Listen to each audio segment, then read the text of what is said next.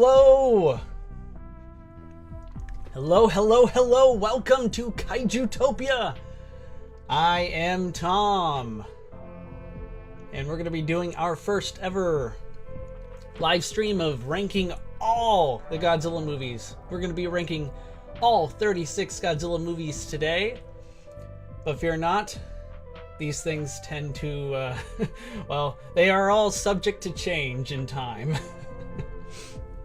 I think we have a couple more Godzilla new ones on the horizon. I'm pretty sure Toho any day will announce a new Godzilla project. And of course, we have the currently titled Origins for the next Monsterverse movie coming out in 2024. So, guys, it's a great time to be a Kaiju fan. It's an even better time to be a Godzilla fan. What do we got here? Smiley Face Studios, good to see you, my friend. Gamer Time as well. Mittens Cat Underlord. Guys, very happy to see you all here today. I'm happy that you guys are excited for this as much as I am. I have been doing a lot of so much homework prep. I have a whole stack of books right here that I've been reading about, pouring into the behind the scenes, the history of all these movies, and just what it was like for the filmmakers' mindset going in. And it's been a lot, and I'm so happy to have this chance. As far as how long the stream might go for, oh man, it might be like an hour, 2 hours. I'm gonna do my best not to stay, talking. When I talk too long, I tend to ramble. Just because, that's what handsome guys like myself do. But if I stay and I'm talking like 5 or 8 minutes per movie, this is suddenly a 24-hour live stream, and I don't have that in me. But I will say that, hey, maybe someday, maybe for a charity somewhere down the road. Oh boy, don't hold me to that. All right. Yeah, oh, thank you. Yeah, nice hair. Thank you, appreciate it. I had a haircut recently, the first I've had one in like 2 years, because, that's how I roll. I really do miss my long hair. It was actually, for most of my life, I always had short hair, but when I started growing it out for the past 6-8 years, I've taken quite a fancy into braiding it, learning how to make it look awesome, and there's so much you can do with longer hair, but you could do that with short hair too. But anyway, glad you guys noticed. Okay, so to go into this, I wanted to be as frank, brief as possible. I think simplicity not only rules, but it is probably the most effective way of, I think, doing these sort of ranking videos. So I'm not going to, usually if I were doing like a deep dive into a movie, like an analysis of sorts, I would try and go over, I would go through I'm super analytical. I'd go through a spreadsheet. Does this movie cinematography stand out? What about the direction? What about the shooting script? What about the screenplay itself? What about the score? Is the music amazing? What about the acting?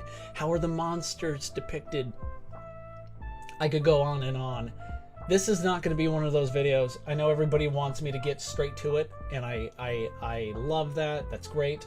We will get to it, but right now I really feel strongly to just make sure everybody understands where I'm coming from and why I'm ranking movies this way.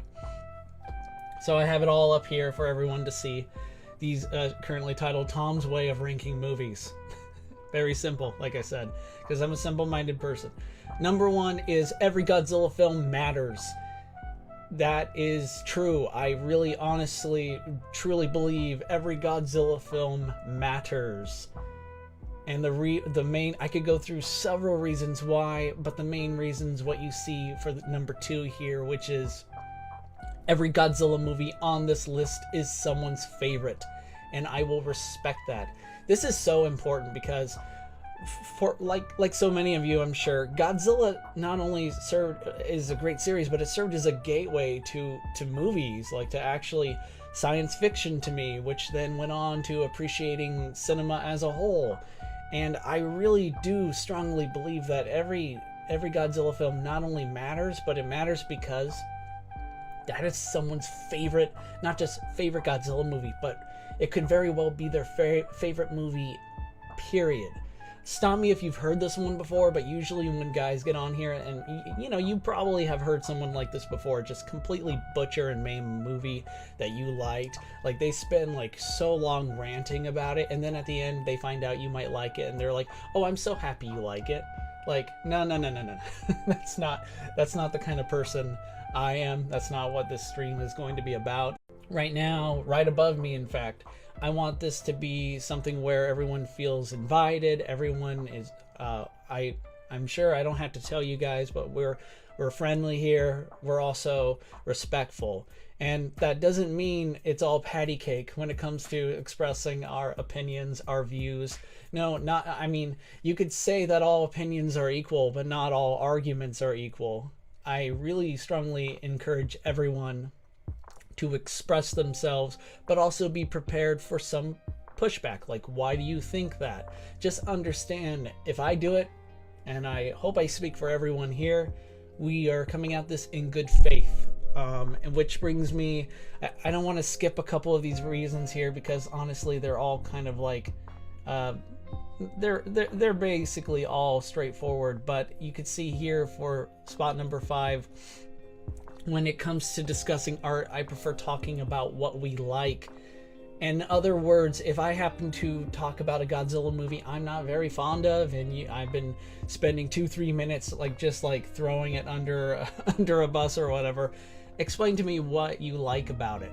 And even though this is the thing about me, even though I prefer talking about movies I like, if I'm, you guys are cool if you're talking about something you like, and even though I'm not fond of it, I'm genuinely interested in what you like about it.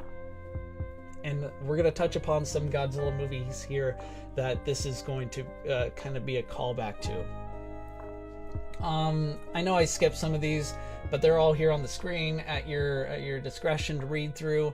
But the last one here is, finally, this ranking is based mainly on favoritism. These are just based on, I'm ranking these on my favorite Godzilla movies. Like, there are some movies that I could go through super deep dive mode. Like, this movie has the greatest cinematography, the music is incredible, look at the amazing miniature work, and the direction's incredible, and that's why I'm not ranking it. Like, it's maybe top 15 or whatever for me. But you know what? That's just how it is. All right. There's a lot of discussion already in the chat. I'm going to let you guys feel free to chat away. You do your thing. And I'm going to do mine. So,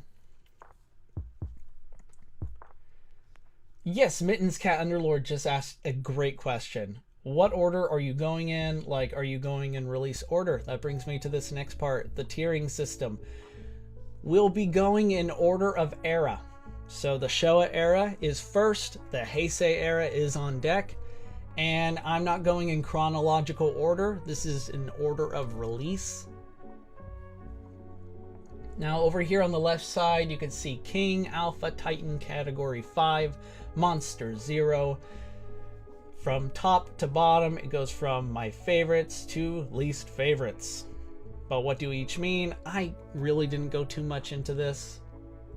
But if you see a movie in the King tier, these are my all-time favorites. If you see any movie in the Alpha tier, I think these are great, solid films. They are all King-worthy. My goodness gracious. Guys, everything changes. My mind is like, it's like, I don't know how to describe it. It's like Play-Doh. It changes. You can turn it and warp into whatever you want depending on mood. And sometimes, honestly, it took me like several years to really finally appreciate some of these movies. So that's all subject to change. Any movie in the Titan tier, fun movies with lighthearted, forgivable flaws. Of course, almost any movie on here you can argue has flaws. I gotcha. Category 5, nuanced films varying in quality and enjoyment.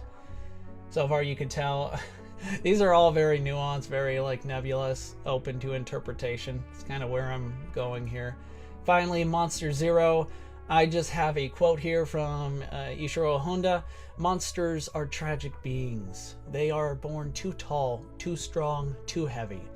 They are not evil by choice. That is their tragedy. Translation, these are my least favorite. I just wanted to ease into that. Okay, I don't know if I succeeded there. And before we get started finally, guys, at the time of this recording, there are a couple important anniversaries that I will briefly discuss. It is the 77th anniversary of the Hiroshima atomic bomb being dropped. That is, I feel like, something that will be extremely important, especially since it ties into the very first movie I will be ranking and talking about. There's so much more to say about this, but that is one thing that is truly important to understand where we're heading, especially as it relates to the very first movie of them all, the Godzilla movie that started this whole thing, Gojira, the 1954 Japanese masterpiece. And another anniversary worth discussing is 5 years ago to this day, Haruo Nakajima passed away. He played Godzilla from the very first movie up till, I believe, Godzilla vs. Gigan. And I just a couple things worth talking about. These are, I mean, all of these things, from historical events like the Hiroshima Nagasaki bombings to the people, the very real people who had an effect, who played a hand in bringing these movies to life. These are all things that are very important. So let's get to it, guys. Gonna revise a couple things here. Don't mind me. Mouse click. Okay, so the first on our list here, we come to Gojira, 1954, the one that started it all. This is a landmark movie. It's not only the first movie, it really is a sort of grim, dark depiction of the horrors of nuclear war, of just what you could say weapons of mass destruction when tied with humankind's hubris and greed and just unwillingness to accept that even if there are things that we don't know that scare us, it is still vital that cooler heads prevail. There is no other movie in the entire Godzilla series that's like Gojira. None come close. I'm not just meaning in quality. That is debatable. I do think there are Godzilla movies that could be considered not only your favorite, but perhaps objectively better. But I'm talking about just its thematic themes alone. This takes place in 1954. About a decade or so since the atomic bombs were dropped. Since Japan surrendered in World War II. Just imagine, and that's on top of being involved in a massive war that I'm not here to get into all of that because that is neither here nor there. But this movie is, I see this around the fandom a couple times, especially in recent years. This whole Godzilla movies can't be political. Tough shit. They are political. Godzilla movies and politics are interwoven. That is what makes them what they are. And this first movie, just its messaging, its characters, the struggles. I mean, we have not to mention three incredibly talented artists coming together. We have Ishiro Honda, the film's director, Akira Ifukube, the maestro, the man who composed music that has a permanent place in my heart. And of course, Eiji Tsuburaya, who is the visual effects mastermind. This man has inspired so many people who've inspired me in doing my movies. So, like lightning struck 3 times here. This movie is like a lightning in a bottle. And yeah, and I will just say that this film had such a huge effect on not just Japanese cinema, but cinema all over the world. It opened up the gates. The positive effect it had in bringing foreign films to like the United States. I'm just scratching the surface. It's hard to really understand the full ramifications, the full effect this movie had. It paved the road to so many more films like it, and that it's just a movie that I continue to appreciate and respect more and more by the day. Like, I can't tell you enough about this movie. It, like, even as a kid, I was still fascinated, but at times, because I saw the Americanized version with Raymond Burr, and I guess I should have mentioned this before, I'm not focusing on the American versions of these movies. I'll be sure to specify this multiple times, but this is the Japanese version. So, sorry, no Raymond Burr in this, but that's the version that I watched growing up, and it wasn't until, I believe, shortly after high school graduation did I finally get a chance to watch Gojira, the original Japanese film, and it's incredible, and I cannot tell you enough about how important this movie is. And before I continue, I'm just going to point out one other thing. It's easy to forget that despite the fact that Godzilla is depicted as being a nuclear menace in this movie, he is, in many respects, its biggest victim of the atomic age. Godzilla himself, when it comes to looking at the texture of his skin, it's actually burnt, it's disfigured. This was modeled after the victims, the real-life victims of the Hiroshima Nagasaki bombings.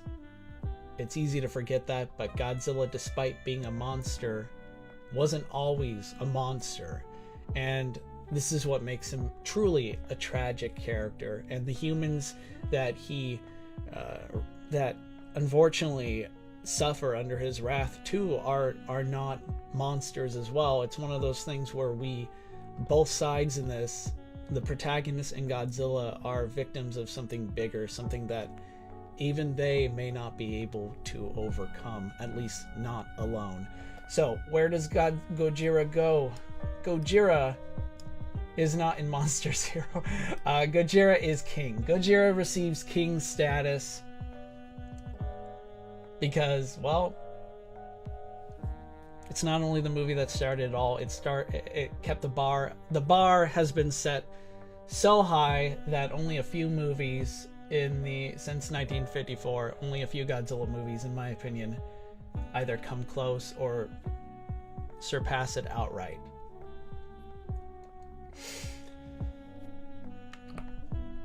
Take a quick little water break.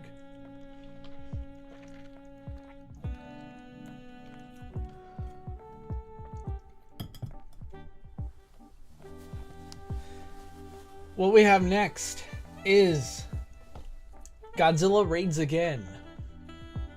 Now, Godzilla Raids Again is a very interesting entry into the Godzilla franchise because it has the misfortune of following up the original masterpiece. Had Godzilla Raids Again perhaps come out maybe a few years later, maybe after a couple the following entries on this list, perhaps it would have fared better. But the fact is, Godzilla Raids Again was fast-tracked into production due to the huge success of its 1954 predecessor. And, you know, the movie is complicated. in certain respects. It's complicated because I like to think that its first act almost kind of is like a what happens if Castaway meets Godzilla. We find our two protagonists on an island. One had been marooned there and his friend Buddy came to rescue him. This in itself could have been a very interesting story, but of course we leave that, and then a number of things happened here that are just I think really quite interesting. Namely, this is the first movie where Godzilla fought another monster, which will become a staple in the series. And the first monster is Anguirus. Anguirus is one of my favorites. He is actually really quite beloved in the West. Not quite as nearly as much in Japan, but you know, that's okay. What can I say? Anguirus in this film, what's interesting is he's depicted as being Godzilla's equal. Like, they are both, like, while watching this movie just recently, in fact, I was kind of stunned by how equally matched these two monsters were. And the movie does, there was something that happened that makes this a really interesting film, is the fact that, I guess due to a technical error, that the I guess while shooting the monster fighting scenes, the monsters are fighting, but then the camera sped up the footage, so everything kind of looks like these two are really duking it out at a high intensity. And I think that it actually, I didn't mind it. I think it's pretty cool. Now, I'm not saying that's something that you know, Toho should do in future movies, or I'm kind of happy we didn't see that happen nearly as much in future installments after this movie. But I thought it kind of added a cool little, it kind of showed just how savage, how kinetically charged these fights are. One thing I will talk about before getting into the drawbacks, in which one thing that I really liked is there's this one shot of how Godzilla is coming to shore to Osaka, and the music, the noise, everything, it's just so eerie, it's so well done, that I kind of wonder, like, if the movie somehow managed to repurpose and capture this sort of this grim, dark intensity, this sense of impending doom, the movie probably would have been received a lot better. But I just love the scene where Godzilla's coming to shore, and the military launches these flares into the sky to lure him away from the city. This was just so well done, and I love it. I absolutely love the scene. I mean, just I wish I didn't take any screen caps, so just imagine Godzilla. This is still black and white, which adds more to the eerie atmosphere. Here's Godzilla standing, coming out of shore right near a lighthouse, as if like a great homage to the beast from 20,000 Fathoms.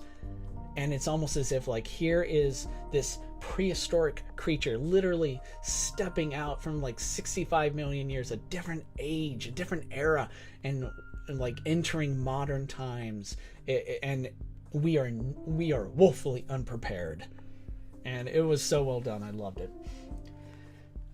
You know what? One thing that I didn't like about this movie is that there was this, the flares were working, but then I guess they realized, oh shoot, how are we going to get this monster to come ashore and attack Osaka?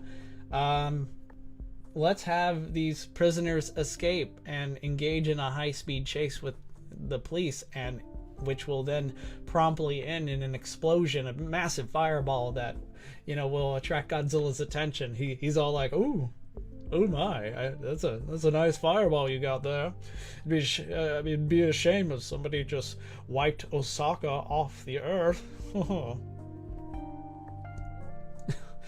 Other than that, I do like the movie. It does, though, have other drawbacks to me that kind of makes me want to put it in the category 5 tier for now. We'll see how I'm feeling near the end.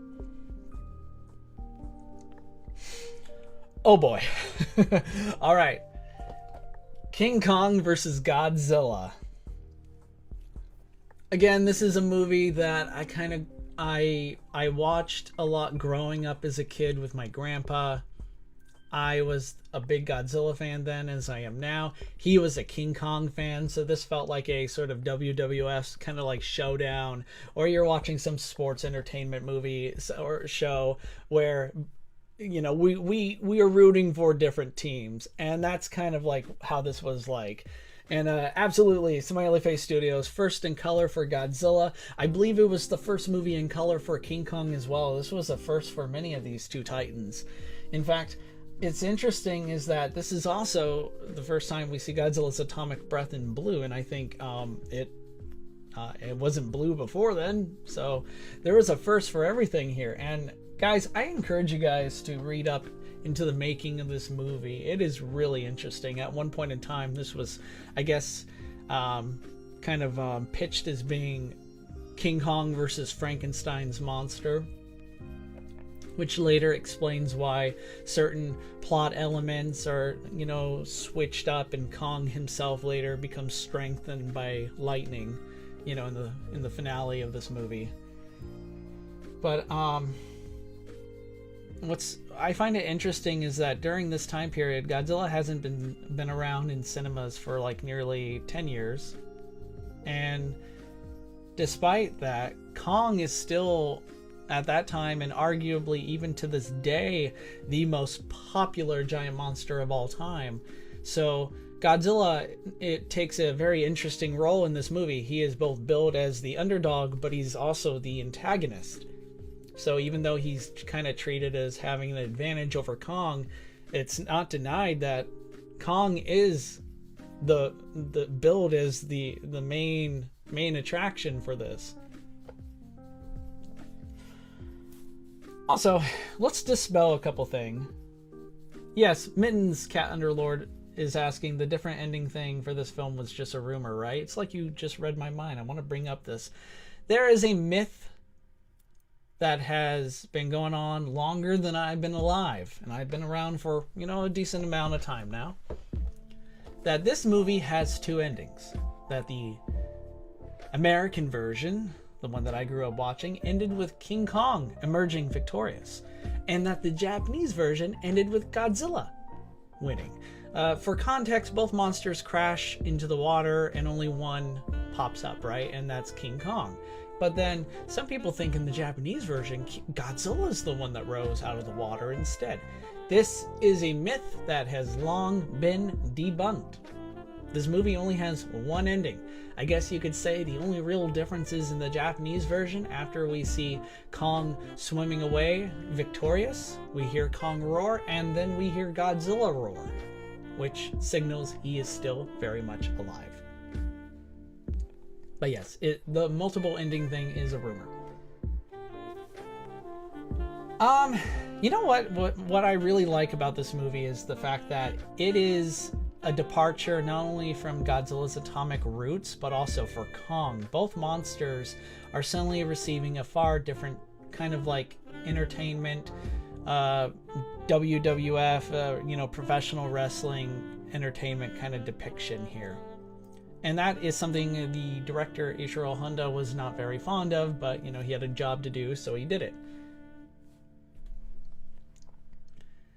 This movie is a parody, in a nutshell, of not only capitalism run amok, you know, greedy corporatists, greedy businessmen who only care about profit margins, even if it means giant monsters are raising the entire city, all of Tokyo, or your entire country to the ground. But the movie also is even greater than that. It is parodying the viewer in many respects, the audience. You see, you are here to, you want your own enjoyment, you want your entertainment, and it kind of rubs that in your face a bit. Like, oh yeah, so we're just going to ignore the dangers of, you know, what each character before this represented.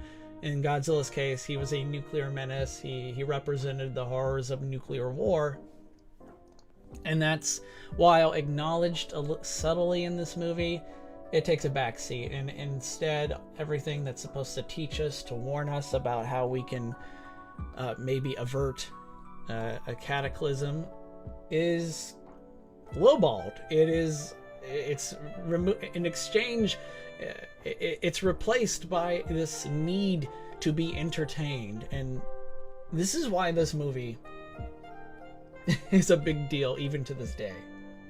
This is why, in a way, it was years ahead of its time. Before I give it its ranking, I'm just going to mention one huge thing that I really despise about this movie, and it's something that's shared by E.G. Tsuburaya himself, which is the Kong suit is terrible. There, I said it. Well, that said, let's see. We have King Kong versus Godzilla, and I am going to give it, for now, a Titan ranking. It could very well deserve an alpha, but there are a couple things, namely due to pacing and some other things that are, well, have not aged rather well for this movie, that I think kind of holds it back. But it is an important movie. It is, I believe, when adjusted for inflation, the most successful Godzilla movie ever made. And it is, aside from the first one, you can perhaps make the case that King Kong versus Godzilla is the most important, maybe most impactful Godzilla film ever made, because even though the original captured the soul, the whole purpose at the time anyway of the Godzilla mythos, King Kong vs. Godzilla, the way in which it was filmed, the way in which it kind of treated giant monsters more like a parody, something that children like. This is a movie that was geared more towards younger audiences. I think it has left its mark. For good or for ill, I lean towards for good. I mean, this movie is great. Okay. Water break.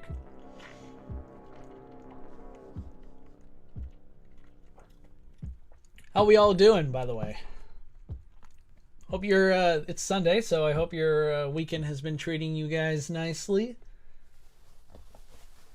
I'm happy to say that I was managing to get a couple, some work done, stop motion wise, for the last couple days. I've been working on this, Big Damned Heroes versus Big Damned Villains, kind of a multiversal crossover of my favorite heroes and villains colliding. It's proven to be very interesting. Yeah.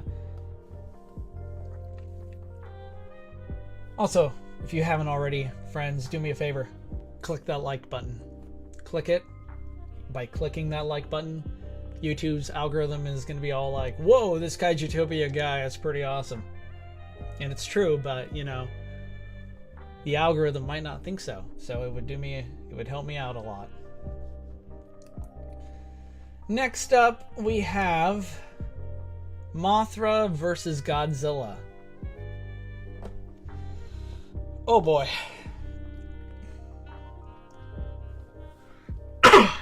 Excuse me, guys. Sorry. Oh, I'm pretty happy. My grandparents came to visit yesterday, so that was nice. Good for you, Mittens. Good for you.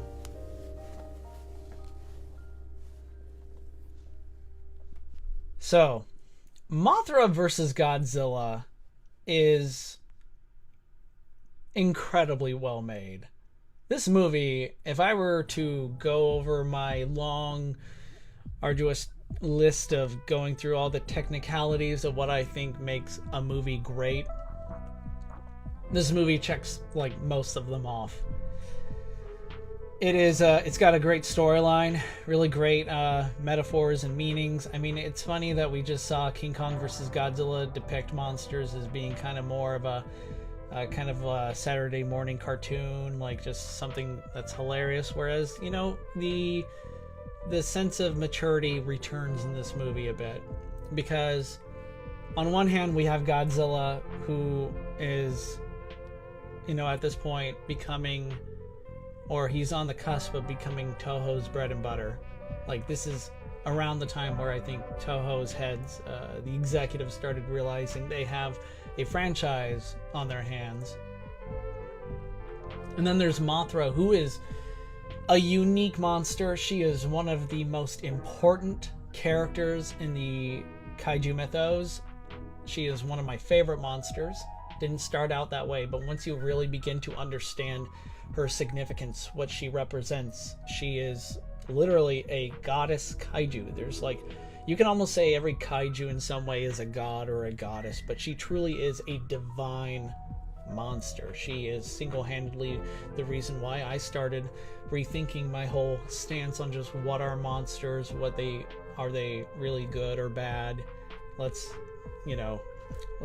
dig into that philosophy another time, I guess. But the miniature work for this is incredible.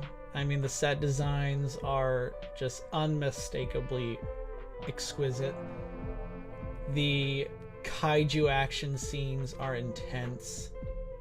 Both monsters, especially in their first bout, seem to have a good shot at overcoming the other, although Mothra she's old, she's dying, so it's not completely a fair fight. And the Mothra from the very first Mothra movie, by the way, is gigantic. I mean, we're talking like MonsterVerse Godzilla or MonsterVerse King Ghidorah big. I mean, can you imagine if Godzilla during the 60s went up against that? That would probably not have been a fair fight. This Clash of Titans is really quite impressive because it does continue the whole, corrupt, greedy businessman plot from King Kong versus Godzilla. It continues that narrative. And the difference is, though, that while the former may have been played for laughs, here it's a little bit more serious, and the businessmen antagonists in this movie are rotten to their core. No amount of money in the world would ever fill that void in their hearts, and they are willing to do whatever it takes to be rich, to make more money, even if it means, bringing pain and misfortune to others.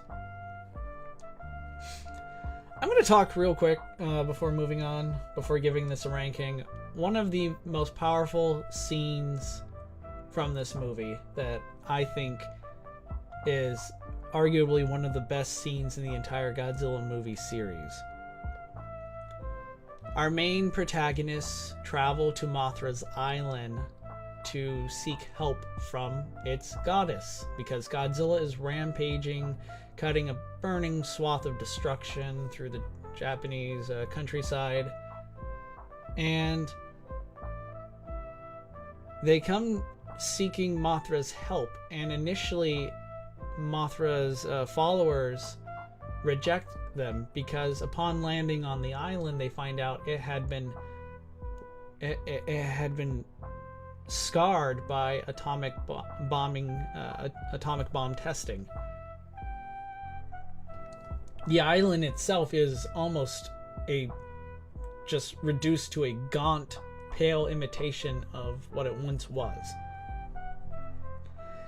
And despite everything, despite all the pain that humanity has wrought, despite nearing wiping out her entire people, in the end, Mothra actually does agree to help mankind in its existential battle against Godzilla.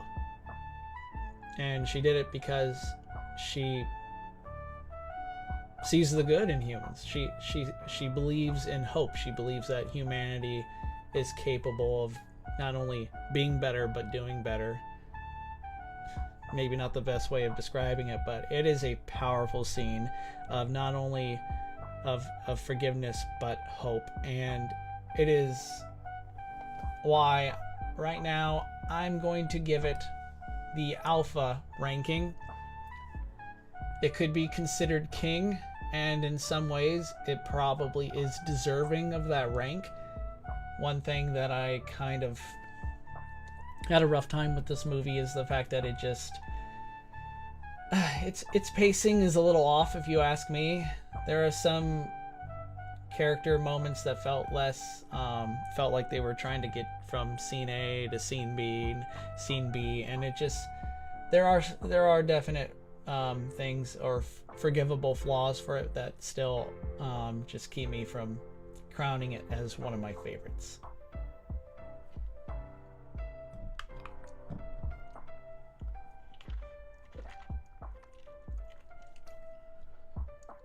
Yeah, Mothra versus Godzilla has my favorite Showa Godzilla suit. Absolutely, it is. I think it kind of goes on to be kind of pave the way for what Godzilla was going to look like. I would say almost throughout the rest of the Showa run. And Mittens asked, "This is the one Godzilla rose from the sand, right? Or am I thinking of something else?" No, you're correct. This is the one where Godzilla actually rose out of the earth. Because there was a tsunami at the very beginning of the movie, and I guess it's implied that Godzilla came ashore and was just buried underneath the earth or so. But yeah, you're remembering correctly. Ghidorah, the three-headed monster. What's to say about this movie? I mean, this is kind of like at the time the Avengers equivalent, but for the kaiju genre. At this point, I don't think, even though we've seen other monster movies like Rodan and Mothra, in each of those movies you could treat them as solo projects, like not really connected to any of the other kaiju films at the time. And what's interesting here is now there does seem to be continuity. I mean, when we see Rodan, he hatches from like the bowels of a dormant volcano. When we meet Godzilla, he's rising out of the ocean, you know, in a very cool scene where pods of whales are trying to get the hell away because there's just this giant atomic predator that's chasing them. There's so many things about this movie that are very memorable, that are imprinted. I mean, just remembering it now, seeing it for the first time was just incredible. And of course it gives us King Ghidorah, the three-headed space dragon. And I think one thing about this movie that is still great for its time is that it does its best to, I think it came out around the time when James Bond, like spy thriller movies, were beginning to become a huge box office draw. So we kind of get that to well, your mileage may vary. While I do appreciate the subplot of, you know, you have these assassins sent to take out a princess from another country. I forget the name of it. I also do feel like it kind of dragged, especially since said princess was possessed by the soul of an alien from Mars, if I'm not mistaken, or Venus, one of those two. Even for the movie, for its time, and this is like one of the first times, I guess, in the Godzilla series that we started seeing more of a science fiction sort of route that would become more of a staple for the Godzilla series as a whole. But, you know, otherwise, what a sight to see, right? To see Godzilla, Rodan fighting first and foremost, because that's how they're, of course, it has to be done. And I really appreciate the fact that Rodan is depicted as Godzilla's equal sparring partner in a way. Something that unfortunately would change later in the franchise, where Godzilla is unmistakably more powerful, but here they're kind of more, I kind of get the feeling that, you know, any monster here has the potential of, you know, winning against the other. It just depends on certain factors, but I do like that. You know what, for now, let's give this, oh, where did it go? I lost track of it. Oh, there it is, right next to GMK. For now, I'm gonna give Ghidorah the Three-Headed Monster a Titan ranking.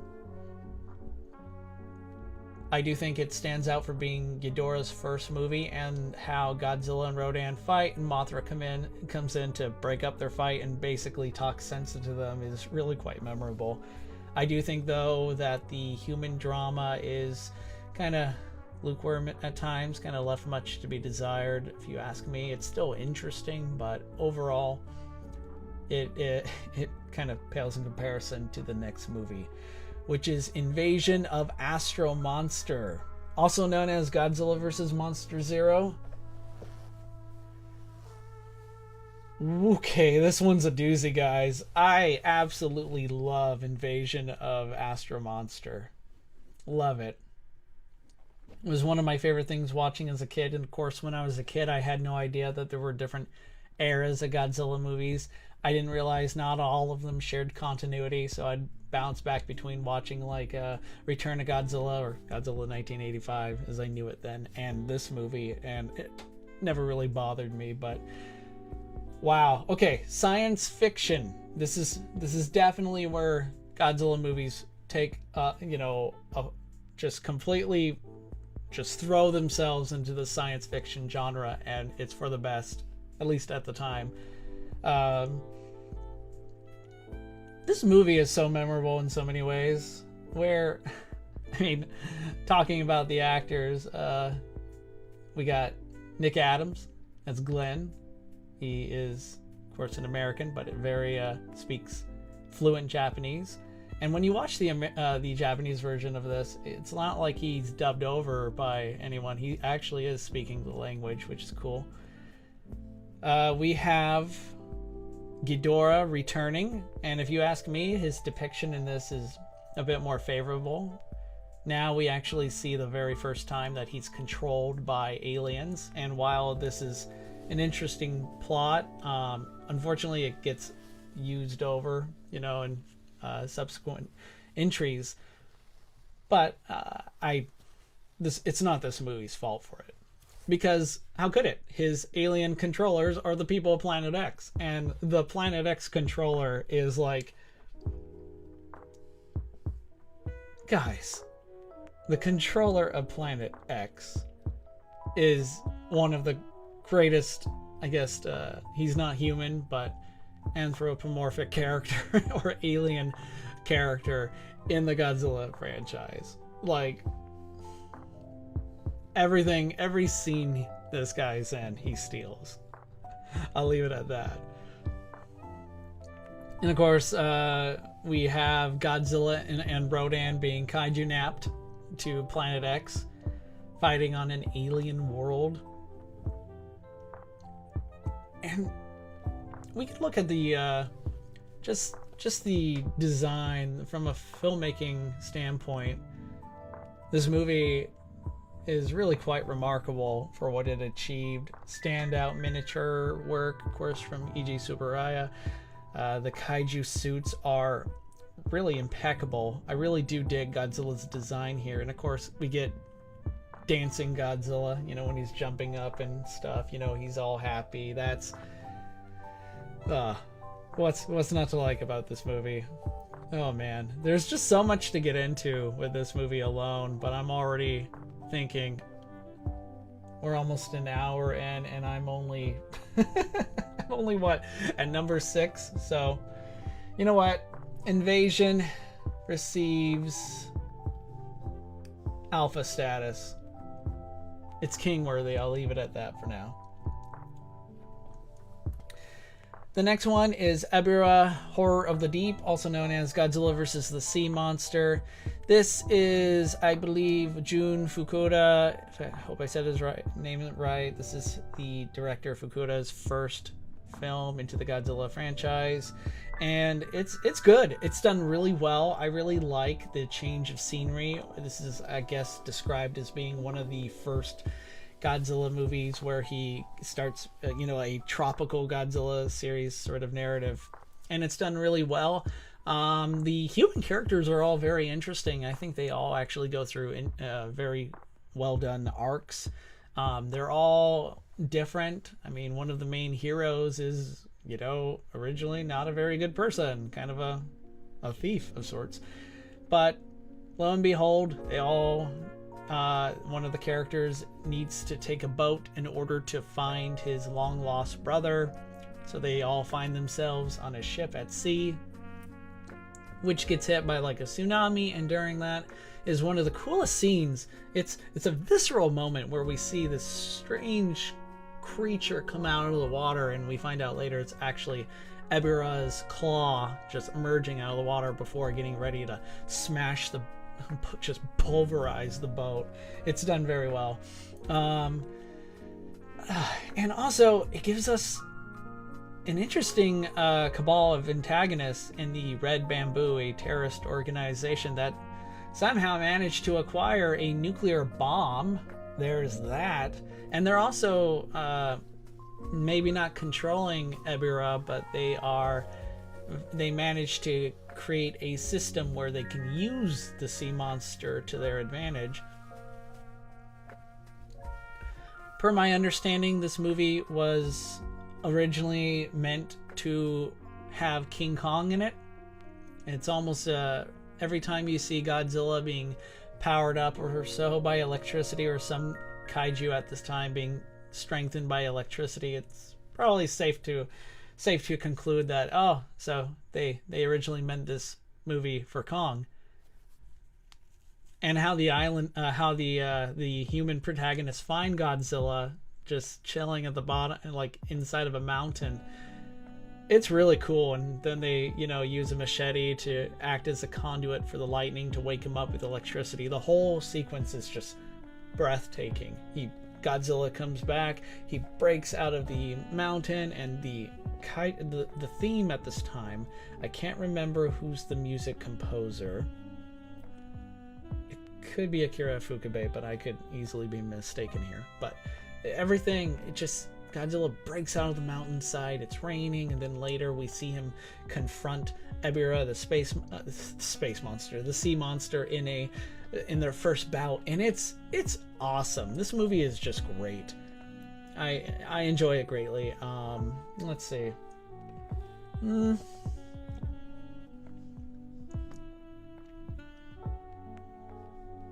Let's give it a Titan rating for now. By the way, I do like how in the end Mothra so turns out a lot of so our main characters are trying to free these people who've been enslaved by the Red Bamboo, and we find out these people who are being enslaved are actually Mothra's people. So Mothra eventually awakens and goes to save them and stuff, and as she's, you know, leaving or so, Godzilla finds himself in the way, and Mothra just slaps him like out of the way, and it's funny. There's a lot of cool, memorable moments from this movie. I'm probably gonna go watch it later after this stream, because it's just such a joy. The next movie is Son of Godzilla, and this is another kind of Godzilla tropical series. Godzilla largely takes place on an island, and this movie, I've said it before and I'm going to say it again, this is the movie that humanized Godzilla, and the Showa era in itself as a whole is really unique because Godzilla goes through a sort of character metamorphosis. He changes from being a grimdark nuclear menace to a pop entertainment, sort of like kind of a parody of like professional wrestlers or just our obsession with entertainment, to later becoming an anti-hero of sorts, and then later a full-blown hero. But in order to become a hero, it was important to humanize him, and one surefire way to do that is seeing what Godzilla would be like as a daddy. And this movie does a lot of interesting things because at the time, according to the filmmakers, this movie challenges the sort of societal norms of what was expected of men, of fathers, not just, I mean, in Japanese cultures, but I think this could be applicable worldwide, especially to our culture as well. And for most of the movie, Godzilla kind of comes across as harsh. And when I say kind of, well, he is super harsh.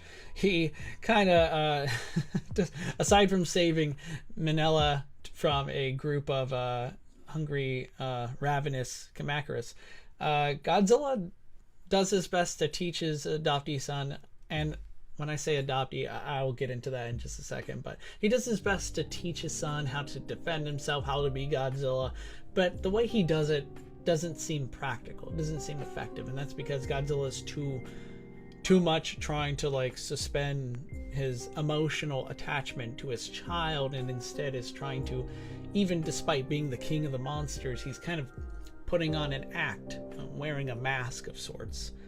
And it's really cool. I like what they did. I'm pretty sure Manila is adopted. We never find out for sure. It could be Godzilla's natural born son or not. But the point is, they are in the same species. And I do like the idea of Godzilla actually deciding to adopt this child and taking it as his own.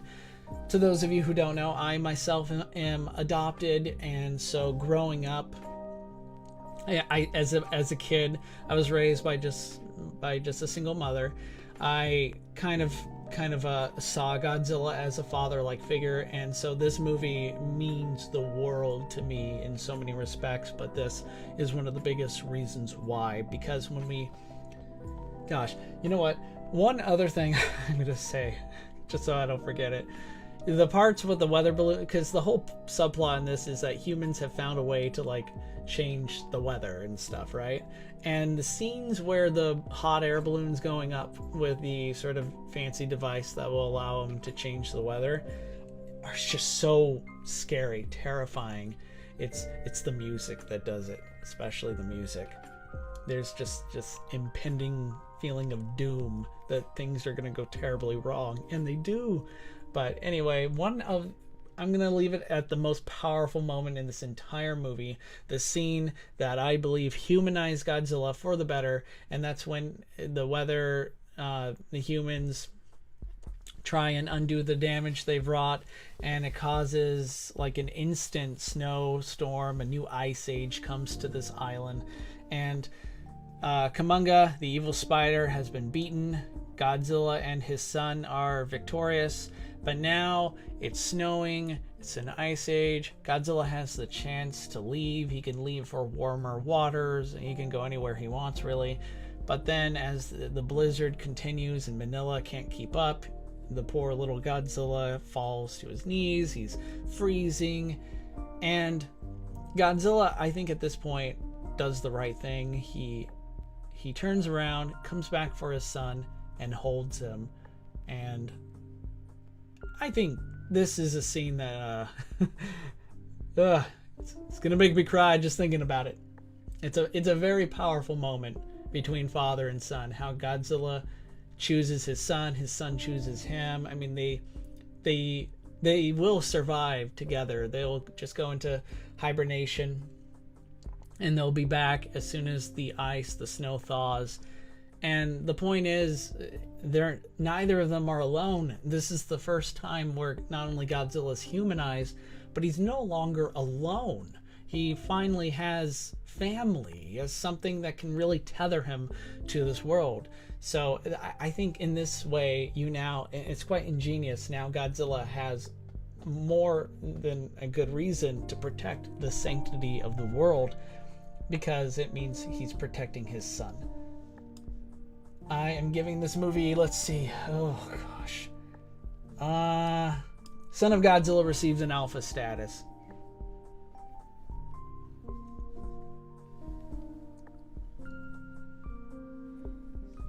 Oh dear. Alright, so guys, water break.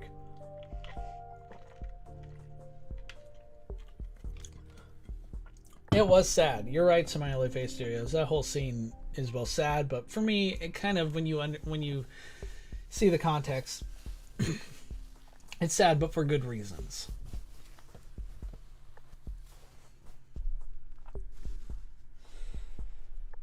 Folks, we're going to go into Destroy All Monsters. At the time, Toho thought this was going to be their last Godzilla movie. Kind of a sign of things to come, right? So they wanted to go out with a bang, and chronologically speaking, this movie takes place a couple decades after the time it was made. So I think this movie was made in like 1968, 69. And the movie takes place in 1999, so it's the distant future. It's the future where technology is advanced. Of course, here we are in 2022, and we're like, no, but that's okay. And that's neither here nor there. This movie is kind of, let's see, where is it? Right here. This movie is, if you ask me, kind of all over the place. On one hand, having all these monsters sharing the same screen, sharing the same screen is just a kaiju fan's delight. It's like, I feel like I'm in Wonderland. It's so fun seeing all these monsters that I grew up watching, like just sharing the same screen, and they are all, I mean, this is like a globe-trotting movie as well, because we see, due to aliens, of course, it's the Keloks. The Keloks are a very interesting alien race. I'll give them that. They made for interesting antagonists to our human and monster heroes alike. They found a way to mind control the monsters, who at this point are all like being monitored on Monsterland or Monster Island. I think they call it Monsterland, but that's where humans have been able to find a way to keep the monsters contained until the Keloks invade, turn the monsters into their sort of soldiers of sorts, and releases them, sets them loose on the planet. Yes, Mittens. Mittens asked, isn't this the last Showa film chronologically? It is. It technically is, because it takes place in 1999, and unless I'm mistaken, I don't think the other Showa Godzilla films take place after, but perhaps I'm mistaken. You guys are more than welcome to discuss, and I will be sure to try and correct the matter if something's presented. But as for the movie itself, we get to see Godzilla attack New York City, which is kind of a sign of things to come, right? Isn't that an omen for you? That was quite a thing. We don't get to see Godzilla like ransack New York for very long. It's just more like he comes out of the sea and torches a building, and that's about it. But it's still cool. And we see Rodan and flying over Moscow. We also see Gorosaurus attack Paris by coming out from underground, and that's because originally this was supposed to have Baragon. This was supposed to be Baragon, but there was issues with the Baragon suit, I guess. So they went with Gorosaurus, and Gorosaurus, guys, is like a T-Rex Allosaurus, like giant monster.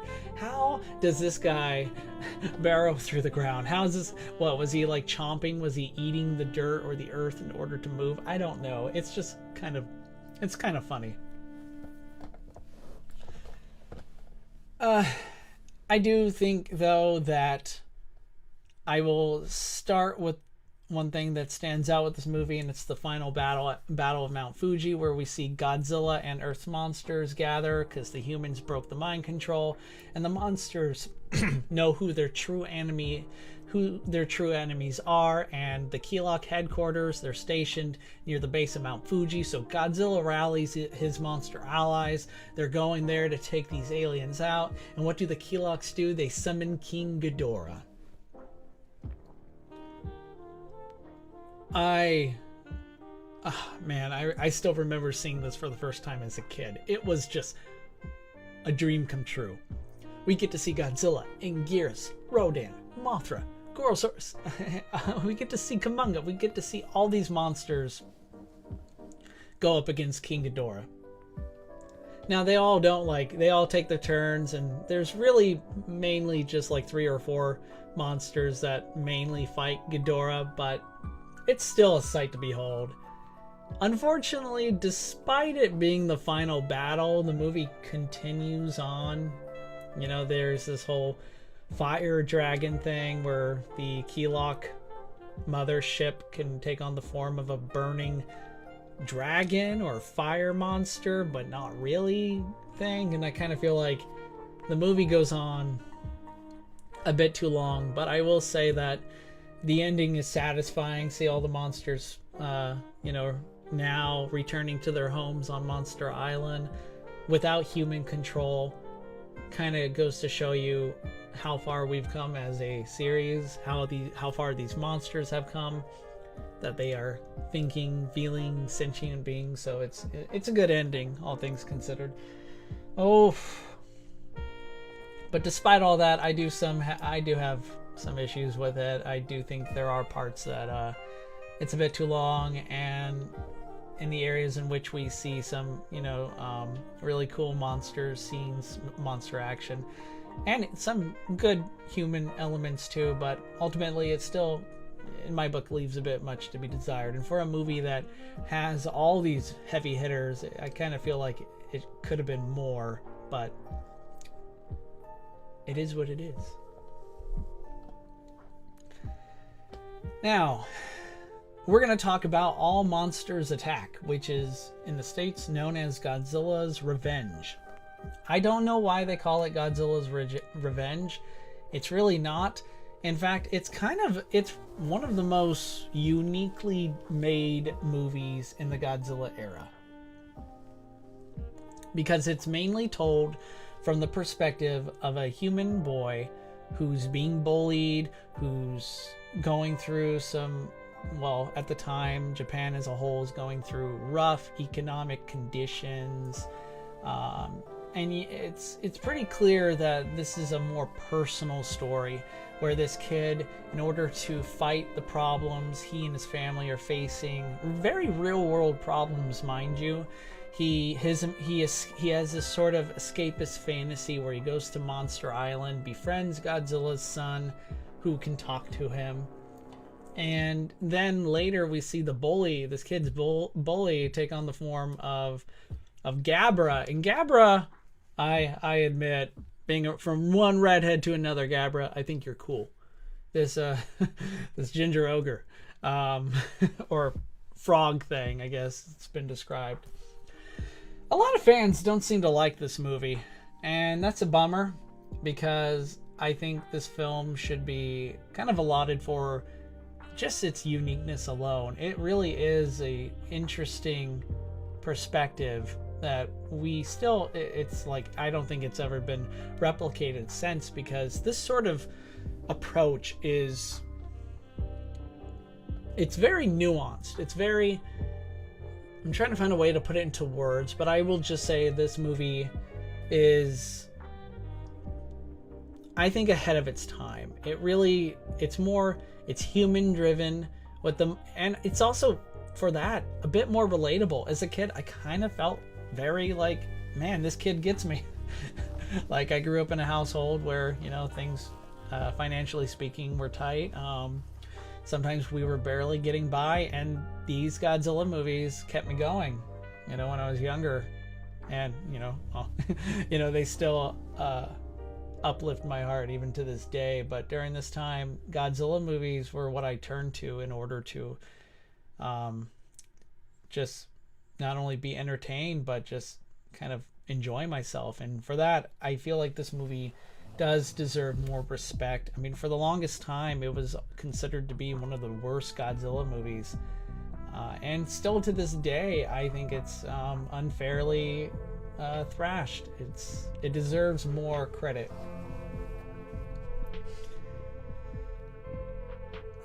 And for that, you know what?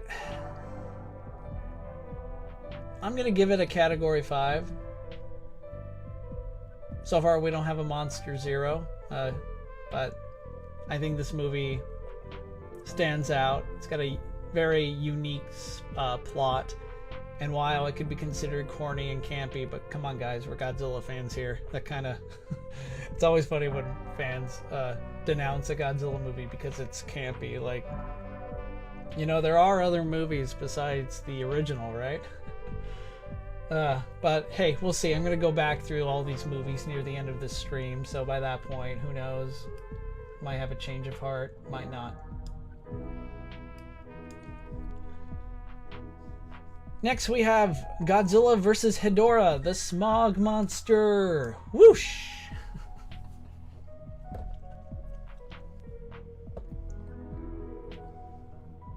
Let's collect my thoughts on this one. feel free to tell me what you guys think of this movie. This is, if All Monsters Attack was, you know, kind of a change of pace, Godzilla versus Ghidorah changes the game. Like, this movie is so different. Not even for its time, but like for all time. This movie, Godzilla's atomic roots kind of take a backseat here, and instead, what if Godzilla represented more than just the horrors of nuclear annihilation? What if there was an environmental message? And that, to me, again, these movies, despite what you might think of them, their concerns, their symbolism, their themes resonate to this day. Nuclear weapons are still an issue to this day. Make no mistake. They are still a problem. But environmental issues like pollution, climate change, all these things, those are a problem to this day, and they've gotten worse. If this movie was remade today, Ghidorah would be a much bigger threat. Just to, I guess, to emphasize the threat level. I do think this movie, it's very trippy, man. It is trippy, and I mean, look at my background with the lighting. It's kind of like that. Like, might as well start playing Save the Earth right now, because the movie's themes and its message is important, to be sure, but it doesn't always stick the landing. I do think Ghidorah is one of the best monster villains Godzilla has ever fought. For the first time in this series, Godzilla is fighting a monster he cannot beat alone. He needs help. And there are no other monsters coming to his aid. So this is, I believe, the first real time we see Godzilla and humanity team up to face down a common enemy. And what an enemy. Ghidorah brings a whole new series of staples and tropes to this franchise. Ghidorah has different transformations, something that we will see again in like the Heisei Era with Destroya and even Shin Godzilla down the line. He is technically a space monster that just feeds off of pollution, and the Earth itself is just a breadbasket. As far as he's concerned, he just sees like a buffet.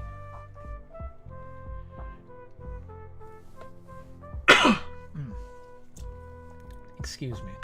Take a drink of water.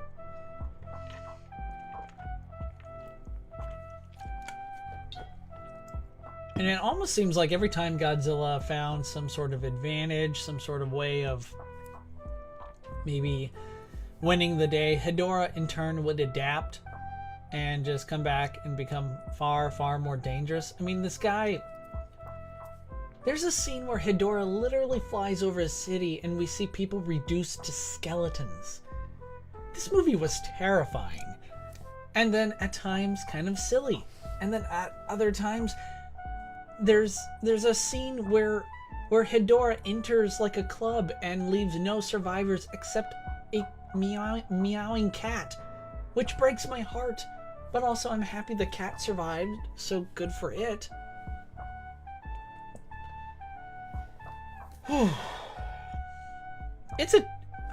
don't know. It's a little bit hard to unpack here because I feel like this movie, from just a sheer nostalgic look, I want to give it a category 5. Because despite everything, it's always a matter of pacing, story structure. This movie has an important message, but it kind of gets ahead of itself in projecting that message and sharing it, and I do feel it gets lost. And while the human cast are interesting, and I do love how Godzilla and humanity like have to put aside their differences to face down this super monster, the movie itself, just to me, it's one of those movies I gotta like be in the right mood in order to watch, I guess. I don't know. For now, I'm gonna give it a category 5. I'm compelled to give it a Monster Zero rating, but this movie is just so unique, and also major credit to the film's director, Bono, for making it, and then later on, despite being poorly mistreated by Toho after. Toho was reportedly furious with this movie. Bono would go on to pave the way for the Monsterverse, and he deserves a lot of credit. That's what I'll say there.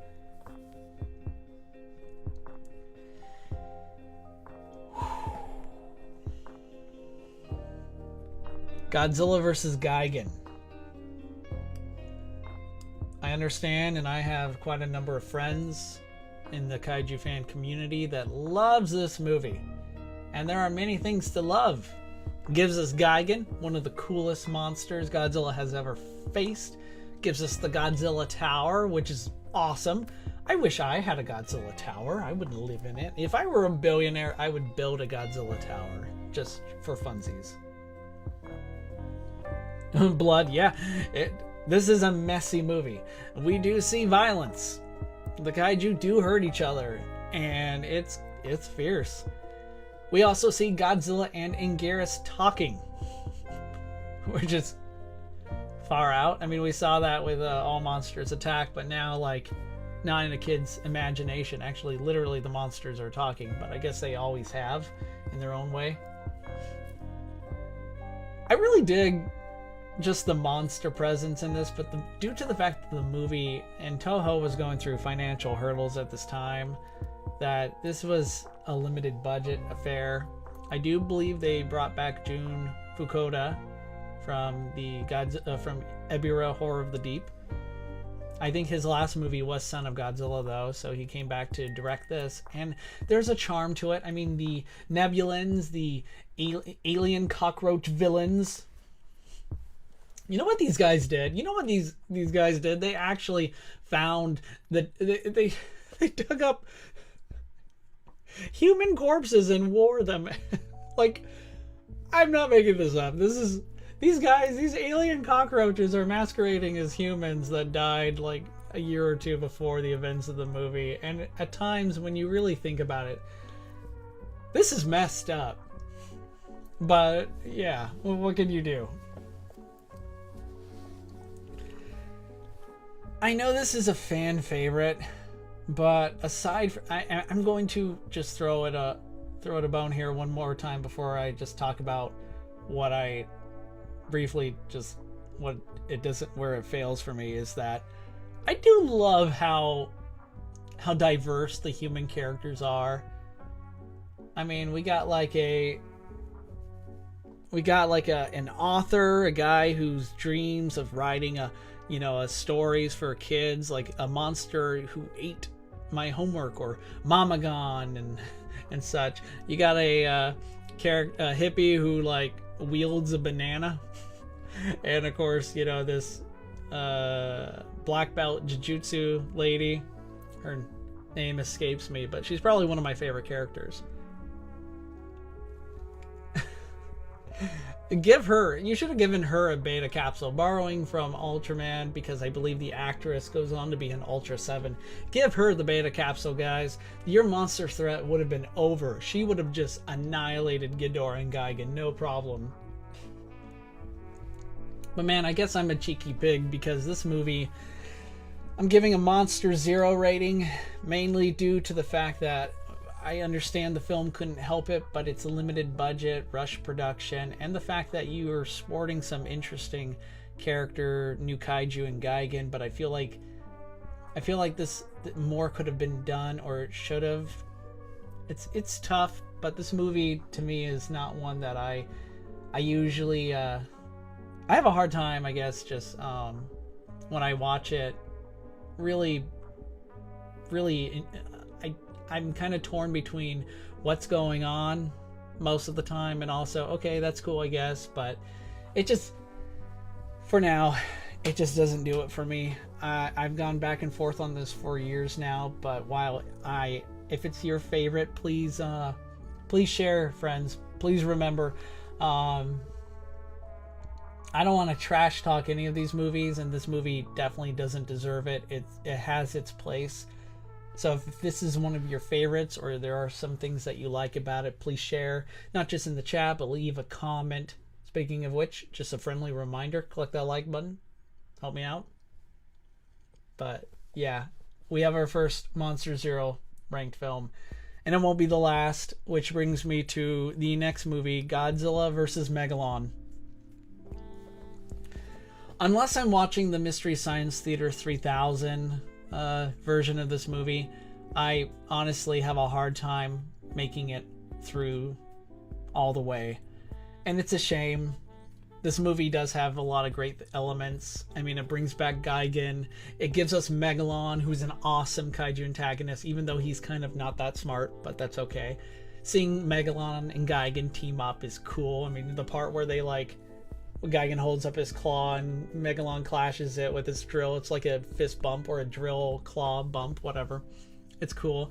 And Jet Jaguar is made of so much win. I love me some Jet Jaguar. So this movie definitely has its place and deserves to be a Godzilla movie. And I do love the element of Seatopia. May not be a fan of the wardrobe for the Seatopians, but hey, what can I say? It's not my thing, but I do like the fact that there's some sort of undersea or under Earth. I mean, apparently they're at the center of the Earth, but whatever. They're called Seatopia, but beggars can't be choosers here, right? Apparently, what was I gonna say? I forgot my train of thought, but I do like Seatopia. But this movie is, again, it's just hard to watch for me. It's really hard to go through from beginning till end. Even though it might take some fans might complain about how Godzilla doesn't show up for an hour, and this is a valid complaint, but it's also one that could be equally challenged by rebuffed by, yeah, but there's a really great exposition. The plot is making things go forward. The humans are interesting, and there's a lot to appreciate. So by the time Godzilla does show up, it could be a lot of fun, but not here. Oh, man. I will leave one thing on a good note, and I'm moving this to Monster Zero tier, but I will leave this on a good note. I love the part where Godzilla and Jet Jaguar are being imprisoned in a ring of fire. Megalon can fire these napalm balls out of its mouth, and Godzilla and Jet Jaguar are back to back, and Gigan and Megalon are just laughing maniacally, and then Jet Jaguar urges Godzilla to hold on, and he flies them out of there, and just the look on Megalon and Gigan's faces, priceless. We got 2 more movies in the Showa era, after which I was hoping to complete the Showa era before taking a break, so I'm going to keep on powering through. We come to Godzilla vs. Mechagodzilla. Okay, man. I kind of have a love-hate relationship with this, and don't take the love-hate, especially the hate part, personally, because again, I like all these movies, but for this is a movie that has a lot of great concepts. I love the fact that for a while we're led to believe Godzilla's return to his atomic roots or his bad guy days, where now he's just attacking cities with extreme prejudice. And then we see even his best friend Anguirus come to confront him about it. And the plot twist that, oh, by the way, it's actually Mechagodzilla, is handled very well. When Godzilla finally confronts his doppelganger at an oil refinery, it's a damn good sequence. It is pretty awesome. It's gnarly. And to find out, Mechagodzilla is built by, these aliens, the people from the third planet, the black hole, who are actually space apes. It's I accept it. I'm willing to suspend my disbelief. I am, after all, a Godzilla fan. This is what I do. And King Caesar is also a really cool character, cool kaiju. I wish we saw more mammalian-like kaiju in these movies. Even though technically King Caesar is a golem. Long story on that one.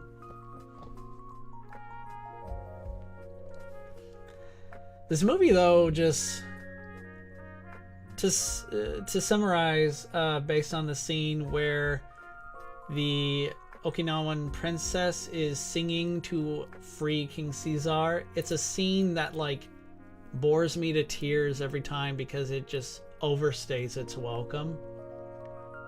It's I feel like that is a nice summary of quite a number of the elements of this movie. Like, there are parts where I am just kind of looking at my watch, or maybe contemplating skipping to the next scene to get to the real good stuff. But there is still a cool storyline here. The way Mechagodzilla just brutalizes Anguirus is both heartbreaking but also awesome, because holy crap, Mechagodzilla. This movie does a great job at making Mechagodzilla seem like he could actually kill Godzilla, and comes damn near close, because Godzilla, we thought Gigan made Godzilla bleed. Mechagodzilla just breaks Godzilla. This is just brutal.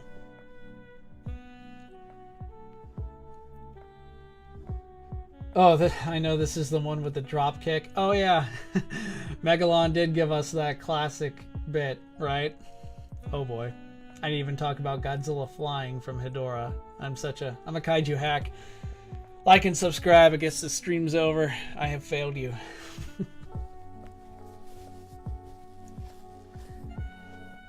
In truth, like, the movie gets a lot of things right, but it also kind of has a few things holding it back from... I think it's a classic. It's a kaiju classic, to be sure. But for me, it's a movie that is one of those movies that either you love or you hate. I'm somewhere in between, but it really hasn't really changed much for me, so I'm giving it a category 5. But Terror of Mechagodzilla, the hit sequel and then the last Godzilla movie in the Showa era, even though it's not chronologically speaking, it is a fitting end. I'm going to immediately give this the Titan rating, and here's why. Terror of Mechagodzilla, I think, took the elements, all the good bits of its predecessor, and manages to expand upon them. For starters, this is a movie where Godzilla has no allies aside from humans, which is only fitting that he turns to them for help in the end. But this is Godzilla by his lonesome. This is not only Godzilla fighting Mechagodzilla, a monster, a villain who's already proven to be too much for Godzilla to handle on his own. But also, you throw in Titanosaurus. Titanosaurus is a monster that is long overdue for a return. Come on, Toho, make it happen. We need more Titanosaurus. Once discovered by Dr. Mifune, Titanosaurus is like a peaceful dinosaur, so it's not entirely his fault that he is joined, Team Evil here. But he is still a force to be reckoned with, and Godzilla is in way over his head. But this is also interesting because Godzilla is kind of like a seasoned vet at this point. He's kind of like one of those, to borrow from Japanese culture, he is like a old grizzled samurai who has fought many battles, and now he's kind of like searching for that great end of sorts. Like, Godzilla has one of, if not the most epic kaiju entrances ever. There's this shot where the city is dark, Titanosaurus is on the rampage, but then out of nowhere an atomic blast hits him, Titanosaurus falls, and then the camera zooms, just zooms in above these skyscrapers, and we see the silhouette of Godzilla before lightning strikes, and the light slowly shines on Godzilla, and he's just... It's so cool. I love this movie. It's a lot of fun. The Japanese version is definitely kind of not geared towards children. This is a return more to kind of a bit more on the mature side of things. Katsura, one of the main characters in this movie, she is turned into a cyborg, and there's this rather revealing scene of her that didn't make it to the American cut. But Katsura is an interesting character. I'll give her credit. She seems to be torn between her humanity and her programmed allegiance, not only to the aliens, the people from the third planet of the black hole they return, but also to just this mission of carrying out her father's will, Dr. Mifune's will, of cleansing humanity, getting revenge on those who destroyed his reputation, who doubted his genius. I mean, in many respects, Mifune is a good villain, but also, as far as motive goes, so wait, you want to destroy the planet because people questioned whether or not you discovered a dinosaur. And it's so weird that people doubted, like in the real world, if someone claimed to have discovered a real life dinosaur, yeah, they'd be met with skepticism within the scientific community. But this is a world where Godzilla, aliens, giant monsters, gods exist. I don't understand why people doubted him, but whatever. And I give this movie major props as well. I love the final battle where Godzilla is tussling with Mechagodzilla, rips off his head, which is how he stopped Mechagodzilla in the previous movie, only to discover Mechagodzilla's not done yet. And his surprise is just chef's kiss. It's award winning. There are a lot of things to like about this movie. I think it's a fitting end to the Showa era. The Showa era is one of my favorites. It's probably my favorite era in the Godzilla mythos, with good reason. There's so much to like, and even the things that you may not like all that much are still memorable. Okay, so friends, I am going to take a 10-minute break. I should be back by 2:35 my time right now. I'll be back by 2:45, and we will continue with the Heisei era. You don't want to miss that, guys. See you in 10 minutes.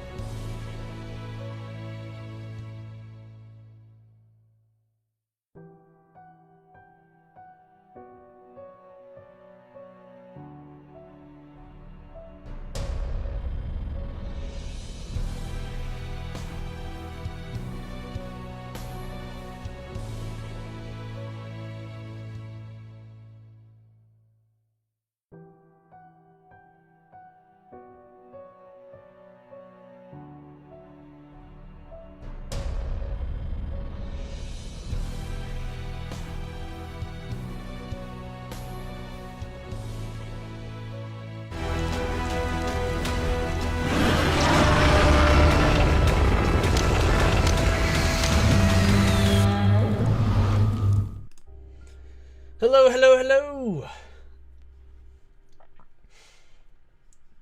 We are back. Just changing up the back music. Hopefully that works. Okay. I hope that wasn't a long break. I hope everyone is doing well.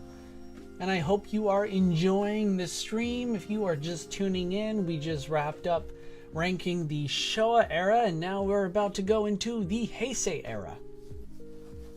Now, please understand, the first entry in the Heisei Godzilla series technically takes place during the Showa age, which I believe is defined by the Japanese emperor, their reign at the time. Or reign, they haven't, since before World War II, I don't think the emperor really had much power, but that is how these eras were typically defined. I'm not too big of an expert on this, but correct me if I'm wrong. But make no mistake, despite this still being in the Showa age, the return of Godzilla, the very first entry in the Heisei Godzilla movies, is what kickstarts the Heisei era off for Godzilladom. And I'm going to start off by just saying this movie is alpha status, and I'm going to tell you why. Quick trip down memory lane. Now, the American version of this movie is called Godzilla 1985. And I absolutely loved this movie as a kid.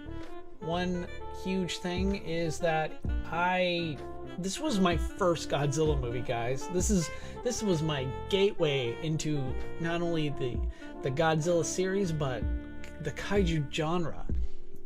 I can't remember how old I was. I think I was like 2-3 years old at the time. And over the years, every time we would go to the video store, I would always want to watch this movie. And when I was really young, I thought this movie, I didn't even know it was a movie.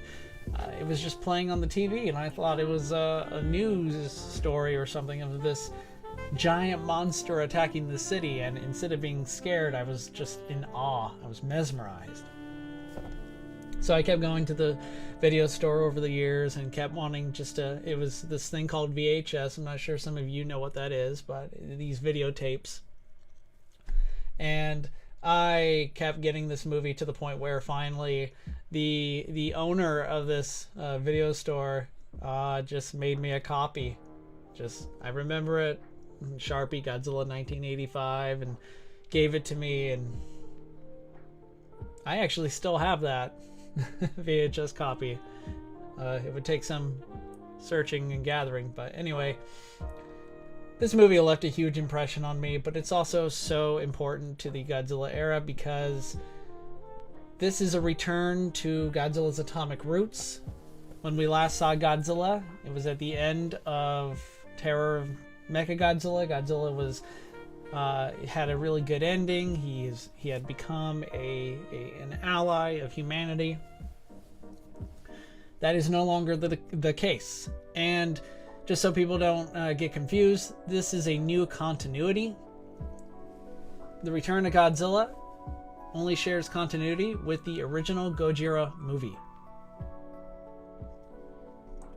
So when I say he is returning to his atomic roots, this movie takes place during the height of the Cold War between the Western powers like the United States and NATO, compared to the Soviet Union and its Warsaw nations. The Cold War is and continues to be one of the scariest times in human history. And the threat posed by nuclear weapons is still an issue to this day. And in this movie, Godzilla really proves how, at times, I think how unbelievably petty and unwise it is to constantly weigh, between, okay, should we continue this thing called human existence, or just wipe everything out. I mean, this is an experiment that I wish we could get off, because we really should not play those odds. And in this movie, well, Godzilla personifies that terror in a very big way. Hey Mittens, we are currently on The Return of Godzilla, 1984. And I absolutely love this movie. I totally dig Godzilla's design, especially the dorsal fins. I think the next movie just perfects Godzilla's design in my book, but I do love the atmosphere of this movie. There's something about how movies were made in the 80s as well that probably deserves its own stream, its own analysis. I'm sure there are quite a number of videos out there that have done just that. But man, just the impending sense of doom that just permeates throughout this movie is just unreal. I can't believe a lot of it, granted, went over my head as a kid, but I just love it now. To this day, I just respect it, appreciate it for what it achieved. The score is just terrifying. And one moment, there are a couple that stand out, but I'll just say the scene in the very beginning when Godzilla rises. We don't really see him rise, we just see glimpses, but of this, what happens to these fishermen, these sailors. That whole opening is just terrifying, especially when our protagonist, he's a reporter, finds this seemingly abandoned vessel, only to discover everyone on board except one are dead. The thematic horror elements is on full display, and it is scary. Again, I can't believe I watched this as a kid, but there it is. Go figure. Another thing about this movie is there's a strong performance by, I forget the actor's name. He plays the Prime Minister of Japan. And there's this part where the United States and the Soviet Union, because of Godzilla, both nations were on the brink of nuclear war. Godzilla attacked a Soviet nuclear submarine. The Soviets believed the Americans were responsible, and the Americans denied it. But we were on the cusp of a full-scale nuclear war. It's very reminiscent of the Cuban Missile Crisis in the real world. But Japan lifts the news blackout and reveals that Godzilla is the true culprit. And so the United States and Soviet Union, what they want to do is nuke Godzilla, because conventional weapons have no effect on him, despite the fact that almost every time we get one of these movies, especially if they take place many years after the first Godzilla movie, you get your general that is pretty confident that modern weapons can destroy Godzilla. Sorry, they can't. But nukes very well could. So both the United States and the Soviet Union want to nuke the King of the Monsters.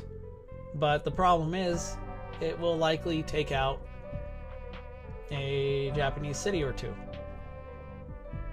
And the scene is so powerful because the Prime Minister stands up to the two superpowers at the time and courageously puts his people first and foremost. And it is a scene to behold. Lastly, just the shot of them finding a way to lure Godzilla into the mouth of Mount Mihara, an active volcano, is a scene that I will always remember. There's more I want to say about this movie, but really I just want to get going to the next one. But The Return of Godzilla is one of my it's a personal favorite. I understand I'm a little biased here, but as I always like to say, when people tell me I'm biased when it comes to Godzilla, it's like, no, I'm not biased. I'm just extremely well educated on the matter. Speaking of being very educated, we got Godzilla vs. Biolante, which is king in my book. Godzilla vs. Biolante gives us, in my opinion, the best Godzilla design we've ever seen.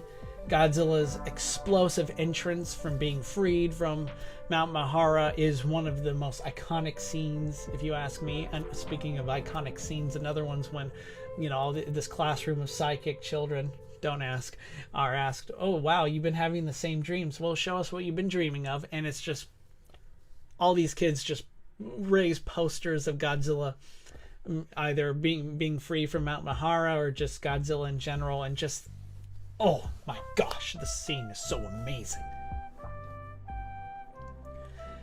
It gives us Biolante, one of the greatest kaiju, not just Godzilla has ever faced, but one of the greatest kaiju ever. If Biolante ever returns, and she very well could in a future MonsterVerse movie, who knows? I'm actually happy that we haven't seen Biolante brought back like a million times, because she's special. She deserves the proper cinematic treatment, or maybe appearing in a show, maybe in a Godzilla Singular Point if a second season ever comes down the pipes. This movie is the epitome of, I think, not only like of the Heisei Era. This is probably, I'm gonna say this is the best movie in the Heisei Era by far. So far with it and Return to Godzilla, we have a sort of cool, amazing duology at work here. That of course will change as the Heisei Era continues, but there are so many things to like about this movie. Some of you may know I, not too long ago, started a new series where I recreate our favorite scenes from kaiju movies, and I did Godzilla vs. Biolante, which was great. I loved it. I'm going to keep doing it. In order to do that, I literally studied this movie frame by frame for days upon weeks, and oh my goodness, this movie is just fantastic. From the impeccable technical effects, special effect work, from bringing Biolante to life, from a very great, interesting plot. One of the characters, Dr. Shiragami, this movie kind of plays with the whole science run amok, some things mankind should just not dabble with. But at the same time, you get why Shiragami does it. He's actually not an evil scientist. He's actually a good man, and his intentions are pure. He's attempting to create a new sort of plant that could become, that could change the face of the world, an immortal plant that could become, for instance, the breadbasket of the planet. And indeed, the fictional country Saradia actually sends one of its agents to try and acquire the secrets to this. Not just that, but acquire Godzilla cells in order to do just that. And there are so many interesting plot points to this. I believe this movie came out before Michael Crichton's Jurassic Park novel was made. And the battle, nuclear weapons, nuclear energy, environmental messages, these are all important, of course. And what makes this movie distinct is that it begins to dabble into biology, tampering with genetics. This is arguably more powerful and far more just, it could very well change, and already has, but continue to change just the direction of human history, because it could very well, we could no longer be human going down this path. But I gotta say, this movie is just so beyond incredible. It's one of my favorites of all time. Godzilla vs. Biolante, folks. Love it, love it, love it. Next, we have, I believe, Godzilla vs. King Ghidorah. Godzilla vs. King Ghidorah is decent. But as you're about to see, it kind of leaves up much to be desired. On one hand, it gives me like what I believe is one of the definitive Ghidorah designs. And I don't mind the science fiction time travel element, but it's also, the performances and the characters are very uninteresting to me. While I do appreciate that the movie does go above and beyond in terms of scale of, you know, we go all across the time period. I mean, they're trying to they are called the Futurians. They're attempting to, you know, due to the in their future, from their time period, Japan has become like a superpower, and they don't like that, so they go back in time in order to level the country to prevent it from becoming the powerhouse it is. And it's like, we're not going to get into, you know, the problems with time travel in movies, because those are always that's I'm not touching that. What I'm trying to get at is that what could be already this is a slippery slope plot. It requires far more sophistication than what we got.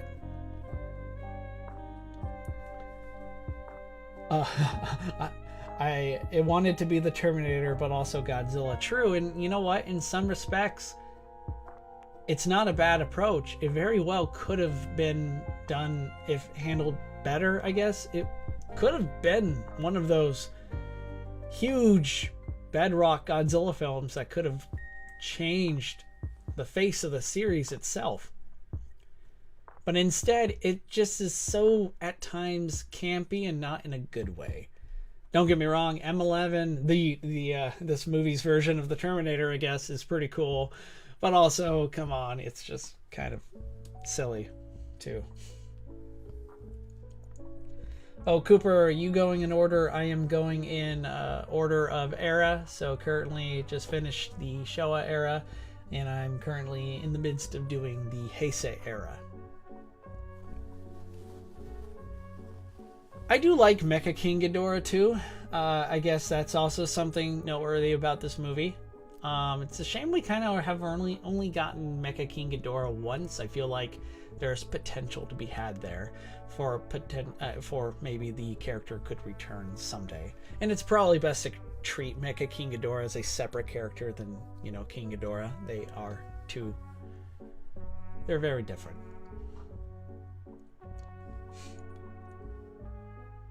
I kind of feel like this movie, I don't know, the quality, both the Return of Godzilla and Godzilla vs. Biolante feel like movies made for cinema. Like, you were meant to watch those movies on the big screen. Whereas this movie, I'm sorry to say, feels like a straight to DVD release, and that's kind of what it ended up being for many of us here in the States, in the Western world. This is what happened for me. I didn't see this movie till after Godzilla 98 came out. More on that movie later, but it's fun, it's good, it's not terrible, but it's also not like it doesn't make my top tier list, I'm afraid. But if you do love this movie, please, again, share why, and I'd be more than happy to read it out loud and talk about it. Oh, M11's more like Data from Star Trek. I suppose, Logan, you make a good point there. Kind of like a hybrid of the two. If Data had Terminator-esque tendencies or programming, as he was used as a weapon in Godzilla vs. King Ghidorah, but take that, you stupid dinosaur. Alright, maybe I should make this Titan tier just for the one-liners, just for the incredible lines of dialogue. Incredible, I'm being sarcastic, but you know what? To each their own. Next, we have Godzilla vs. Mothra, and I feel like this movie is slightly better than King Ghidorah, but not by much. I do give this movie credit for, again, the Japanese version does wonders here. It kind of has a stronger emphasis on the human characters, and in this case, our protagonists are really interesting. I do like the family dynamics because the main character is this sort of anti-hero, Indiana Jones-like guy who's constantly breaking, international laws, trying to go into all these sacred sites, temples, to find some obscure, I don't know, treasure of sorts just for his own personal gain, and it came at the detriment of his family. I mean, it's actually really done. It's done really well in the Japanese version. The English dub version just wrecks it, just tarnishes it. But yeah, Batra, Smiley Face Studios, you're right on point here. This movie gives us Batra. And you know what? I'm going to just say this here and now. The Heisei Era is incredible for its kaiju. The kaiju are all amazing. And even though I totally love the Showa era, but as we're seeing in like Godzilla Singular Point, or movies like Shin Godzilla being made like in modern times, there's a strong emphasis from the makers placed on the Showa era. And I just want to see more love for the Heisei kaiju. Bring back Batra. Give us Biolante. Bring back Space Godzilla. I want them all. Destroya. Come on, give it to me. But despite all of it, it can't be denied that I don't know if it's due to budget or just time constraints, but both King Ghidorah and Mothra, and indeed the rest of the Heisei era films, lose that cinematic quality to them. I feel like these movies, especially this movie, Godzilla vs. Mothra, deserves so much more. Because even the kaiju the kaiju drama, I'm going to call it, is really unique, because Mothra is at odds with the Dark Mothra. Her not evil half per se. Batra is not evil. Batra actually, and for all intents and purposes, you could argue is the good character here. Mothra is torn between her love and allegiance to humanity and the earth. And then there's Godzilla, who personifies just the wrathful side of nature. He's kind of his own thing altogether. And I kind of wish we saw more like triple death threat of sorts in the end, because Godzilla and Mothra are clearly at odds. Godzilla and Batra do not get along, and Mothra and Batra do not get along either. So there's an interesting dynamic at play here. But to the film's credit, Batra and Mothra do put aside their differences because Godzilla is becoming more of a threat to both sides, to both humanity and the Earth. But I will argue that the movie kind of does a lousy way at showing us that Godzilla is a threat, is actually posing a threat to the Earth itself, which I don't think is the case. Let's get to Godzilla vs. Mechagodzilla 2. That is the title, even though it's just I'm just calling it Godzilla vs. Mechagodzilla, but it is considered to be Godzilla vs. Mechagodzilla 2. This movie is Monster Zero in my book, and it wasn't always the case, because when you watch the kaiju action scenes, it's fun. It's got an amazing score by Akira Ifukube. The Godzilla vs. Mechagodzilla theme from this is just so awesome. One of the best in the entire series. I love the score for this movie.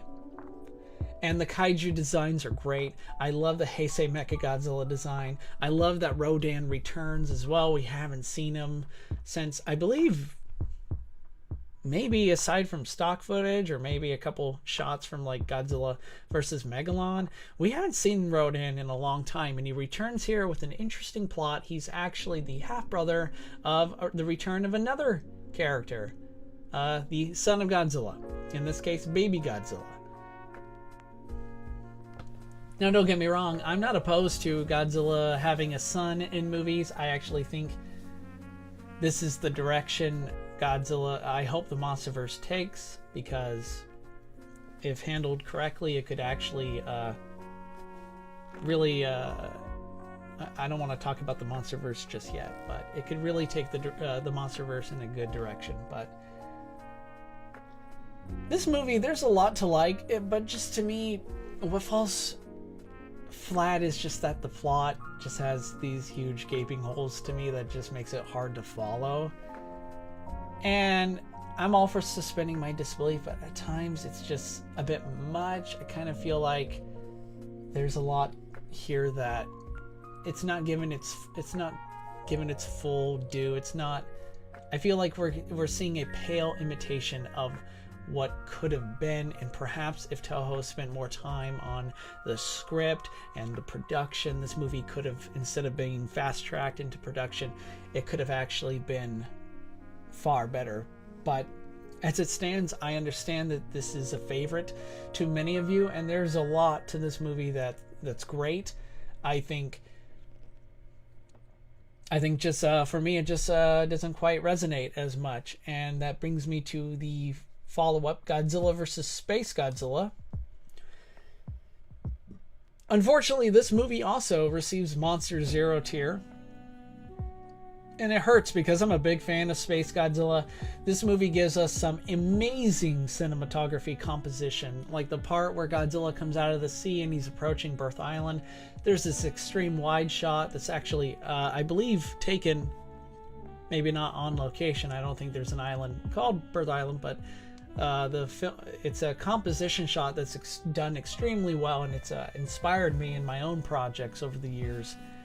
This movie does achieve in getting a lot right, but then unfortunately it also nosedives. Okay, so I appreciate the return of Mothra. Mothra here receives a pretty cool makeover, and to me, honestly, I totally dig Mothra's inclusion here. I'm not a huge fan of the characters. Sometimes they're amusing, entertaining, but I feel like all attempts in the first act at maybe you set them up, you know, they're set up, we know their personalities, but at that point I never really feel like any of the characters really change, except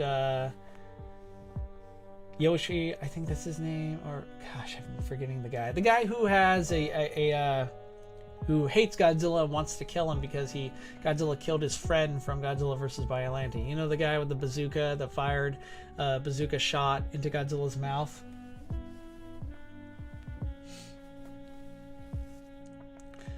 I don't know, maybe.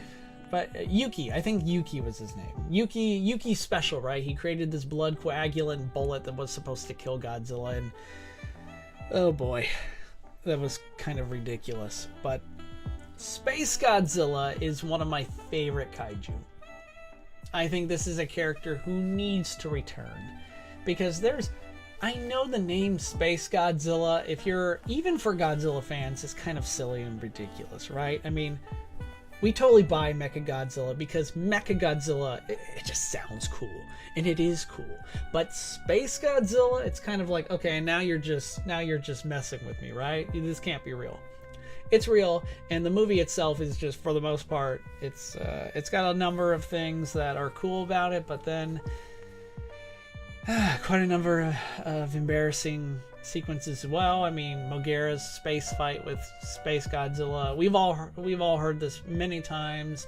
It's kind of hard on the eyes. It's not really done well. Again, no offense meant for the filmmakers who made this. I don't want people to get the wrong impression here, but it does have a lot of things that are far-fetched even for a Godzilla movie. Space Godzilla's origin, right? Somehow Godzilla cells, fragment attached to Biolante or Mothra, escaped into space and fell through a black hole and was fused, it was assimilated by some crystallized organism, and then escaped out of a white hole, and it was exposed to supernova, and then the most horrific monster was born. I will give this movie credit. It did inspire me to make my own Space Godzilla movie called Space Godzilla Prodigal Son. You should check it out if you haven't already. I do my best to, I think, give Space Godzilla a bit of a more updated origin story, I guess. Mine's better. There, I said it. Yeah, I hope Space Godzilla returns someday, but the movie itself is just one of those, like, maybe not the movie you want to show your friends if you're trying to get them into Godzilla. Alright, we have Godzilla vs. Destroyer to close up the Heisei Era. This movie, it goes back and forth in my book. I was originally tempted to make this a category 5, but then just thinking about it now, I think it deserves the Titan class. This is a fitting chapter to the Heisei Godzilla movies, even though the last 2 movies to me were, well, they left much to be desired. I felt like Godzilla vs. Destoroyah served as not only a great a great epilogue of sorts to the Heisei movies, but to the Godzilla character up till that point. This movie harkens back to the original. We see more of Serizawa and the Oxygen Destroyer, its legacy, and despite the fact that in the movie in Gojira, I didn't bring this up before, but it's kind of one of those things where in order to stop a monster, in order to bring an end to its madness, you create a weapon that's arguably more destructive than a nuclear bomb. In that sense, it's the Oxygen Destroyer. And now, of course, we are seeing the full ramifications of doing that. Even at this time, I think it was like 40 years later. Destoroyah is an amazing kaiju villain. He is sadistic, he is cruel. This is a monster that, kind of being inspired by Ghidorah, goes through numerous transformations, and he is a terrifying monster. Like he's like the kaiju equivalent to the devil. This is something that maybe initially wasn't seen as being a bit of a sadistically cruel, evil creature in the beginning of the movie, but make no mistake, by the time we reach the final act, the final battle, the way Godzilla and Junior are finally being reunited after who knows how long, only to have Destoroyah snatch the little Godzilla away and just brutally drop him from a high distance, a high altitude, and just blast him into oblivion, seals Destoroyah as being one of the truly most terrifying, cruel kaiju Godzilla has ever faced. If you guys haven't had a chance, I've talked about this before, but totally check out the Godzilla manga.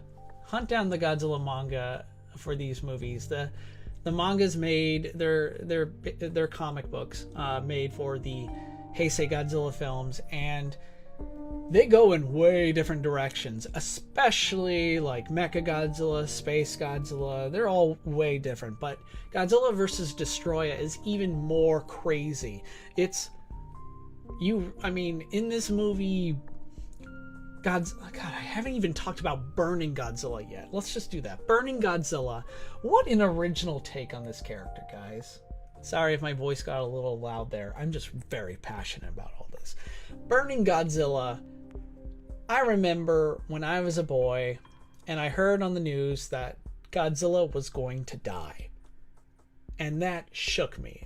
The local news showed scenes from the upcoming this Godzilla vs. Destoroyah movie, and just the sight of burning Godzilla brought little me to tears, because this is my hero, man. And I'm seeing my hero being dragged by this devil of a kaiju through the streets of Tokyo. I thought at the time he was bleeding all over, but not quite. But just seeing how much in pain he was, just he and how he's a literal ticking time bomb in this movie. Oh man. It broke me. The score by Akira Ifukube is just also incredible. This is a movie that does have issues with its plot that I kind of feel like if Toho were to redo this movie or do a continuation of it, I would be open to it today. Truth be told, I thought Godzilla in 2000 was actually a sequel when it first came out to this movie. I thought, because this movie, Godzilla vs. Destoroyah, say what you want, and I acknowledge that it does have huge gaping holes in its plot, and its human characters are kind of two-dimensional for the most part. With some exceptions, but the ending is one of the greatest in the entire Godzilla franchise. Godzilla melts down. It's sad. I cried. There's no shame in that, folks. There's no shame in crying. There's no shame in expressing oneself. Be true to yourself. This movie brought me to tears as a kid, and I can see why even now, just thinking about it. It's a powerful moment. But in the fog, suddenly there's this whole, in the fog we suddenly see the radiation levels beginning to drop, because at the time Godzilla was a ticking time bomb, and he was going to go off and take the whole planet with him. And though it was thought that they managed to cool him off, you know, they brought him down, and hopefully he wasn't going to be this existential threat, but then suddenly he was going to melt down instead, and that was going to be just as horrific. When Godzilla melts down, despite through the best efforts of the Japan Self-Defense Force, bombarding him with freezing weapons and such, there is this real sense of terror that despite how sad it was to see him go, Godzilla was about to destroy the planet. And there's a lot of tension. Only in the fog, standing over where his father used to be, and like his father before him, we see the silhouette of Godzilla Jr. resurrected, fully grown, towering above the remains of Tokyo, roaring that iconic shriek, that Godzilla roar that just, yeah, oh man, I get tingles thinking about it. When Godzilla dies and then they show a grown Junior in the smoke, then plays the classic Godzilla theme for the credits, I probably cried for like 15 minutes. Hear, hear, man, hear, hear. Oh, Cooper, you asked me earlier, could I use your monster sighting videos in my fan film? If not, that's fine. We'd have to talk more about that, I guess. I'm not opposed to it, but like I'd have to know the specifics of that. Like what's the, maybe we could chat about that more later. Yeah, we could talk about that more later in detail. Okay, so that's a wrap on the Heisei Era, and I need to take a little break again. This one won't be a 10-minute break. Guys, I'm going to take a quick little 5-minute break, and then we'll be back. We're going to tackle the TriStar Godzilla movie. We're going to tackle the Millennium Era, and then we're going to go from there. We will be right back in just a few minutes, folks.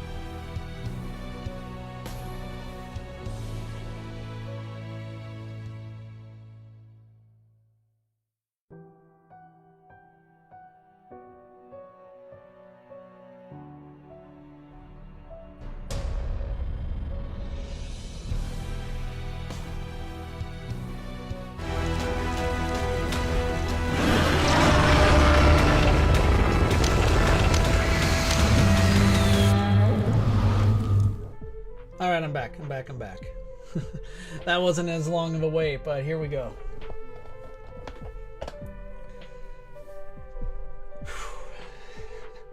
Remember when we thought that this stream was gonna be like maybe an hour or two? yeah, here we are, like what, 3.5 hours into this? Oh no, 2.5 hours. Jeez. All right, well, that's fine by me. Let's keep going. We're doing pretty well here. We are going to first tackle the TriStar Godzilla 1998 movie starring Matthew Broderick. This movie has been scapegoated to death. And this movie definitely has its insane flaws. I have major issues with it, mainly due to its character depictions, its plot. But I'm just gonna state the obvious, guys. The vitriol for this movie is just cartoonish, if you ask me. I've seen so many Godzilla fans or maybe this is like a vocal minority thing, but I've seen so many people just trash talk one another for liking this movie. I've seen so many things where people anywhere go say like, "Oh, you like this movie? You're not a true Godzilla fan." It's just ridiculous. To all the haters out there, I'm just gonna say, please find a better use for your time. This movie came out in 1998. When I first saw it, I was just blown away because it was the first Godzilla movie I saw on the big screen.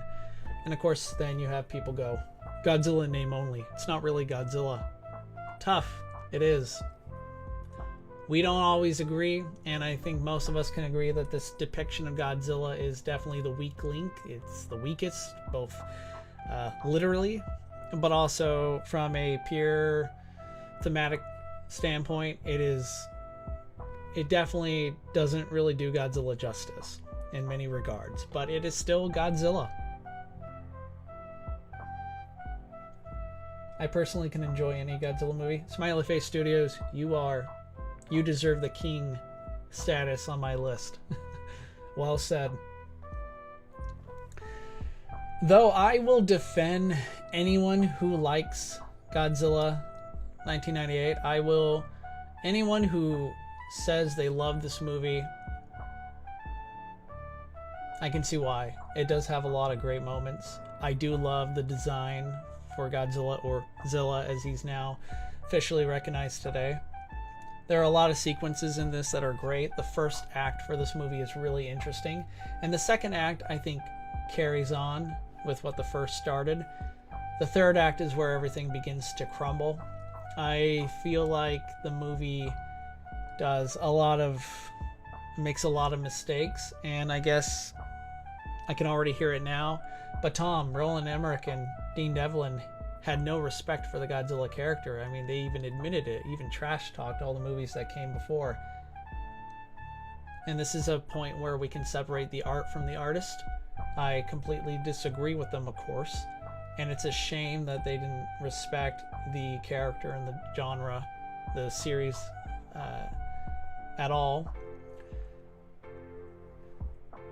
Oh yeah, the show that came after, Godzilla the series, was good. Yeah, I love Godzilla the series. I think that's actually a great example of the potential this movie could have been.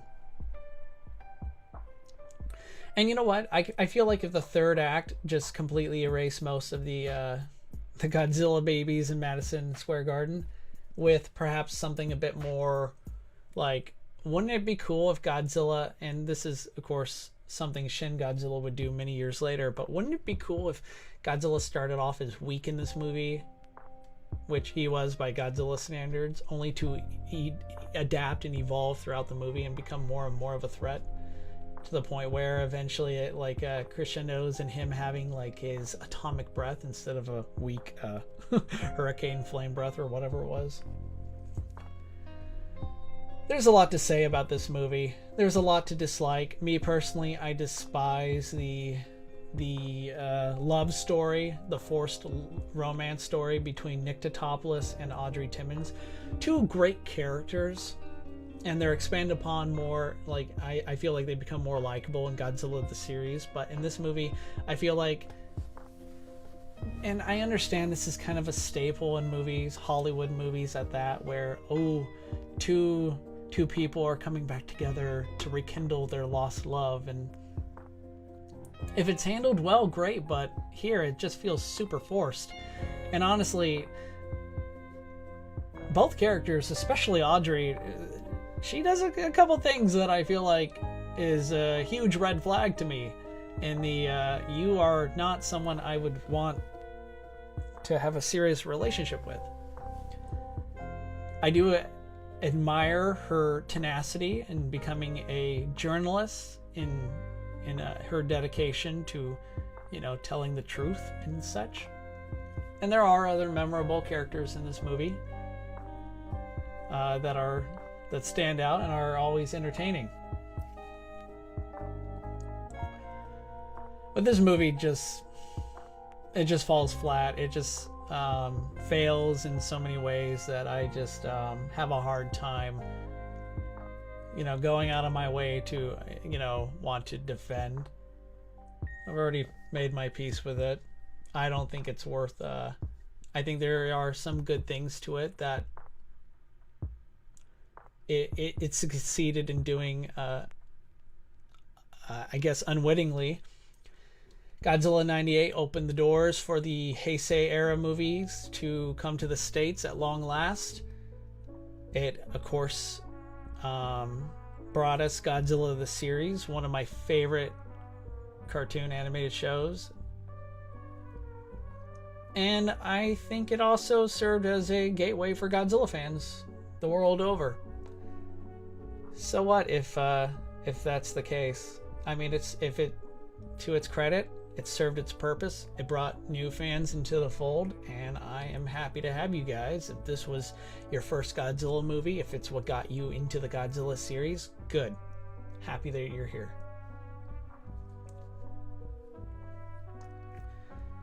Alright, we are now venturing into Godzilla 2000 Millennium. And to me, this is a category 5. It does have plot elements, character designs, namely one of the most interesting alien races in the Godzilla series, the Millenniums. It's a fascinating, oh gosh, I kind of wish this movie did so much better in building them up. But this movie, I remember seeing this for the first time in theaters, and it was just awesome. Especially the movie trailers for it, with Rob Zombie's Super Beast as we're seeing Godzilla return, and I mean Godzilla. Emphasis on the God in Godzilla. Am I right? This follows up the disaster, I guess you could call it that, of the TriStar Godzilla 98 movie. I wouldn't call it a disaster, but it definitely had a lot of negative buzz. But it was time to bring Godzilla back. And this movie, I think, succeeded in getting, proving to be a launch pad for the new Millennium era. This movie, Godzilla 2000, feels like a movie. The problem that I had with the Heisei Godzilla series, and with, say, Space Godzilla, Mechagodzilla, the Mothra movies, the problem I had is it all felt like a straight-to-DVD, like, in terms of quality and feel. But Godzilla 2000 feels like it was made for cinema. It was made to see on the big screen. And even though it's not my favorite of the Millennium era movies, it does hold a special place in my heart because I got to see it in the theaters. And to its credit, it gives us an interesting villain in Orga and the Millennium aliens. The Millennium aliens are a nice touch, like a spacefaring techno-organic race that seems to be able to adapt by siphoning the genetic data of of a planet's most powerful organism into itself. We keep talking about how we would love to see Batra or Biolante return, but personally, I kind of want to see the Millenniums return in some way. They remind me of John Carpenter's The Thing. Just imagine the Millenniums, but in a Godzilla horror movie. Maybe directed by John Carpenter. That would be pretty slick. I'm so happy a lot of you love this movie too. The Godzilla 2000 design is pretty great, and I love the purple fins. I also love the atomic glow, the slow charge as he's getting ready to fire his heat ray. I mean, just that scene when Godzilla faces off against the UFO, which is a big floating rock at that point, and how they have the energy equivalent to an arms race as the floating rock UFO charges up its energy cannon and Godzilla's fins light up. I remember seeing that for the first time, and even to this day there was an audible reaction in the theater, like a big "oh yeah, here we go." Yeah, we got our first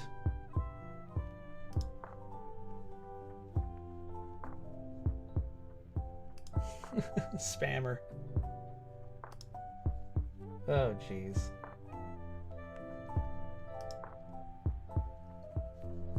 Oh my. Let's see if there's anything else I could do. Report. Yeah, I'm gonna report them too. Unwanted commercial pornography. There we go. Report them. Okay. Sorry. We had a spammer in our midst. That's a shame. But hey, it must mean the stream's doing something right? I don't know. Alright, with that spammer taken care of, the movie Godzilla 2000 has a lot of good things to it, but it also, in my opinion, it kind of its visual effects, this might seem like a very antiquated complaint, and it is, I acknowledge, but it is something that still holds me back from appreciating this movie. I feel like its visual effects have not aged well. I understand that I'm not anti-CGI by any means, but I feel like one reason why the Toho Godzilla movies have done extremely well is that, and especially later in the Millennium era, they find a way to balance more traditional effects with computer generated imagery. And this movie really, nothing personal to the VFX artists, of course, because I kind of feel like there was I can't prove this, but I feel like there's miscommunication between the filmmakers and the VFX artists, because there are a lot of shots in here that I would struggle with, even with like months of prep. And I have more modern hardware, to work with that these guys didn't have. And there are a lot of jumpy shot sequences. I mean, the shot where the fighter jets are swooping in to hit Godzilla before they all fly up. There's a blink and you'll miss it, but I believe the fighter jets themselves actually vanish out of midair. There's a lot of questionable VFX aspects about this movie that I feel like hurts it. With that said, there are some really well-made composite shots as well, especially in the final battle. I'm not going to talk about the ridiculous PlayStation effects of Godzilla swimming underwater. Okay, I guess I will, because I just said it, but I'll leave it at that. But more to the good, the final act gives us some interesting showdown between Godzilla and the UFO. I actually think the Millennium UFO is a more interesting antagonist than and far more interesting antagonist than even Orga, although Orga is a tragic monster. This is kind of not really discussed much in the American version of this movie, but in the Japanese version we learn more about Orga and how, believe it or not, the Millennium aliens are attempting to hack Godzilla's genetic code and turn them into into the perfect organism, but things go awry, of course, and what ends up happening is it mutates them into this sort of abomination. And Orga is a tragic character, a tragic monster. He's in constant pain. The Godzilla cells themselves are actually working against them, as if fighting him off. And even though they do succeed in healing Orga, especially after Godzilla like nukes like body parts, right, just vaporizes his shoulder, it's an impure version of Godzilla's organizer G1, or known as Regenerator G1 in the American version. But overall, the movie, maybe in time I'll come to respect it more. I used to love it growing up as a kid, and this is a movie that I've honestly tried to like more, but every time I watch it I kind of feel like it drags. The opening with Godzilla's attack is done really well, and I kind of wish it captured that sort of feel more, but for the most part I do think there are some issues with the plot. The script could have been done better, and perhaps maybe a further exploration of how tragic things were for Orga. It would have been interesting to see more backstory for the aliens, but for now I'm giving it a category 5. Cooper asked me, what was it like working on the fan film Godzilla Apex by Kaijuzilla 621? It was great. I didn't do much. I can't really take much credit for that. I helped out with a few VFX shots like X Gamora and such, but Kaijuzilla 621 is a professional. He's a great guy to work with. I really enjoyed the professionalism and of course the sense of camaraderie with him and his crew. Godzilla Apex is, I think, personally speaking, one of, if not the best Godzilla fan films ever made. I highly recommend it to you guys. Next up is Godzilla X Megaguirus, and this is Monster Zero tier. Good grief, guys. I am so sorry to anyone who likes this movie, but it's really hard for me to watch it, to really make it through. There are some aspects about it that I do enjoy. Megaguirus is an intriguing kaiju villain. I would love to see her return. And though I love the score, the music score for this is amazing. Ultimately, I feel like this movie is just the quality between it and Godzilla 2000. There's a serious drop in quality. It has serious straight to DVD vibes to me. It kind of looks more like it was made by, like it was a TV sort of production. And again, I'm sorry, I don't mean to be offensive to the cast and crew who made this movie, but it's a movie that I feel like there's a great plot here. What's your way of, how do we exterminate Godzilla? We hit him with a black hole. Okay, that would do it, right? But man, I have always just had fun with this one. Smiley Face Studios says, you know what, that's great, man. I think this is a movie that can be real fun. Megaguirus, for like I was saying, is a fun villain. She's very expressive, and there's a lot of campy moments where Godzilla takes her stinger and shoves it to the ground and then jumps like 1,000 meters into the sky, and her reaction is priceless, right? I guess I just can't get behind, like, in the beginning we see like the main character and her team, you know, going through this city with bazookas fighting Godzilla, and it might sound cool on paper, but like in terms of execution I'm just like, where's this going? the main character riding on Godzilla at sea was really cool, and there are some bits and elements that I really do like about the movie that I will, of course, give it another shot. I know this is rough, but my ranking for some of these movies can be tough, but I promise you, I always leave the door open to give every single one of these movies another chance somewhere down the line, and I hope I can come to appreciate these movies more in the future. But for now, Godzilla x Megaguirus receives a Monster Zero ranking.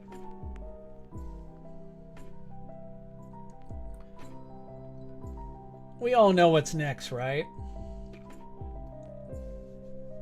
Come on, what's the next one? Godzilla, Mothra, and King Ghidorah. Giant monsters all out attack.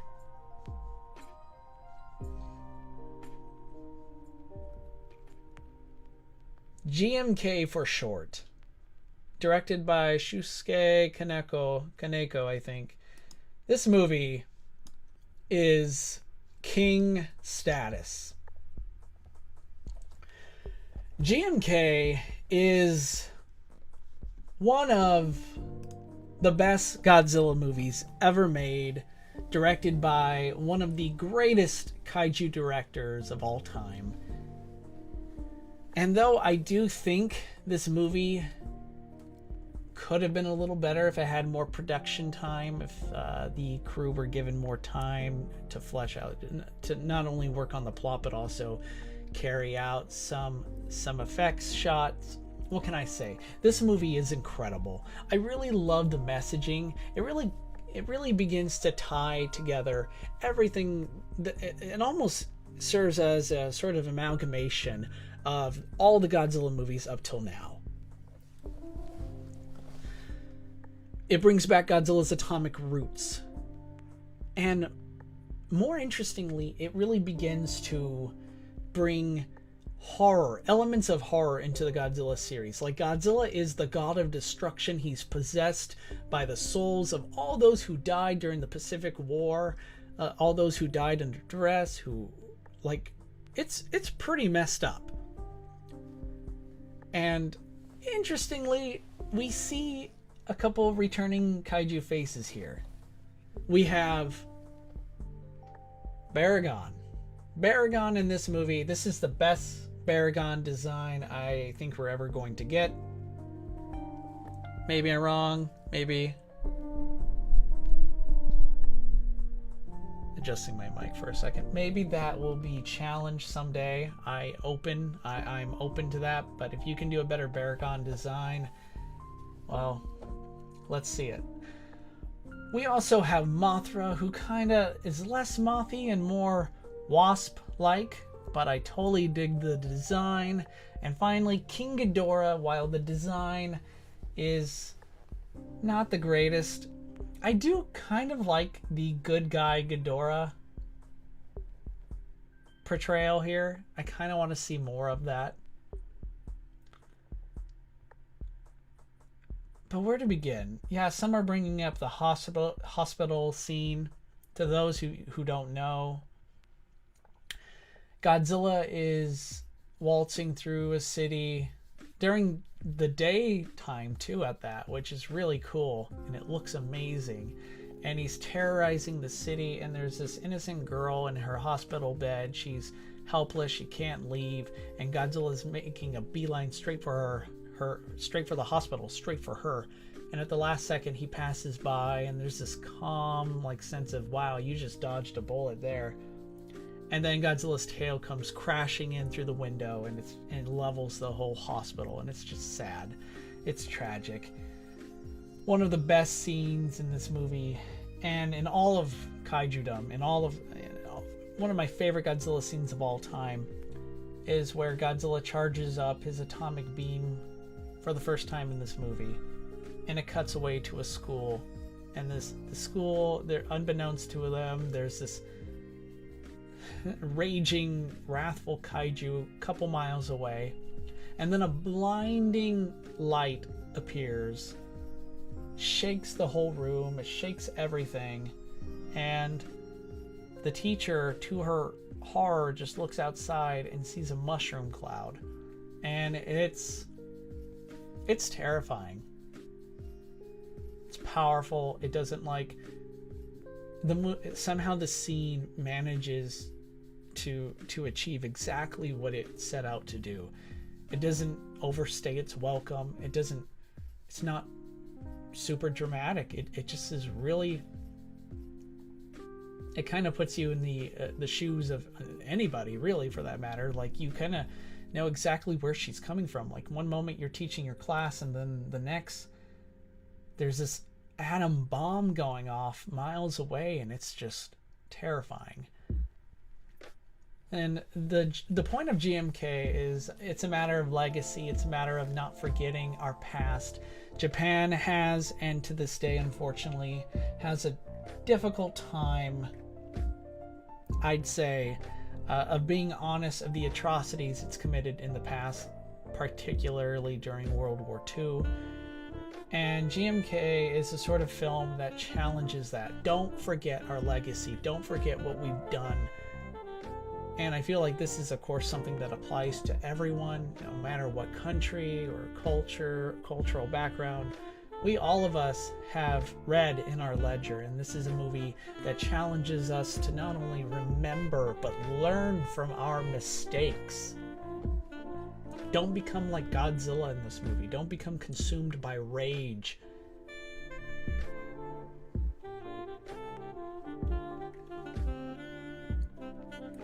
Yeah, and Koi Otani, I think the name is Ko Otani. Maybe I'm mistaken, but the last name's correct. Otani is indeed the composer for this movie. He did the music for the Heisei Era trilogy, and he's incredible in this. His score is just perfectly captures the mood, the atmosphere of this movie.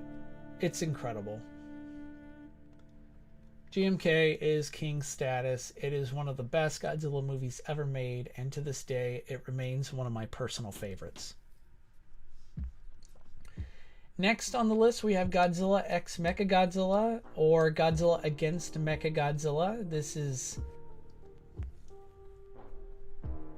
one of the most underrated Godzilla movies ever made. I'm giving it alpha tier.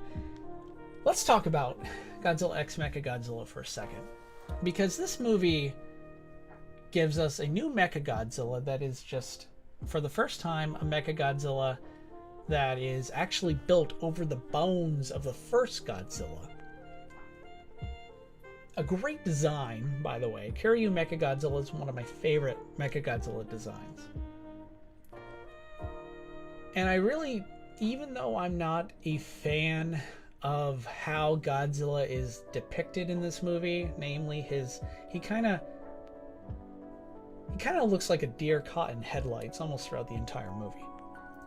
Something Tokyo SOS will, of course, fix, but I think it's not that important, because this movie gives us Akane, one of the best human protagonists in a Godzilla movie by far.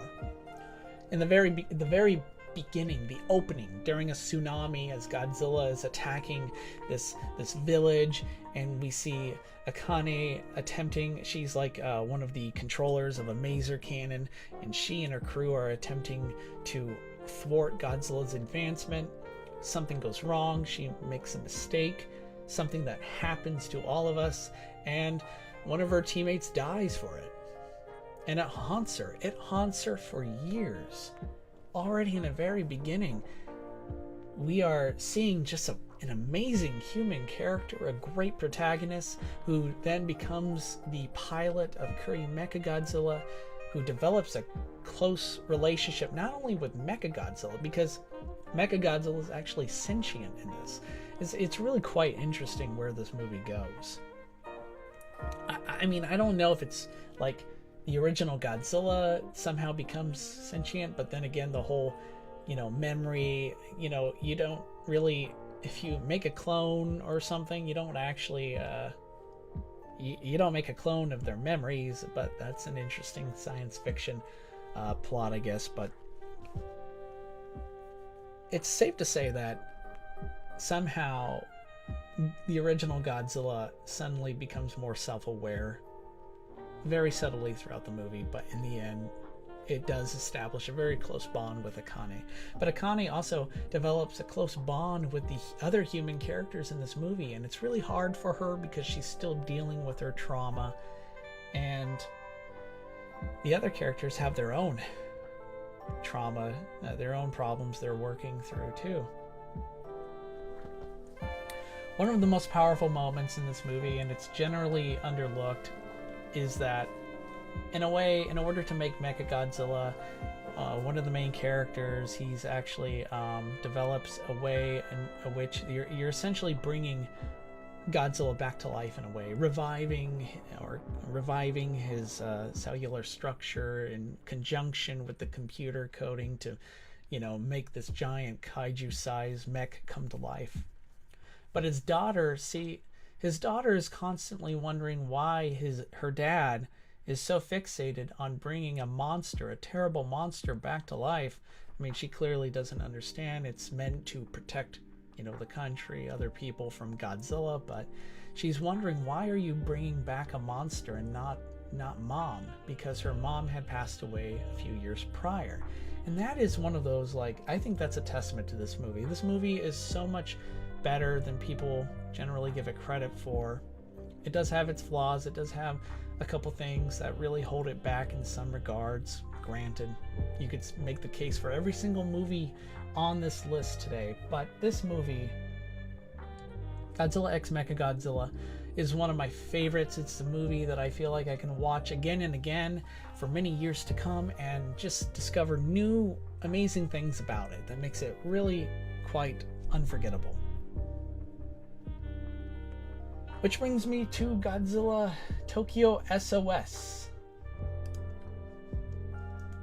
And Godzilla Tokyo SOS is, in my opinion, kind of a letdown. I don't know. I might change my mind on this. For now, I'm putting it at category 5. Even though SOS achieves so much, I mean, we have a movie with Godzilla, Mechagodzilla, and Mothra. So that in itself is something extraordinary. And Mothra's design is done so well in this. I mean, from the practical effects work to the CGI, Mothra is done so well. I really love how she's depicted in this. And like I mentioned before, while I thought Godzilla was a bit stiff and boring in the first Godzilla x Mechagodzilla movie, here he's more animated. Here we get a greater sense of his kind of persona, where his mind's at. But man, oh man, I love this Mechagodzilla. They redesigned Kiryu in a way that is actually better than the original. So where does this movie go wrong? Honestly, it's the human element. I mean, Godzilla x Mechagodzilla set the bar extremely high with its protagonist, namely Akane, that here the Mechagodzilla pilots are replaced because, Akane is going to America for training or some nonsense, and I thought the human characters really held back the movie, despite how extremely colorful the movie is. A really great opening with the fighter jet pilots engaging Mothra somewhere in the skies. For now, I'm putting it at category 5. It might be Titan worthy. Maybe someday, maybe at the end of the stream when we go back, I'll think about it more. But right now, this movie just kind of let me down.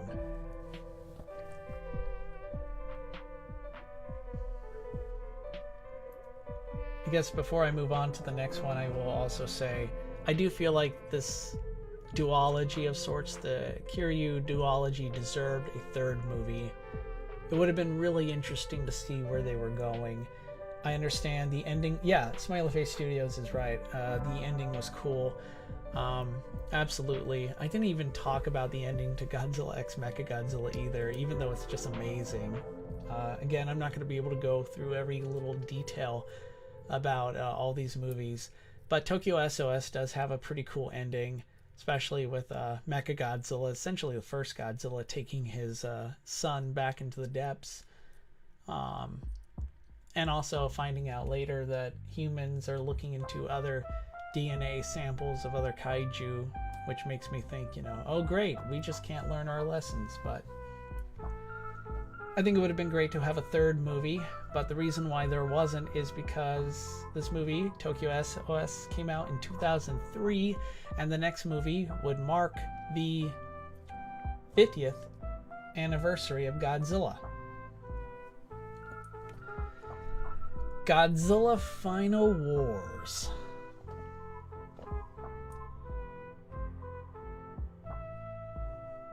I first saw Godzilla Final Wars in, I believe it was Toon Theater in Seattle. And it was sold out, guys. 600 plus people watching this movie. It's the first time that I ever watched a Godzilla movie on the big screen with a jam-packed crowd. And wow, it was amazing. Just the experience alone. It's why I really want to go to a G-Fest someday and watch a Godzilla movie with Godzilla fans. Because that's what this was like. And one of the reasons why Godzilla Final Wars has received criticisms over the years, and it did from when it first came out. I was there, I don't know how long you guys have been been part of the Godzilla online community, but during the 2000s, around this time, there was there was a message board called Monster Zero, based on the Monster Zero news site. And also, I just want to say props to photographer Norman England, whose book Behind the Kaiju Curtain chronicles his journey of being behind the scenes and present for these movies, especially GMK. Please check out his book. It's incredible. And he shared a lot of his on-set photos, but right around the time that Godzilla Final Wars came out, there was a lot of tension. And even after it came out, there was a lot. It kind of felt like it should have been more, because it being the 50th anniversary of Godzilla, you're kind of wondering, why are we watching a movie that kind of seems to not know what it is? And I think it knows what it is, but you could be forgiven for thinking Godzilla Final Wars kind of seems to forget what sort of anniversary film it is. Is it for X-Men? Is it for Matrix? Is it for Star Wars? And that's fair. That's a fair criticism of this movie, because it is all over the place. There are some issues that I have with the editing. One moment something interesting seems to be happening, and then it's a jump cut to some dude in the forest with a rifle, and he's pointing his gun suddenly at Manila, who appears all of a sudden.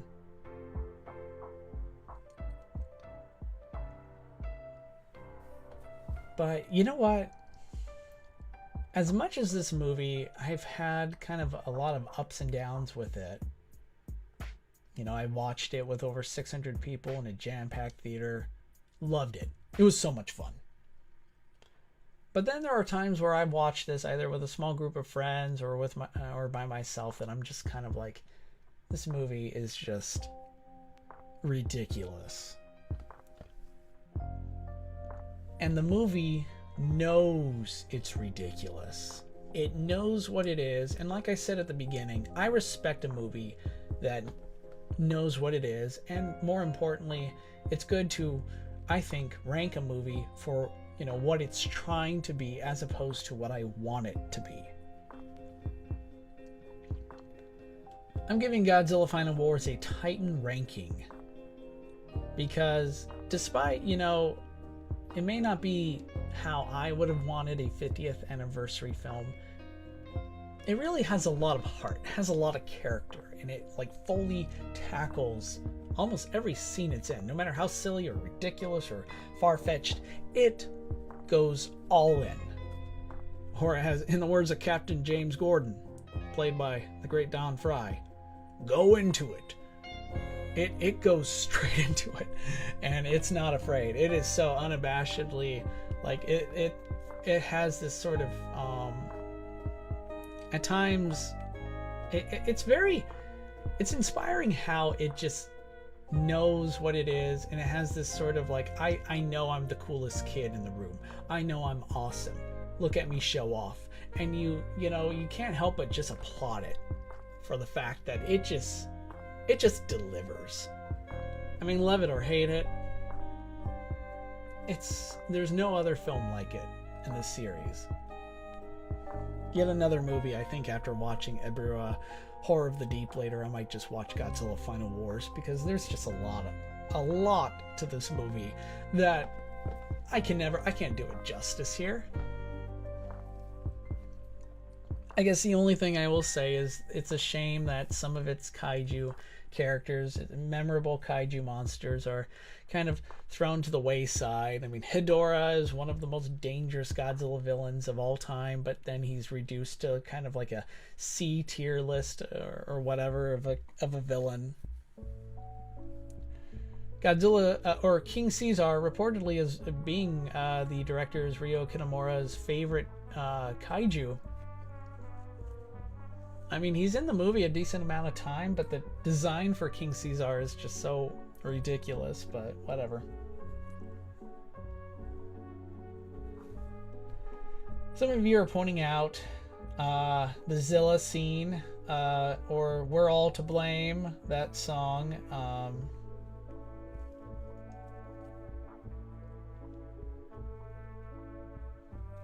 I do give it credit. That was a pretty cool scene, not gonna lie. Sum 41's We're All to Blame playing as Godzilla and Zilla go to war, or I should just say Godzilla just slaughters his pretender. That was done pretty well. That got a huge standing ovation, by the way, when I saw this movie. Oh man. Alright, well, let's get ready to move on.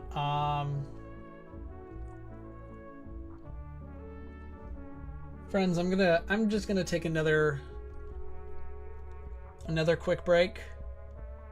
Might be 5-8 minutes, depends, but I'm gonna stretch my legs for a bit, but we'll be back to bring an end to this movie ranking stream. There's a lot to get into. We're gonna be tackling the Monsterverse and the Reiwa Era, so stay tuned. I will be back in just a few minutes. Thank you.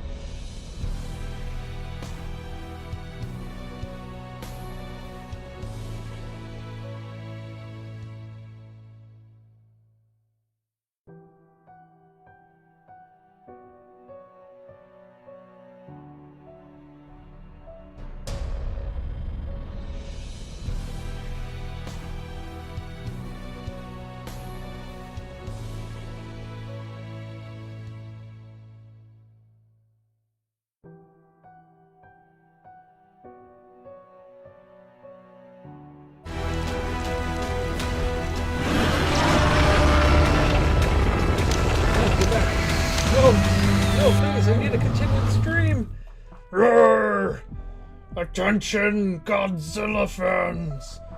I am General Kong, and I'm commandeering this stream. It's a disgrace that we're not ranking King Kong movies. Don't I look awesome? Oh, okay. Don't mind me, just being a little childish, playful.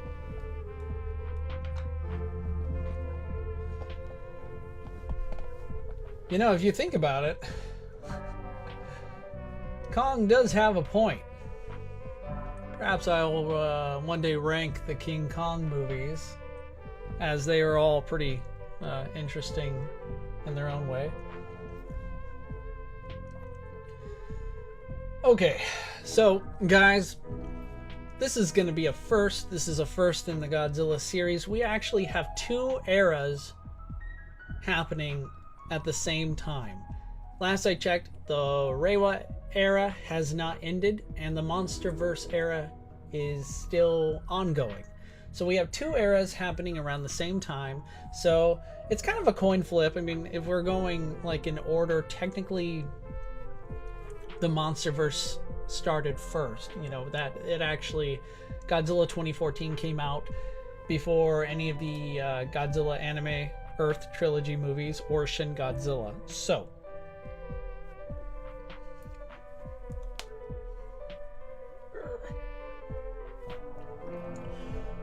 we are going to do MonsterVerse next.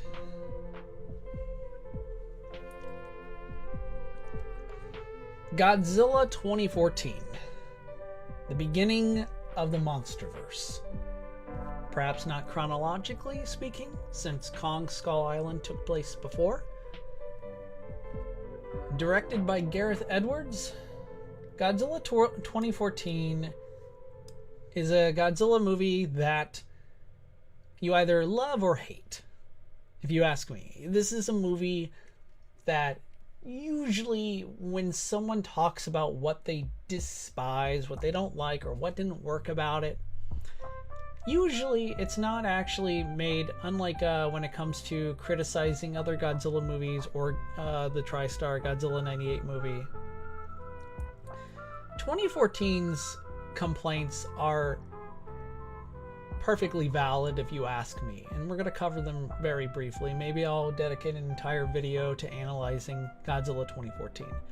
But right out, I'm gonna show my hand here. Godzilla 2014 is one of my all-time favorite Godzilla movies. I'm putting it in the King tier, and before I explain why,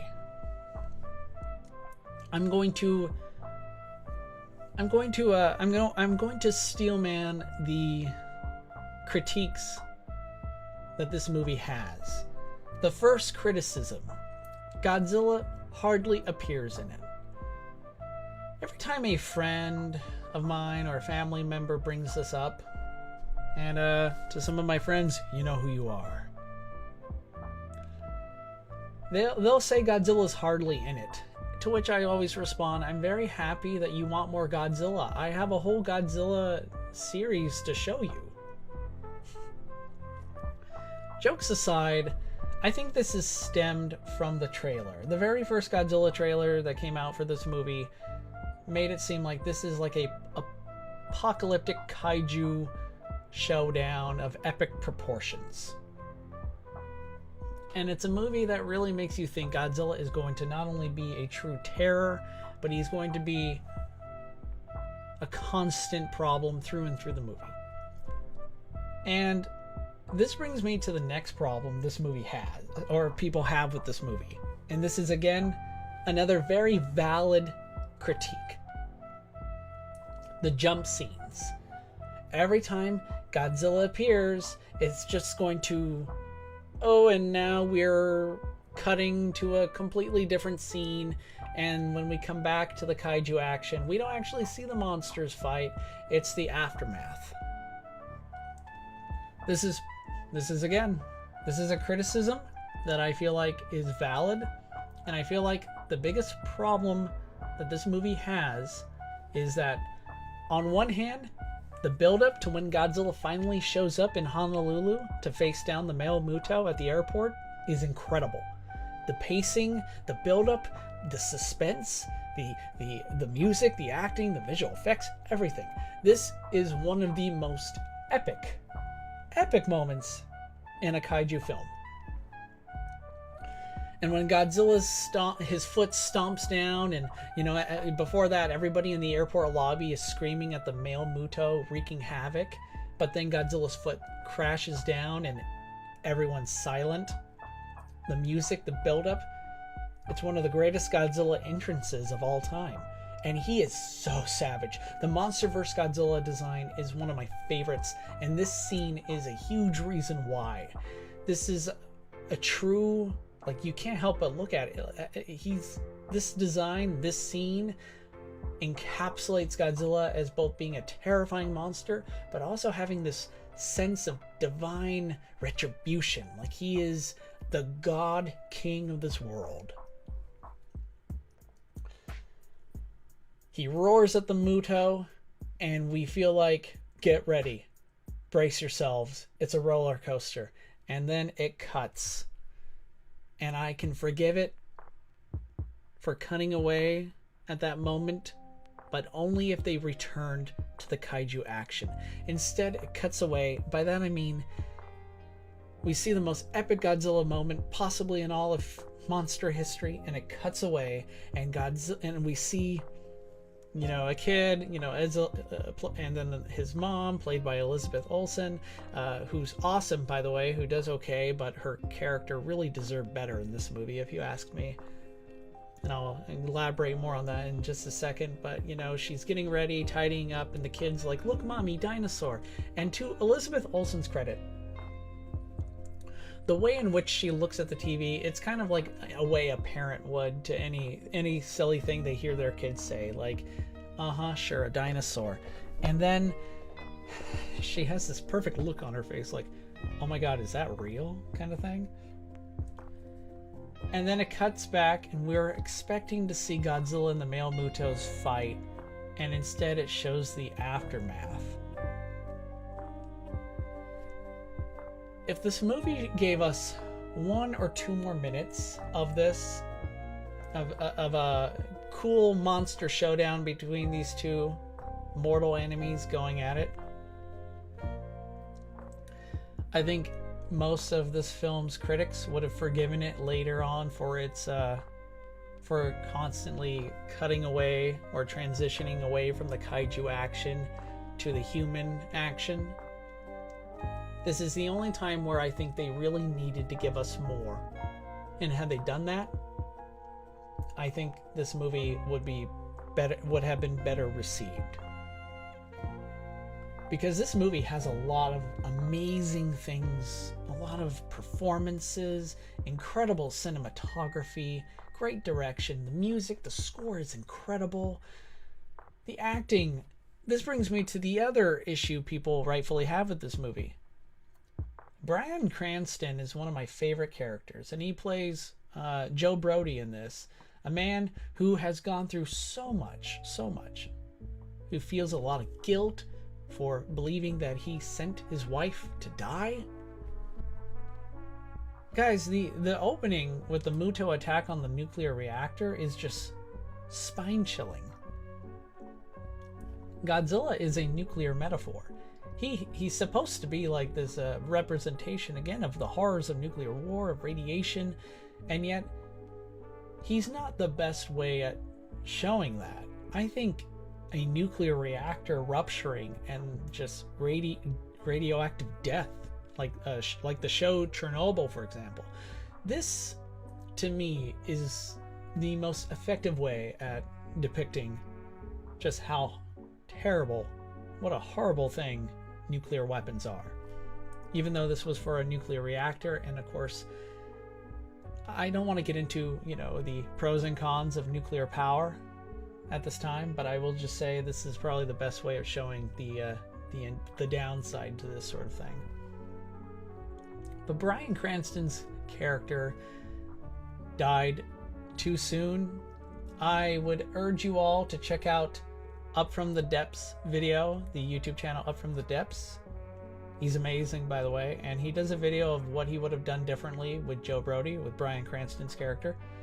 And I feel like we're looking at somebody who would have served as a great partner, a co-protagonist to Ken Watanabe's Serizawa. And no offense to the at the top of my head, I'm already forgetting forgetting the character. Hang on, the guy that played Joe Brody's son in this. I'm gonna quickly type it up. I feel a little bad for not knowing at the top of my head, but yeah, Aaron Taylor Johnson, who plays Ford Brody. Let me just say, I thought Ford Brody was a pretty cool character. I totally see I know people bash him a bit because they think he's kind of boring or whatever, but I don't know. I have friends who are vets who've gone through similar things that this character has gone through, and just his stoic attitude, just his sort of mannerisms, his personality, his decisions. It's very reminiscent of what an actual person would do if they had gone through not only so many terrible things, but now are confronted with this sort of apocalyptic scenario. Welcome back, Gamer Time.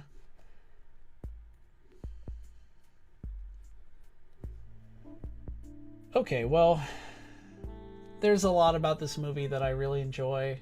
It's one of my personal favorites. It does have its flaws, and it's important to recognize those flaws, to acknowledge them, because there's a lot this movie got right, and the things that it just didn't quite deliver on could have made it great. And I mean, like, beyond just being one of my personal favorite Godzilla movies, it could have made it just an amazing movie in general. But the performances through and through are great. We have like an A-list tier of actors here, not just Bryan Cranston. Like I mentioned, there's Ken Watanabe as well, and it just does a lot of great things. Like before I move on, I'm gonna bring up the Sally Hawkins is in it, who plays Vivian Graham. Sally Hawkins is an incredible actress. It's a shame she didn't get a lot more to her character in this. And of course, David Strathairn, he plays Admiral. He plays the Admiral character in this movie, and it's a really nice departure from what I'm used to in these movies, where usually military commanders or whatever, I think Admiral Stein is who he plays.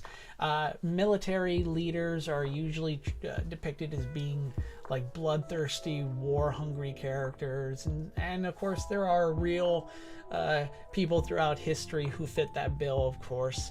But in this movie, it's like a departure. We actually see someone who not only genuinely cares about protecting not only those under his command, but civilians, who's actually wanting to do the right thing, who definitely takes Serizawa, his the scientists, very seriously, but he's really genuinely just trying to do the right thing at the end of the day, and he's a pretty cool character. But Godzilla 2014, guys, one of my all-time favorite Godzilla movies. And we're going to look at the sequel, Godzilla King of the Monsters, released in 2019. I'm going to hydrate up for this one.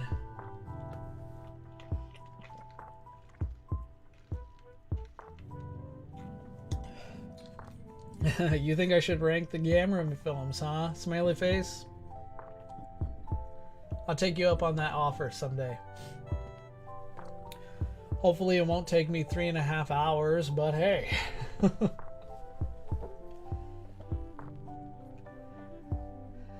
Man, I hope you guys have been having fun. I really love these movies. And again, it always pains me to give a Godzilla movie that some of you consider to be your personal favorite a low ranking.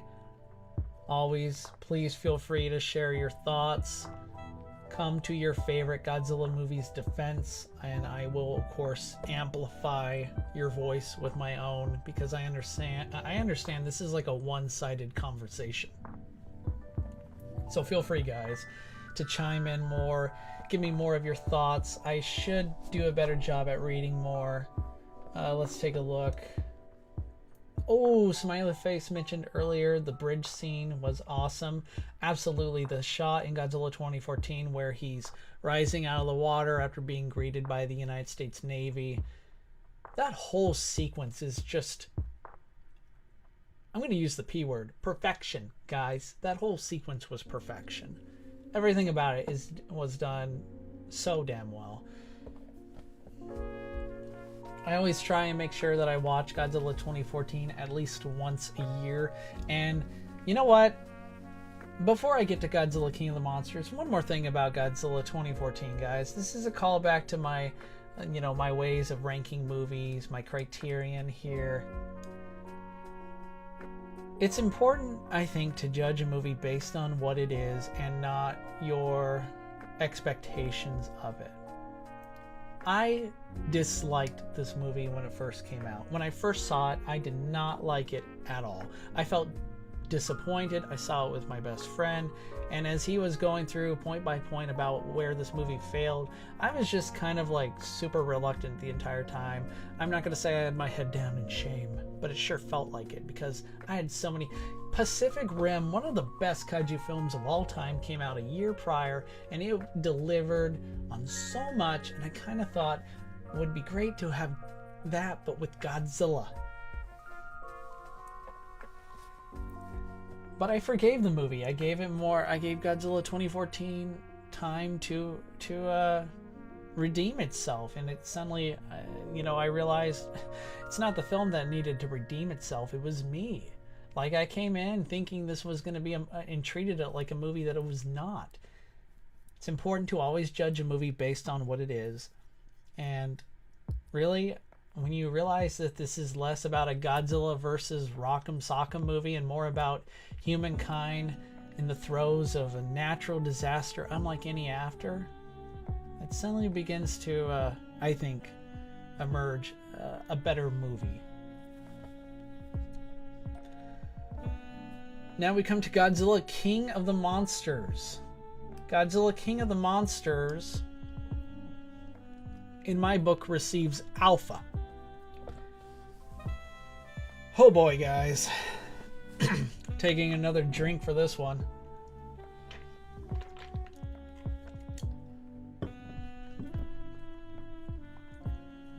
Godzilla King of the Monsters is a movie that was made for the fans by the fans.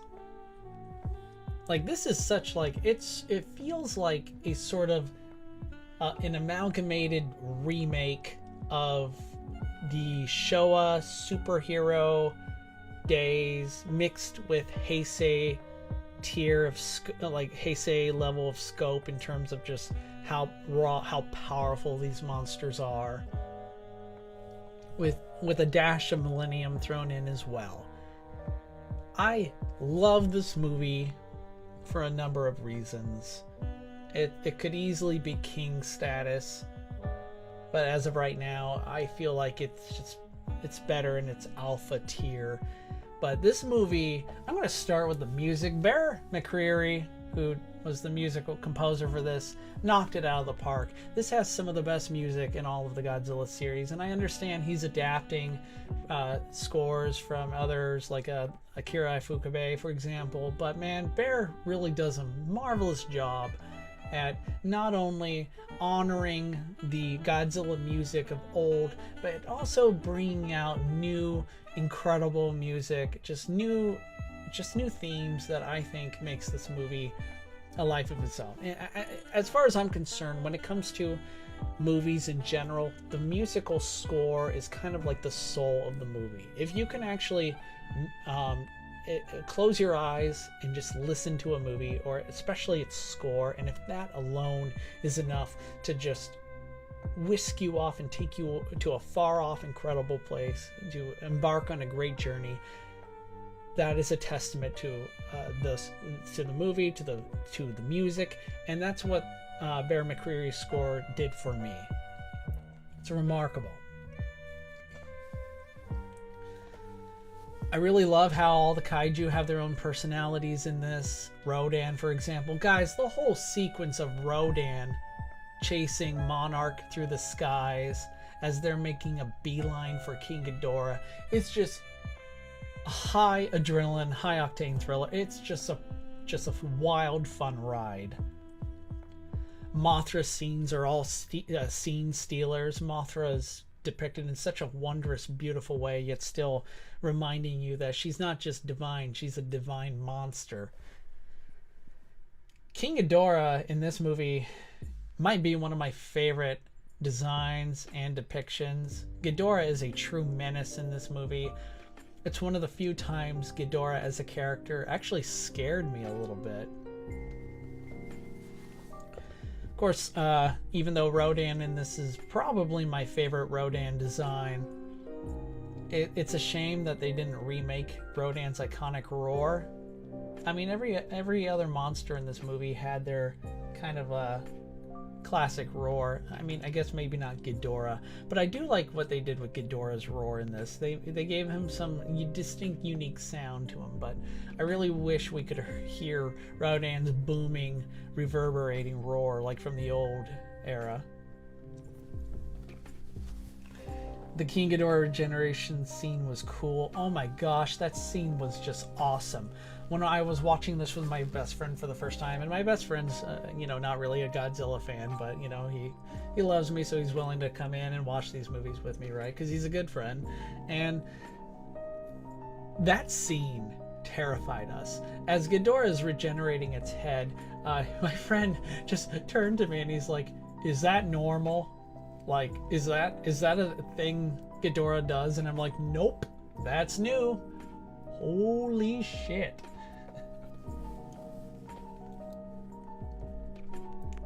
Godzilla in this movie is done so well too. I just love how he's depicted. I love the sort of ambiguity between whether or not Godzilla really has our best interest at heart, or is he just interested in maintaining his kingdom, maintaining balance to the world. He kind of is one of those characters, those beings that, like, you can either be on his good side or his bad side, and you are so hoping, you're praying to be on his good side.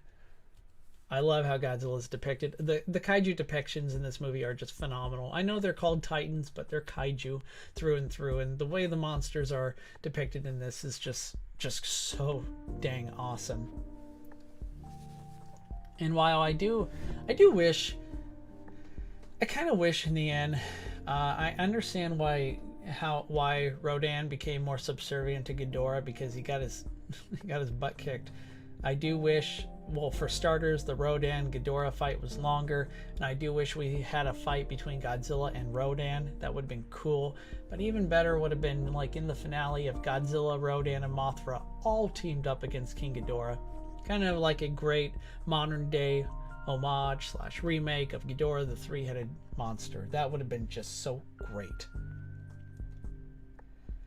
The scene where Godzilla and the military work together was amazing. Absolutely. Who was not standing up on their feet just applauding when Godzilla and the military come to Boston? I mean, this is the part where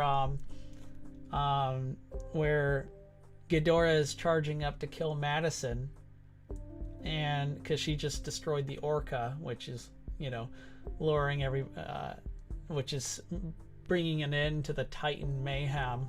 The Orca was commandeered by these eco-terrorists who were using the monsters as weapons of mass destruction, but Madison disabled it. And Ghidorah's getting ready to just vaporize her, but then an atomic breath comes out of nowhere, and this is so totally Terror of Mechagodzilla inspired here. Ghidorah just goes crashing down, and Godzilla comes emerging from the sea with, with the military at his side, It's so rare to see Godzilla and the humans team up, but when they do, it's usually really epic. And here, this is just probably, bar none, one of the best times we ever see Godzilla and the human race team up against a common thread. And it's so awesome. It's so pulse-pounding. And of course, credit to Bear McCreary for the score during this, and to the VFX artist, because this is just... I'm so happy to be a Godzilla fan. That's how it makes me feel. Now, I do have a bone to pick with the script, with the story. I do feel like I strongly believe that some of the characters are discarded so easily, and sometimes, look, I do believe that there is sometimes a sort of like a miscommunication between I guess the director, the storyteller, and the audience. So Dr. Emma Russell is the antagonist in this movie, or at least the human antagonist. And of course, she's played really well by Vera Farmiga, an incredible actress. I've seen her in many other projects. She's great. But I guess the director, Michael Dougherty, once mentioned that, you know, he didn't really see Dr. Emma Russell as like a bad character, just misunderstood. And I do think she is, of course, misunderstood. Absolutely. You know, what happened to her, the trauma her character experienced at the beginning, of course, of losing her son.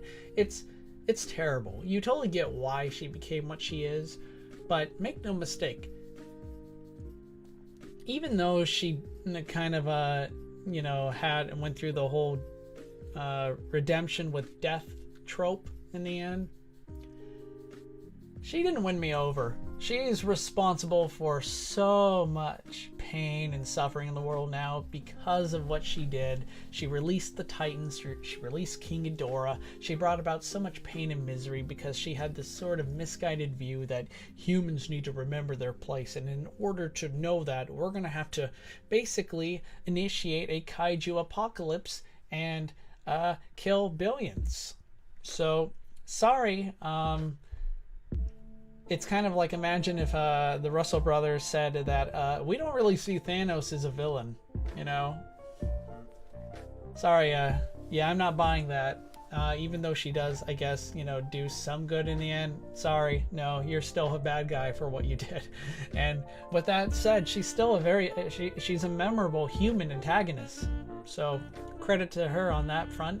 Charles Dance is in this movie, and Charles Dance, if you don't know, he's Tywin Lannister from Game of Thrones. He's also appeared in many other films and TV shows over the years. He's amazing, and of course he does really well as Emma's eco-terrorist right-hand man in this.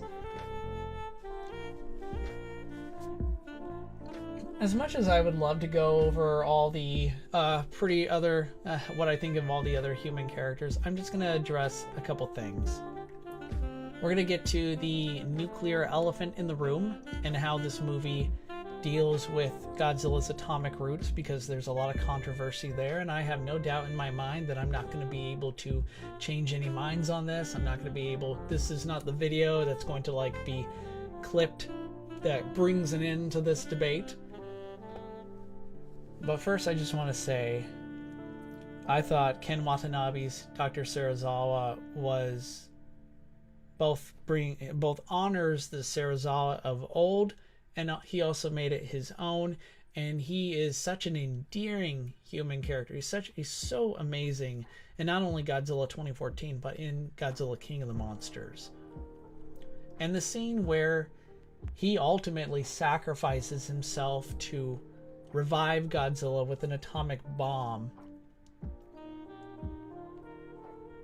I thought was one of the most powerful scenes in a Godzilla movie. It's up there. Now, I understand, again, I'm going to steelman some of the criticisms aimed at this movie. This movie is written and depicted in a way that takes rather mature themes and kind of leaves it up to the viewer to decide for themselves. And while that is admirable and sometimes it's the right approach, I do think movies, when it comes to, especially when it comes to like Chernobyl, when it comes to nuclear radiation, nuclear bombs, you need to pick a side, and you need to be very upfront about that. Now, while the Serizawa sacrifice scene is hotly debated at times because it seems to be a slap in the face to Godzilla's atomic roots, like, wow, really? Godzilla is a victim of atomic, of the horrors of nuclear war, of atomic bombs, and we're going to revive him, make him stronger with an atomic bomb? And while technically the scene, like, we find out that by doing that, Serizawa's sacrifice almost is almost done in vain, because Godzilla becomes a ticking time bomb and he's about to explode later, and it's not all good, and of course we lose a good man. This is a very provocative scene because it does make you ask the question, was this the right approach? And my interpretation of this is, while we could all have looked at it, maybe if we were involved in the screenwriting process, we could have found another way of reviving Godzilla, of doing this. And that's valid. But we treat it for what it is. We're not involved in the screenwriting process. So my interpretation is Serizawa, and only Serizawa, who we know his grandfather, or perhaps his great-grandfather, his grandfather, was alive that day when Hiroshima was bombed. And Dr. Serizawa keeps with him a watch that's frozen in time, that's frozen in memoriam to when the Hiroshima atomic bomb was hit. He carries with it at his side at all times. And throughout the movie, Serizawa talks about facing your inner demons, almost accepting them in some way, coming to terms with your personal demons. And I think Serizawa, and only Serizawa, is what makes this sacrifice so profound. He's the only one that could take a weapon that has brought about so much pain, so much misery to his country, to his people, and repurpose it in a way that could revive his god. Because Serizawa is more than just a scientist. He is a man who deifies Godzilla. He's kind of like a hybrid of a scientist and a priest in a way. But more importantly, in his final moments, he sees Godzilla as his friend. But to me, I think this is what makes this scene so powerful. And I do think the movie does a poor job at mismanaging its atomic messaging, like the Titans emitting radiation that regrows the environment. Eesh, guys. I guess this could also be derived from, director commentary about how the film's director thinks that Chernobyl was kind of like has become a sort of paradise, because it no longer has people there, or the wildlife is thriving, which is not true. Chernobyl is still a terrible place to be. It's not. I really wish more thought was put into this, because what Chernobyl has done to the environment, to the wildlife, is just, it's terrible. But I'm not going to venture too much into that. This movie is Godzilla King of the Monsters. I understand why so many have a rough time accepting it as not just a good Godzilla movie, but I understand why there are huge criticisms aimed at it. And again, I think these complaints are valid. I think they're justified. I totally understand why fans really don't appreciate the morally gray atomic messaging it has. Like I said an hour ago, I'm not anti-nuclear power, but I'm most certainly anti-nuclear war. So while I do love this movie, I think sometimes people kind of get caught up in its atomic messaging, its use of the atomic bomb. I think there are plenty of examples of this movie being blatantly anti-nuclear war. I feel like some people confuse the goals of the eco-terrorists for the messaging of the whole movie. Never mind the fact that most of the human cast, the main characters, are all denouncing Dr. Emma Russell and her cabal of eco-terrorists. It's easy to forget that, because the movie, again, on a script level, kind of leaves that much to be desired.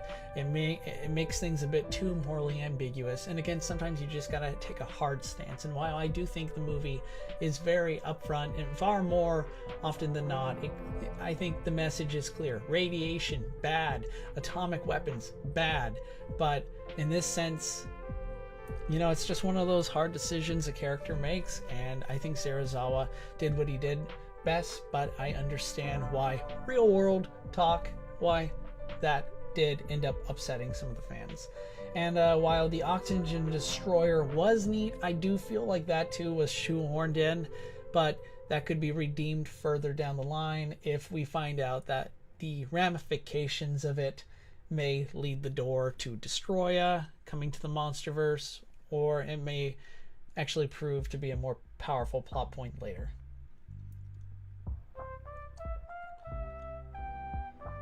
The scene where Godzilla swam right up to the glass scared me, absolutely. The sound design, I haven't talked about this much, but the Monsterverse excels so well, not just in terms of visual effects, but the sound design is perfect. These, both Godzilla 2014, Godzilla King of the Monsters, and Godzilla vs. Kong, have some of the best sound effects I've ever heard. But that scene was scary. It was awesome.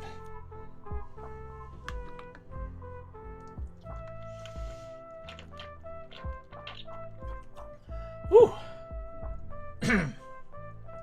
How we doing, folks? As I understand it, some of you are still working on your own projects, so that's totally awesome.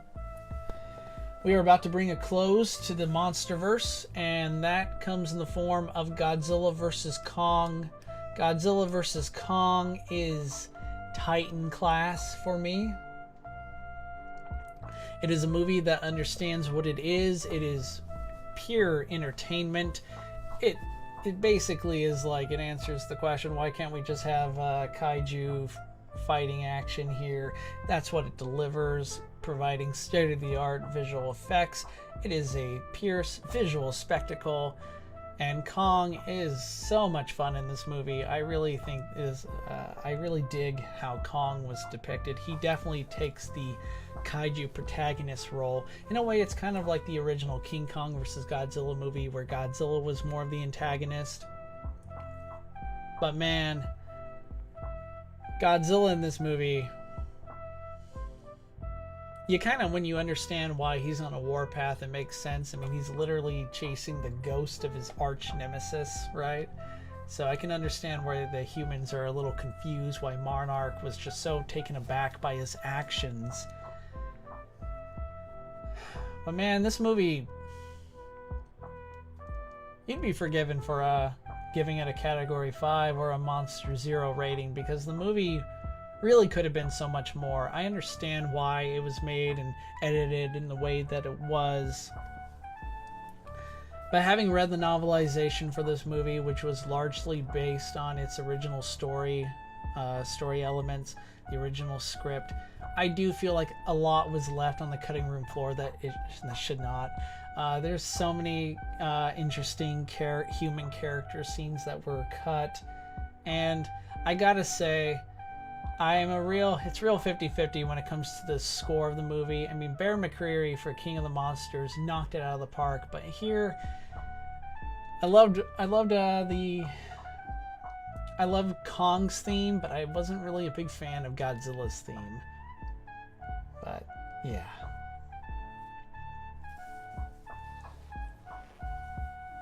Cool thing about King Ghidorah being Mechagodzilla in this, as it turns out, this is, I believe, inspired by the Godzilla versus Mechagodzilla Heisei manga, because in that movie, Mechagodzilla is literally like possessed by Mecha King Ghidorah, aka King Ghidorah, and that's something I feel like this movie did pretty well. I thought it was a nice surprise. I mean, I don't know about you guys, but I wasn't really surprised by it, but that's because the trailers basically gave away that Mechagodzilla was in this movie.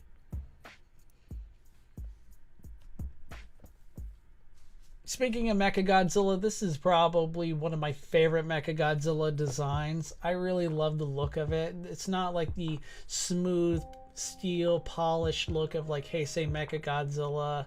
It's this nitty-gritty, kind of ugly-looking Terminator-like kaiju designed to do one thing and one thing only, and that's eliminate Titans. And I liked it. I think it was... I really dig Mechagodzilla in this movie.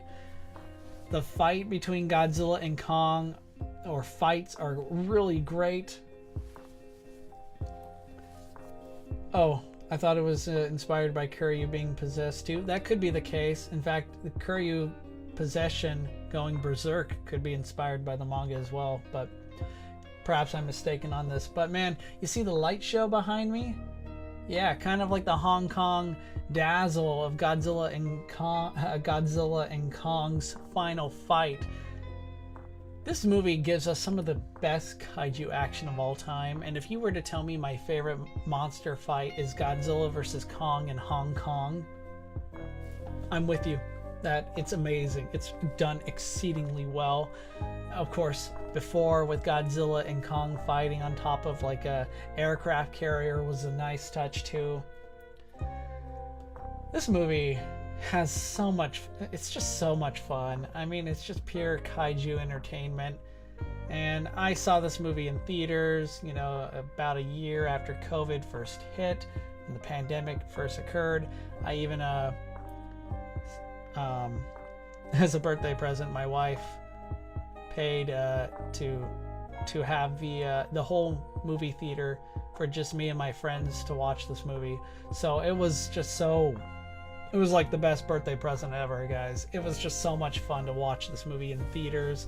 It's exactly what I think I needed at the time, just speaking for myself.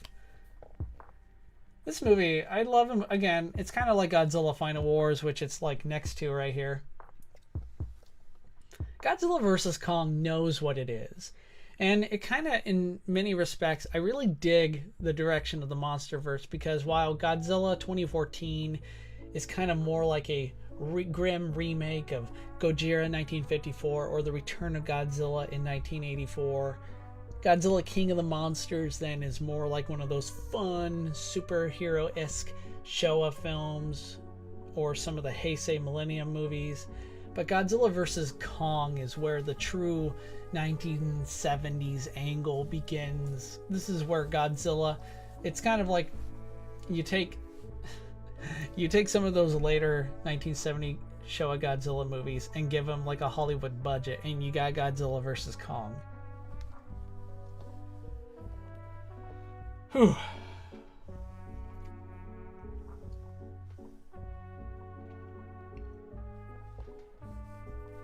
And I'm going to be real with you guys. I've seen Godzilla vs. Kong probably more times than I've seen any of the other MonsterVerse movies.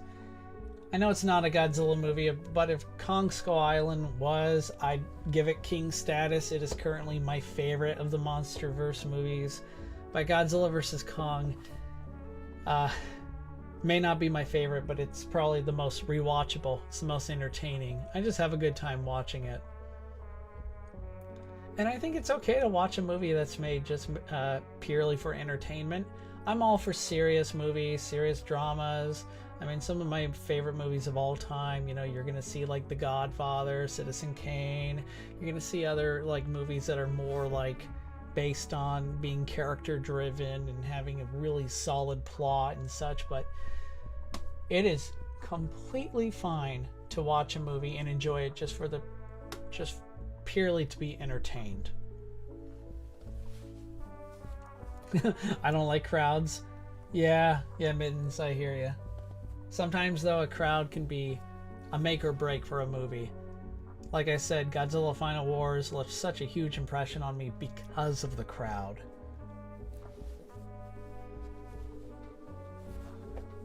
I have to keep wiping my hands off of a towel because I get sweaty palms, so... Oof. And folks, we have come to the end for now, the Monsterverse. The Monsterverse is of course still in production. We have a currently titled Origins movie coming out in 2024. I am curious to learn more about what that movie is going to be, but we do know it is a continuation of Godzilla vs. Kong. Godzilla is set to make an appearance, so... Or maybe more. Maybe he'll have an expanded role. We don't know. But, I guess what I'm saying is maybe in 3-4 years I will do this stream again. That would be fun. But we're not done. No. We're gonna end on the with what is called the Reiwa series. We got the Godzilla Anime Earth trilogy on deck, and then we will end with Shin Godzilla.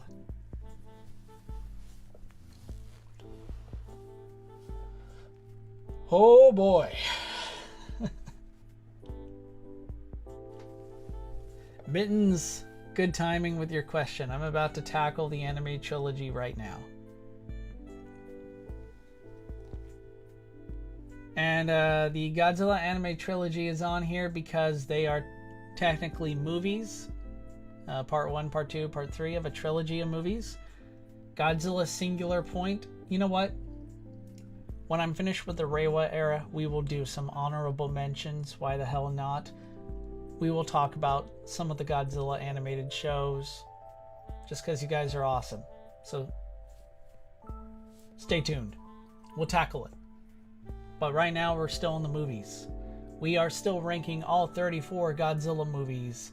And now, we've come to the Godzilla anime trilogy. Now, Godzilla Planet of the Monsters has a very interesting beginning. I would almost argue its title credits alone does a lot of exposition, heavy lifting, explaining the history of this world, how Godzilla and many other monsters have brought it to ruin, but Godzilla is the singular reason why humanity had to leave the planet, because things got that apocalyptic. And if they somehow gave this the singular point treatment, like each movie was then divided up into an 8-10 part miniseries, like season 1 is Godzilla Planet of the Monsters, season 2 is Godzilla City on the Edge of Battle, season 3, your final season, is Godzilla the Planet Eater. This probably could have been done so much better. I'm sorry to say, and it's with a heavy heart, because I always enjoy listening to people, fans who love these movies. I always love finding out why they love it, and it's really quite awe-inspiring if you asked me. But these movies are just a letdown for me. Godzilla Planet of the Monsters, Godzilla City on the Edge of Battle, and Godzilla the Planet Eater all fall under Monster Zero tier. I am so sad because there's so much about these movies that I really, really want to like. I mean, I feel the problem is me, guys. I want to love these movies. I feel like every time I'm watching them, I'm blind. There's something I'm missing here. But the movies try so hard to just focus on exposition, and it does little to fill this new universe, this new world of potential. Let me start with what I love about these movies. Right out of the gates, the music is top notch. At the top of my head, I can't remember the musical composer, but I do love the music. The themes are haunting and exciting. It's done extremely well. But one thing about these movies that I love, and this is the main reason why I'm going to give these movies every opportunity over the next, I don't know, lifetime to win me over. The kaiju. The kaiju concepts for this trilogy of films is incredible. I love how the monsters are all depicted. I wasn't initially on board with Godzilla Earth's design, but his execution and mannerisms, his power, just how he's depicted, and eventually the design won me over. But I love how Godzilla Earth is depicted in these movies. He's scary, but at the same time, he may be a wrathful god, but you kind of can't help but cheer for him at times. But man, if you guys haven't, the novels for these movies that serve as a prequel of sorts, the novels are really interesting. They go further in depth about pre-escaping into space, before Godzilla terraformed the planet and made it into his image. The novels are very interesting. I would highly encourage you to seek them out. There's some information on them on Godzilla, the Wikizilla wiki page. I know some fans are going through the process of translating the Godzilla novel. I think they're called Godzilla Apocalypse, but they're really good, and arguably I think do a better job than the movies at making things interesting. But yeah, Godzilla, he's awesome. I know some fans really don't like Mechagodzilla City, and it's because we didn't get to see an epic Godzilla versus Mechagodzilla anime showdown at the end of the second movie. But I'd be lying to you if I said I didn't like Mechagodzilla City. I love Mechagodzilla City. This is such a great concept, and guys, Mechagodzilla continues to not only have a unique design in every single movie it shows up in, but a different origin to go with it. Mechagodzilla City is just awesome. My only complaint, of course, is it would have been cool if in the final battle, can you imagine Mechagodzilla City churning out like an army of maybe not full-size Godzilla Earth-size Mechagodzillas, but maybe 50-meter Mechagodzillas on a conveyor belt, and they're all like the Showa, Heisei, and Kuryu designs, and maybe throw in original Mechagodzilla designs too, instead of the vulture things we saw, our human characters pilot. You're gonna hear this a lot, but I find the Godzilla Earth trilogy is just so disappointing in so many areas. It gives us so many great ideas, it has so much potential, it just doesn't execute them well. But I'm still on the whole what they did execute well, which brings me to my favorite thing about the entire Godzilla anime trilogy.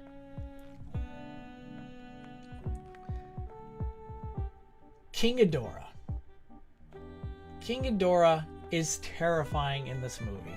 There's a sequence where Ghidorah is attacking the spaceship headquarters, and there's this moment where one of the technicians reports that the engine room was destroyed 40 seconds ago. But wait, we just saw them die just now.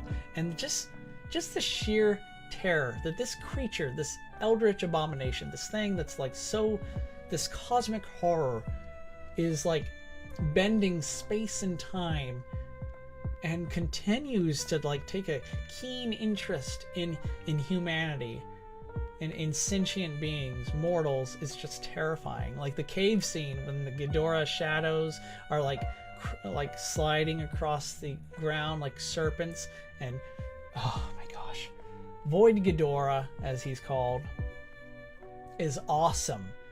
And I kind of feel like, you know, the Lovecraftian vibes here are at are done extremely well.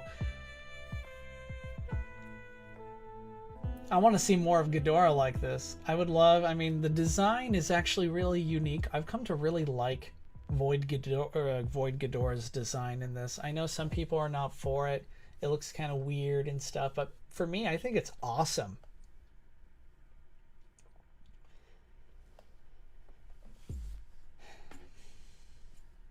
I'm not going to dwell too much on what I just dislike about these movies because, again,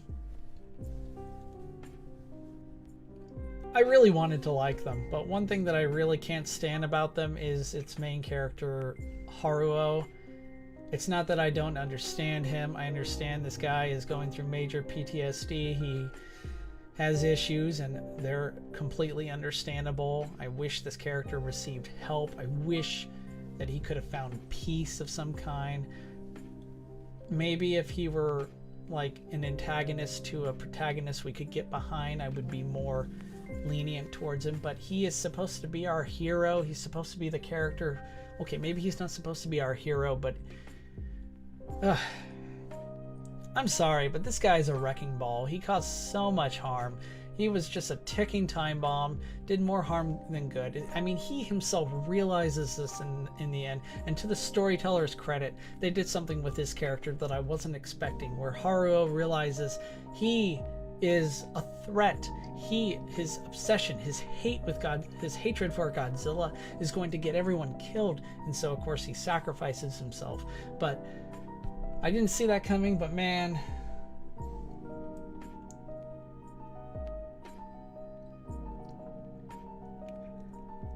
I guess it depends. I'm just gonna, you know, everyone has their own interpretation, but for me, Haruo is one of the worst human characters I've ever seen. He's so hard to get behind. It's kind of similar to, I guess, fans of Evangelion with Shinji Ikari. Like, it's so hard to get behind and support a protagonist who is self-destructive, who needs help. First and foremost, he needs therapy, and I don't know if they had that on their spaceship or whatever, but they should have. But he's a character who's interesting. This sort of character does, I think, more stories should be told. Characters like this do have a place, not just in this genre, but in stories. But the way he's depicted, the way in which he's kind of, for almost throughout the trilogy, treated as some sort of last hope, some sort of character who's in the right. It's just, I really wish a lot of the characters kind of opened their eyes and realized Haruo is extremely dangerous.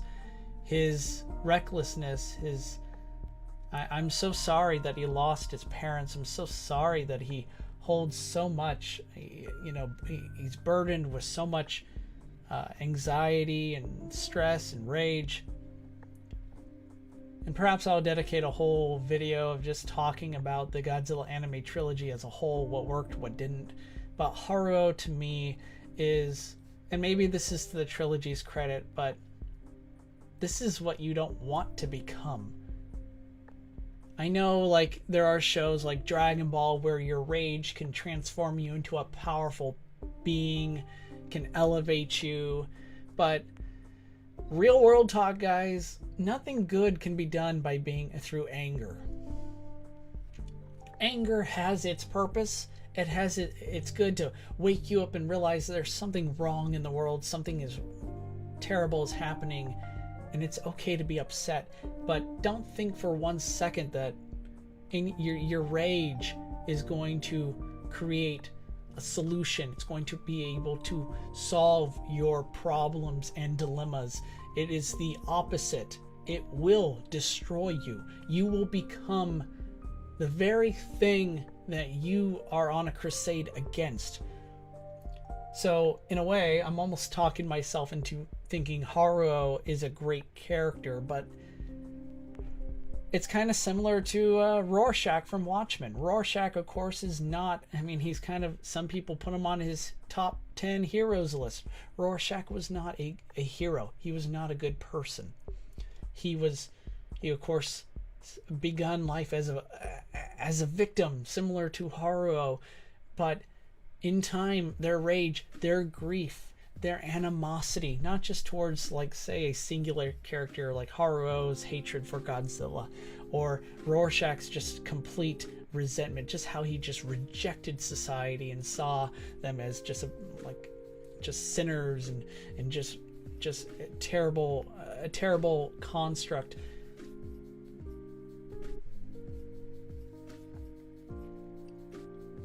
These characters are important. They do play an important role, but they are by no means characters you want to emulate.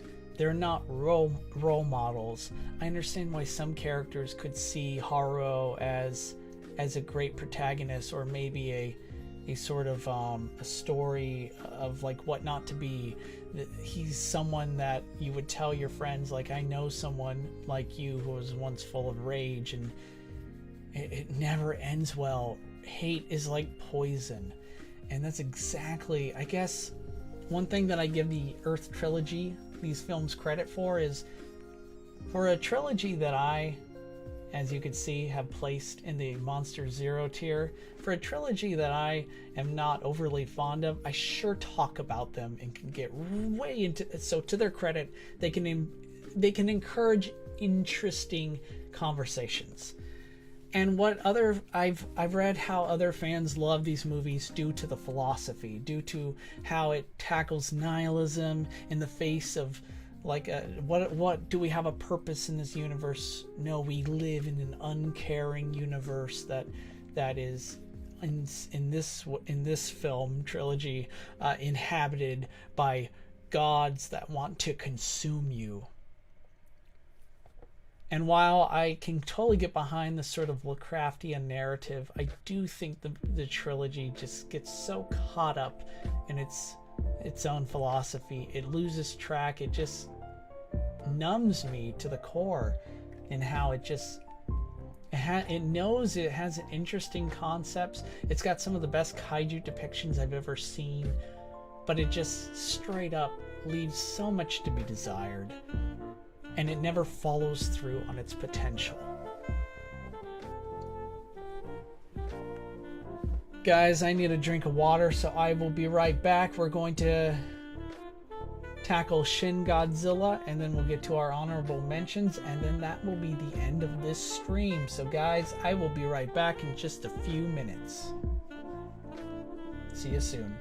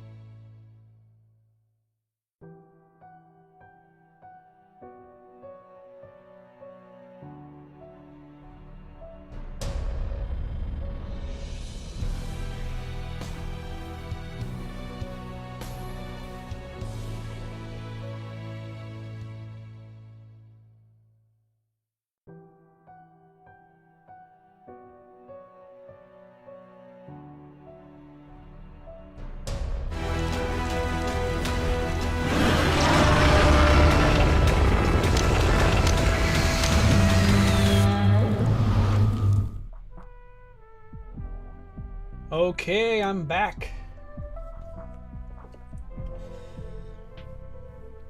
Let's read some of the comments here regarding the Godzilla Anime Earth trilogy. There's a lot to say here, guys. The trilogy was so unique. I thought the final battle between Void, Ghidorah, and Godzilla was so rewarding, probably just because I was really bored. They should make a movie show about the collapse of Earth, like the credits scene. Interesting idea, Smiley Face Studios. What probably didn't help for me was I watched them in a row with no breaks, so I was really bored. You know what? I don't know. It's probably it really depends, because for me, like Cascade, City on the Edge of Battle is kind of like it takes the plot beats of the first of Planet of the Monsters, and in my opinion, improves upon it. In fact, I do believe that this is. I'm gonna arrange this order in a more correct way later on, about from my least favorite to my favorite in each tier, but this is very accurate. The second one is probably my favorite, but my gosh.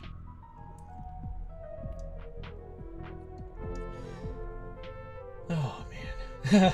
That sigh says it all. I guess now we're gonna have to be a bit more specific, but I can only imagine which one it was for. Oh, you guys are so kind. The stream needs more views. Hey man, quality over quantity. I'm just happy you guys are here. I appreciate the feedback. Ooh, one big issue I had with the trilogy was Mothra. Interesting. Do you mean like you wanted more Mothra, or you don't like how she was depicted? I think Smiley Face Studios said that. The Mothra depiction I actually personally liked, but I don't know.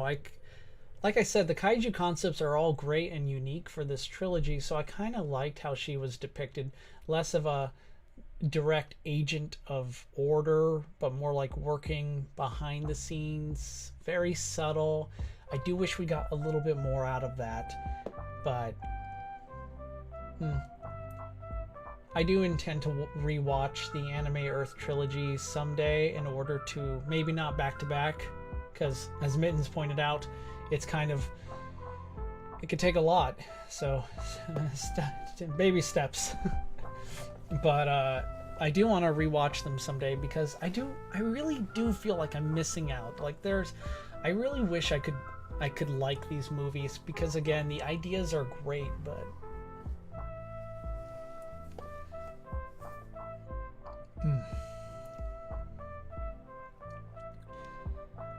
guys, it's time. We are going to talk about Shin Godzilla. Shin Godzilla.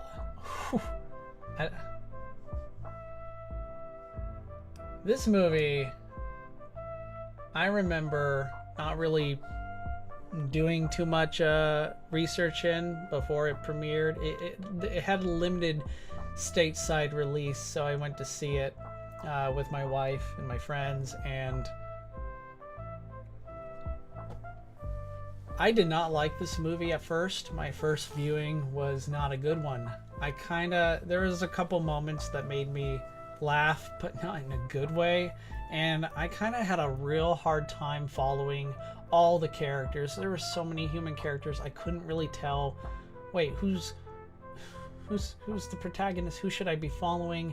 And I also had terrible seats too in the theater, so I was constantly, it was a very uncomfortable experience. But just like Godzilla 2014, I always want to make sure to honor my rule of at least giving a movie another chance, not just to redeem itself, but for me in turn to redeem myself as a viewer, because I want to judge a movie based on its own merits, on what it is. And Shin Godzilla is groundbreaking. It is truly beyond words an incredible achievement.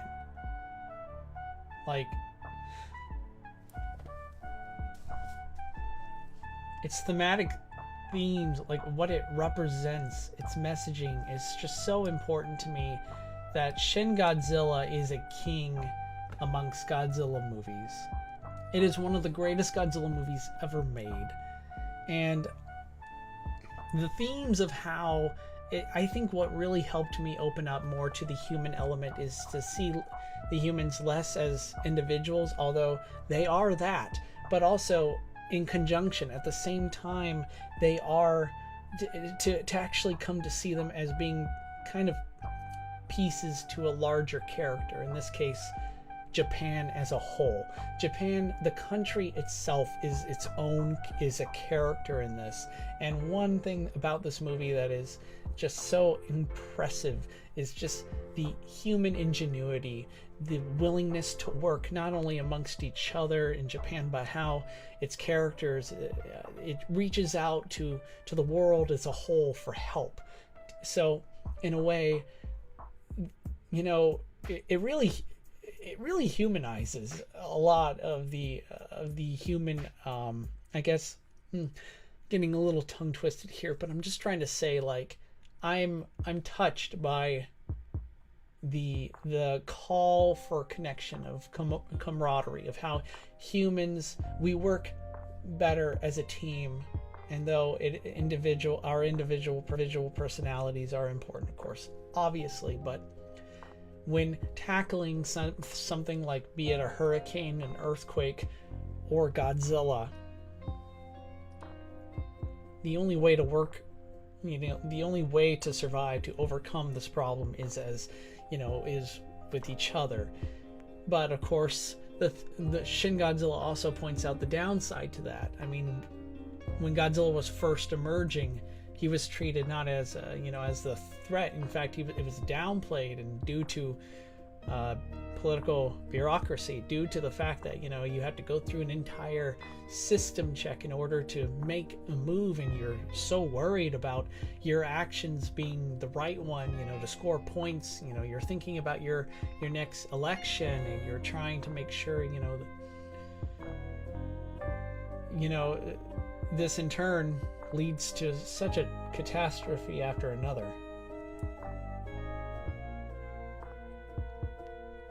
Some people in the chat are pointing out the laser scene. Godzilla destroying Tokyo. The build up to it, the music, the effects, the atmosphere.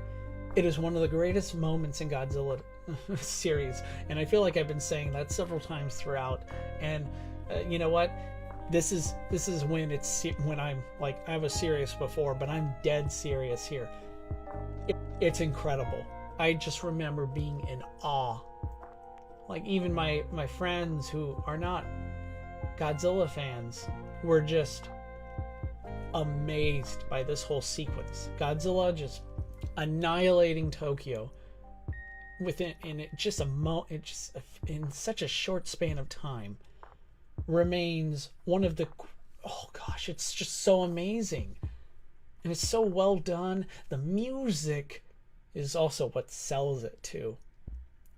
But my goodness gracious, guys, Shin Godzilla, this movie, let's talk about the Shin Godzilla design. This is such a terrifying look. I mean, Godzilla in this both looks like some sort of cancerous, like, abomination, but also this sort of like the advent of a god incarnate, because he keeps changing. This Godzilla is capable of self-evolution, self-transformation. It is becoming more and more powerful with each new transformation. It definitely, as some of the scientists speculated, it could sprout wings and fly to America or something. I really love this depiction of Godzilla. And though I kind of, at times, I mentioned this earlier when I was ranting about how I think Heisei monsters deserve more respect and we should be seeing them more in modern Godzilla media. I get the love for the Showa era, and that's on high display here. I mean, memorable Showa era soundtracks, sound designs, sound effects, it's all on display here. and kind of, it's okay. I mean, I dig it. I kind of wish this movie had a more, I guess more modern-esque sound design, if that makes sense. Like the MonsterVerse sound effects, sound design are like second to none. So I kind of wish that sort of style, that sort of approach was emulated here. Man, the scene where Godzilla is being attacked by high altitude bombers and just started unleashing dozens of purple beams of doom from his dorsal fins. Wow. That, I'll never forget seeing that in theaters, because I was like blown away. I never thought I would see something like that. It's so amazing to be a lifetime Godzilla fan, to have seen like all these movies, yet at the same time, it's amazing how new Godzilla movies continue to surprise me. I love it. It's just so, like, it's a testament to how awesome Godzilla movies are. And Shin Godzilla, I tackled the Godzilla King of the Monsters nuclear controversies. And while I don't think, like I admitted previously in that segment, I admitted I'm not going to get clipped and, bring an end to this discussion. And it's not my intention. I hope people don't get the wrong idea here, because these conversations are important. But in recent years, since Shin Godzilla's release, there are people who claim that this movie is nationalistic propaganda. And while you might be able to find, you can find almost anything. It's called confirmation bias for a reason. You can find just about anything that seemingly supports your position. I don't see this movie as being pro-nationalism or pro-Japanese nationalism, but nationalism in general. I just don't see it. And nationalism is something that I study. I try and keep track of, mainly due to the real world implications it has. And usually, to those who might be unfamiliar, like what's nationalism and such, it's usually where, let's use Japan as an example. If you are pro-nationalist in Japan, you believe your nation is second to none, it's pure, all other nations are its needs, its wants, they are insignificant compared to the power of your state. And in certain respects, you are willing to, if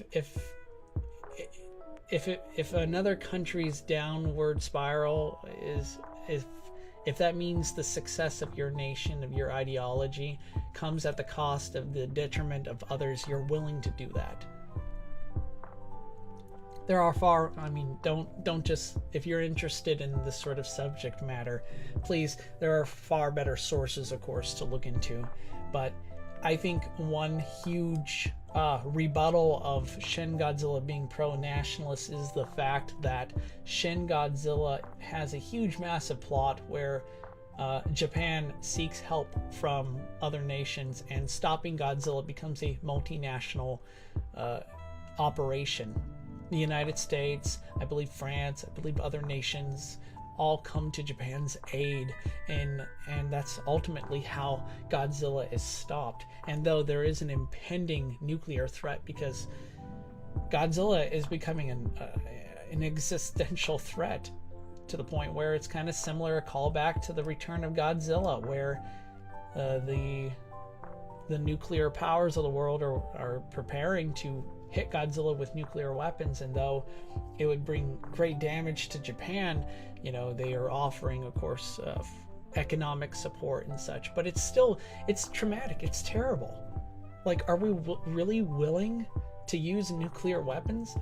This is touched upon. The human characters in the story express their just how terrible, how traumatic this is, and it's done so well. I can't do it justice right now, but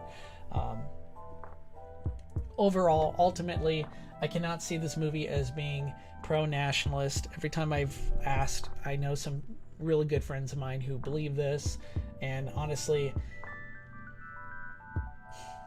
they can't really explain why. Usually it's some sort of I guess they talk about, they might mention some political party, some far-right group in Japan that have some ties to, you know, the creators of this movie or something.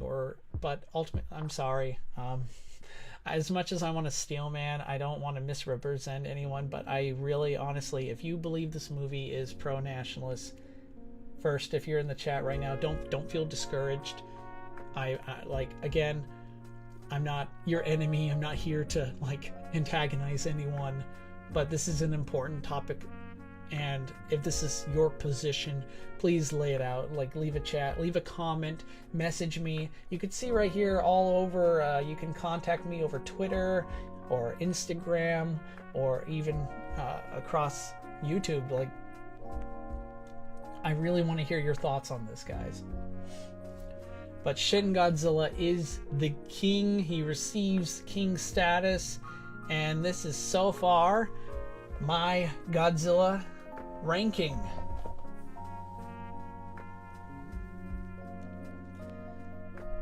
Let's lower the chat and myself for a second. This is to give you guys a full glimpse of my ranking at this time. If I were to move things around, let's start with Monster Zero. I do not think, despite what I've said, the Earth trilogy is the worst. So, I think Godzilla vs. Megalon is my least favorite, followed up by Godzilla x Mechagodzilla, and the TriStar Godzilla 98 movie I would put right there. And right now, this is kind of more along, this is the Monster Zero tier right here. I think this is fairly accurate. This is where I am. Godzilla vs. Gigan, I might be compelled to move to category 5. Maybe someday, we will see. Category 5, speaking of which, I feel like Tokyo SOS is the best. In case you don't know, my least favorite starts at the right, and my favorite in that tier group goes to the left. So Tokyo SOS would be my favorite in the category 5s, followed by, let's see, Godzilla 2000, I think, is a good follow-up there. Both of these movies I've talked about already at length. They're not bad. They actually have a lot of good qualities to them. But right now, let's see what else. I think I'm gonna stop talking for just a second. All right, so this is more or less kind of where I'm thinking. Although I think Godzilla vs. Mechagodzilla is better in my book than Destroy All Monsters. But yeah, this is what my category 5 tier is shaping up to be. This is all subject to change. You know what? I promise you, I guarantee you, when this stream's over, if I ever come look at this final look, I'm gonna be like hitting myself over the head, slapping myself, like, how could I put a movie like that? No, it deserves better. All right, Titan. Where are we on Titan? I am gonna go with Godzilla, Ebira, the Horror of the Deep, being my favorite in the Titan class. Oh no, wait, maybe not. Urgh. Okay, hang on. Alright, I'm a sucker for the Monsterverse. Godzilla vs. Kong is my favorite in the Titan tier, followed by Godzilla versus the Sea Monster, or sorry, Ebira, Horror of the Deep. And while I think Godzilla Final Wars is up there. In fact, these three right here, Godzilla vs. Kong, Ebira, Horror of the Deep, and Godzilla Final Wars, are interchangeable.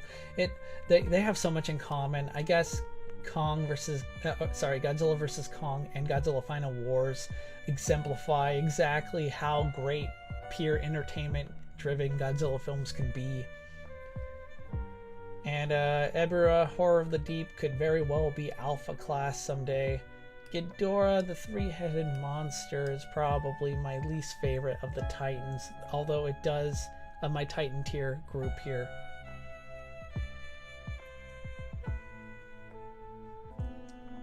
And yeah, this is looking good.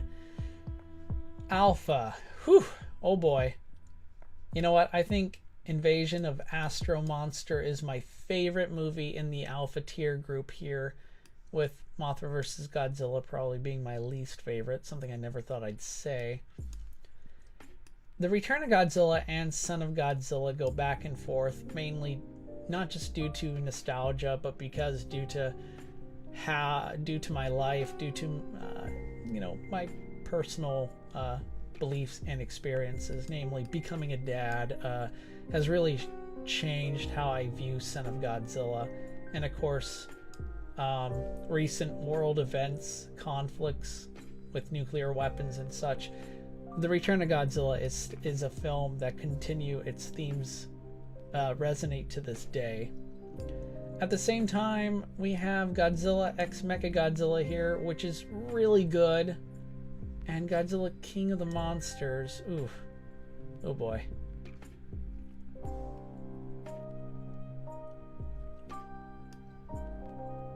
I kind of like Godzilla King of the Monsters more than Godzilla x Mechagodzilla, but again, these are all interchangeable. This entire tier right here, all of Alpha is interchangeable.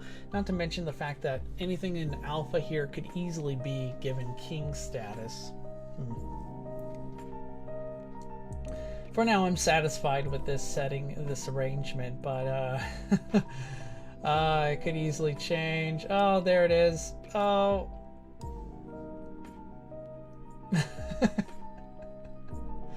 Oh, I'm so torn already on this. Maybe we'll come back to this. This is going to be one of those end of stream moments, and then I'm going to change this immediately.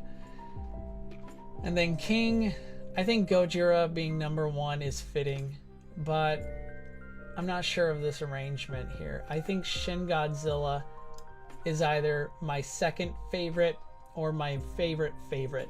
Shin gives the original a run for its money, and really these two, instead of seeing them as being opposed, and I understand this is the main folly, the downside to any ranking system is, it's competition. You're comparing movies against each other. But honestly, and this is again just the flaw in how these tiering systems work, how they're arranged, I don't see these movies as being better than each other. This is something where you can really just, depending, they're really equals.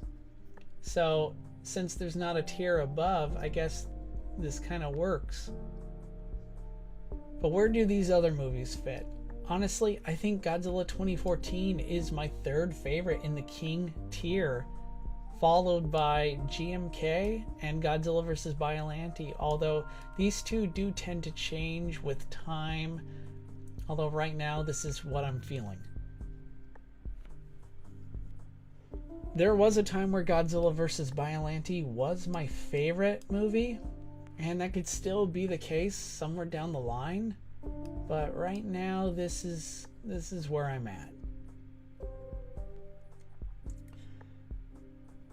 What do you guys think? I have returned. At least seeing me. Also, feel free to make your own tier list, guys, and share them with me. Let me know what you guys think. What's your favorite? Hey guys, let's just make this simple. What is your favorite, what would you put in the King tier? What's your best, what are your favorite Godzilla movies? I mean, you can just give me one, you can give me a list of 3, your top 5. Go for it. Let me know what you love. You don't even have to explain why. Just fire away.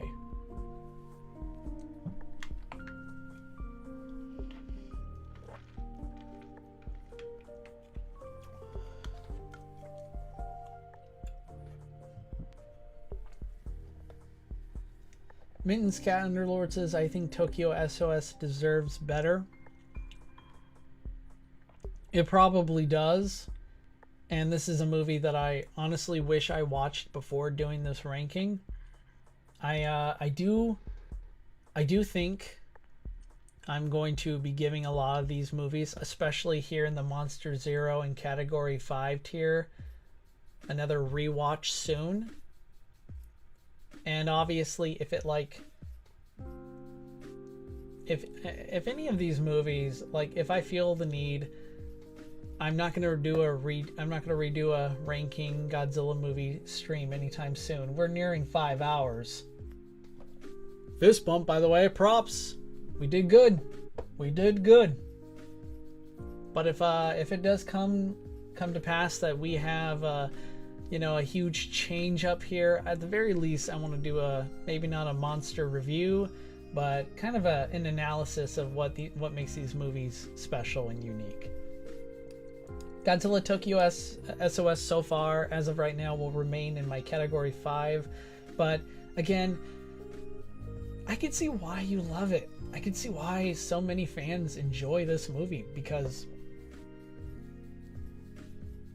it's a very great, colorful adventure. It has a lot of good things to it. So maybe in time, who knows, maybe it'll be up here with like Ghidorah, the three-headed monster. Tell you what, I'll conveniently forget that it's right here, that I just moved it. We'll leave it right there for now, because I think it's a fun ride.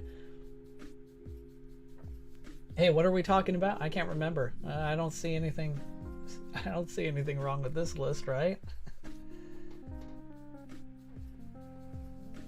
Some of you mentioned Godzilla vs. Biolante being your favorite. I totally see why. It is a landmark. It is an incredible movie. And of course, Cooper is sharing his top 5. Number 1 being Final Wars, GMK, Goji 54, Goji 2000, Goji 84. Nice. That's a very solid top 5 if you ask me. All these movies do have, I've noticed that your choices are very diverse. They all tend to tackle different themes and explorations. Some of these movies, like Gojira 54 and GMK and 84, are a bit more serious. And then you have Goji 2000, which kind of like walks a fine line between being serious but still has some comedic moments and value. And of course, Final Wars is just bonkers, off the wall, like crazy at times. All of them pretty good movies. As I said from the start, my friends, I like all of these movies. I don't hate any of these movies. Monster Zero tier, I know I can be really harsh, especially on the Earth Trilogy films. Some might think I wasn't harsh enough on like Godzilla 98, but I know so many of these movies started off as like your gateway into Godzilladom, and I always try to be as respectful as possible. I hope I succeeded. I really do. I don't want people to think, Tom mocked one of my favorite movies. Because as much as I want to say, like, don't take it personally if somebody bashes a movie you like. But the truth is, like, I can see why some people take it personally. Like, if it might sound silly to some, but it's kind of like bashing one of your best friends. Like, these movies matter. They've had a great effect, a great influence on our lives.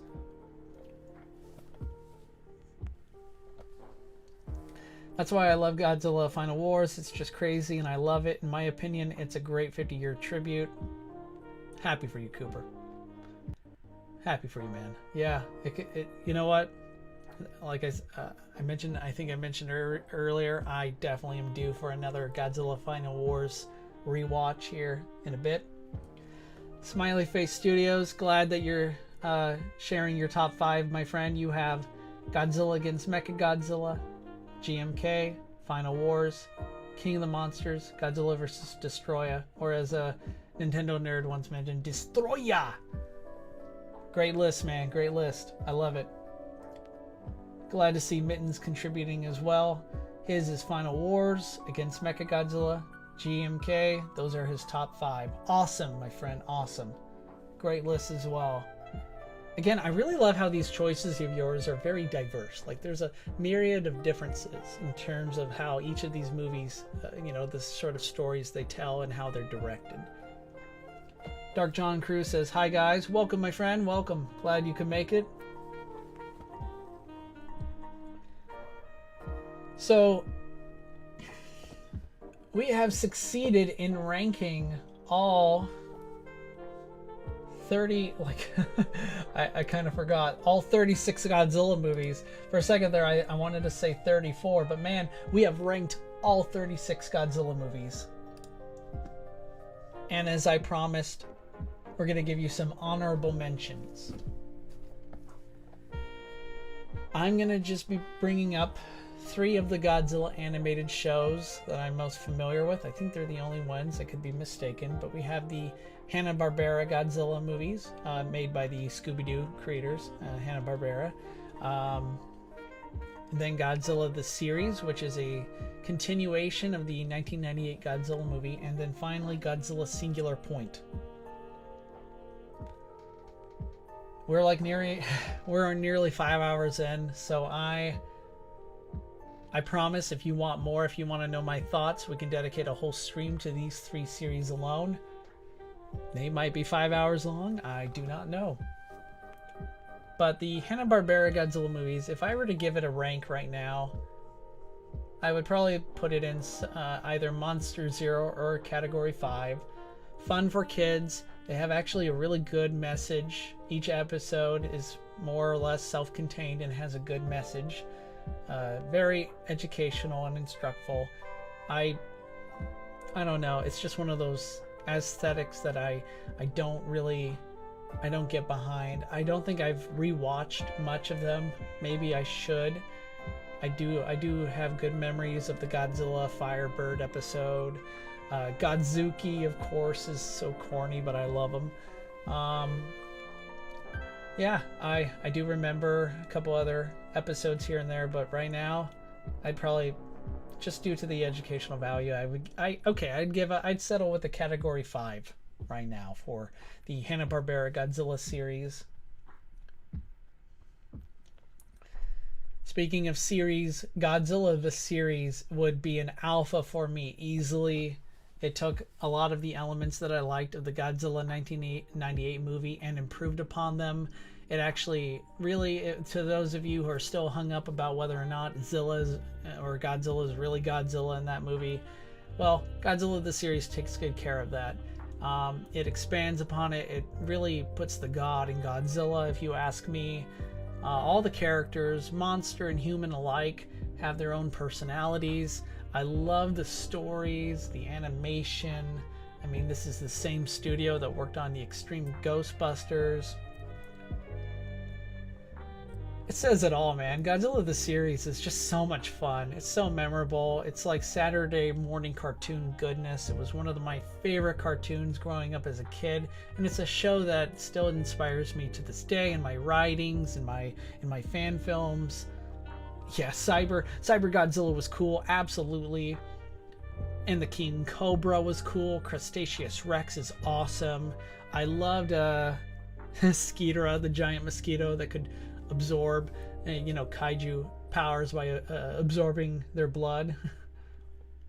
Robo Yeti was made of so much wind too, if you ask me. Yeah, okay, yeah, Godzilla the series, I think a whole stream for that show alone is probably in the cards, if you ask me. Yeah, Cooper, I'm with you. I have the whole series on DVD as well.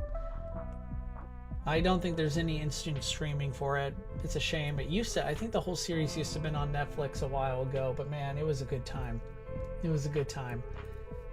But yeah, Godzilla the series, I would give alpha tiering if it were an option on this list. Just doing movies, of course, but yeah, it deserves respect. It brought honor to the TriStar Godzilla character.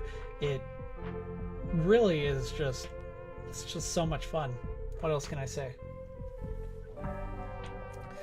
Last but not least, Godzilla Singular Point. Godzilla Singular Point is a divisive series because it is one of those movies that you'll either love it or hate it. It'll either excite you or bore you to tears. For me, it's the former. It is one of my all-time favorite new things of Godzilla. I give Godzilla Singular Point king tier status due to the fact that I know there's a lot of things to unpack. In this stream, in the here and now, will not be able to adequately explain the nuance, the hard-hitting plot elements that are just complicated. Singular Point has there. Go watch Monstrosities. One of my favorite YouTube videos. Matt, he's a good friend of mine.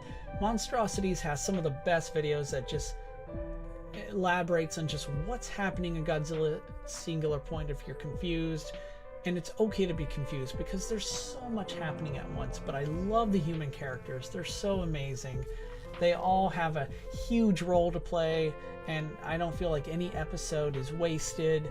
I love what they do with the monsters as well. Kind of similar to what I love about the Monsterverse and the Earth anime trilogy in terms of just the kaiju, not just conception, but execution. Godzilla Singular Point nails that to a T. And of course, Godzilla Ultima himself. I love how Godzilla evolves throughout the story, ultimately becoming this god incarnate, this sort of otherworldly, like extra-dimensional being that is threatening all of the universe. It's so awesome. It's a show that my wife and I love to rewatch. Our eyes are glued almost always. We're hanging by every human dialogue, every scene, and my goodness gracious. Hey guys, let's give major props to the English dubbers, because I mean, I usually watch the show dubbed, and I'm so happy they treated this show seriously enough that they brought quality voice acting for the English dubbed listening audience, because it is remarkable. I really love what the props to the voice actors and the directors, of course, for that helped assemble such a great such a cast of characters and actors.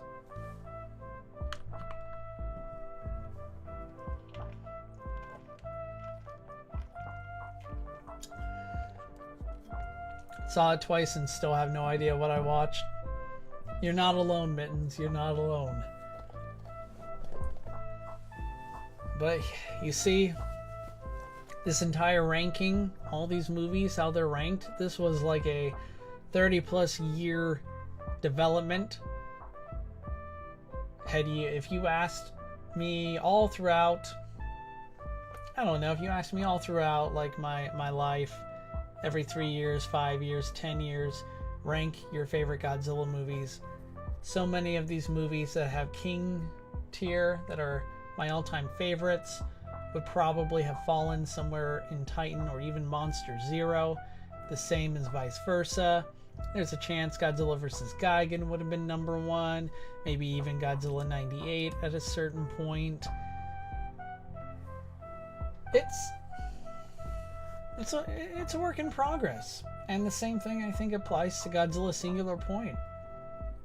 Now, you might always it's okay to have no idea what you're seeing. That might always be the case, and there's nothing wrong with that.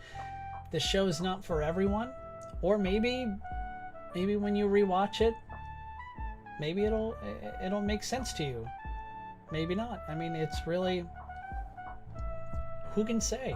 I am not an expert on this show. I cannot tell you every fine detail. I follow a lot of people across social media who have enlightened me, who have educated me on some of its major plot elements, and through that education, I was able to appreciate the show a lot more.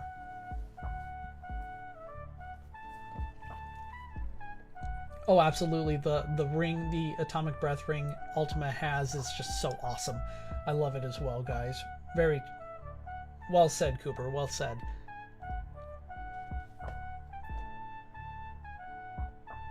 Well. I think this stream is drawing to its close. I just want to say, if any of you are out there that still haven't liked this video, like this video this instant, or, you know, Kong is gonna come right after you. Like this video. Like it now. Okay. I don't regret anything. I do what I do and I enjoy it, and I think this is proven to be a fun stream. Thank you, Cooper. I really enjoyed having the chance to do this. One thing that I would be remiss about is leading up to this stream, I've been reading a lot of books on the subject material. Just to name a couple, they're all right here, but we're gonna start with the most serious. Sorry to throw this at you, but eyewitness testimonials, appeals from the A-bomb survivors. I got this when I was in Japan visiting Hiroshima, in the Hiroshima Memorial Center. Be forewarned, it's a very serious read, and it could be it's a lot. So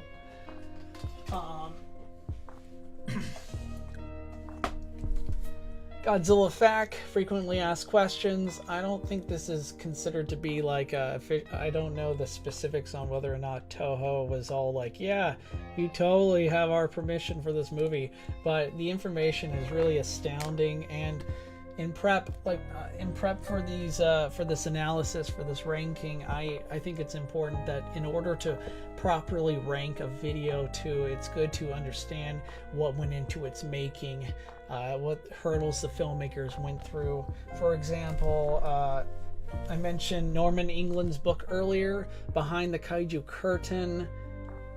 His eyewitness account of the making of not only the Heisei Era movies, but most of the Millennium Era Godzilla movies is really just inspiring. It really, I feel like to become a completist, to become a complete Godzilla fan, it's good to actually it's good to know the behind the scenes. It's to familiarize yourself with the filmmakers of that made all these incredible films possible. Not exactly a Godzilla book necessarily, but this On Monsters book and Unnatural History of Our Worst Fears dabbles into just the myth, the folklore of monsters and the role they've had in our society and our history and our imaginations. It's a great book. Another great one, Ishiro Honda, going through the life of one of the godfathers of Godzilla.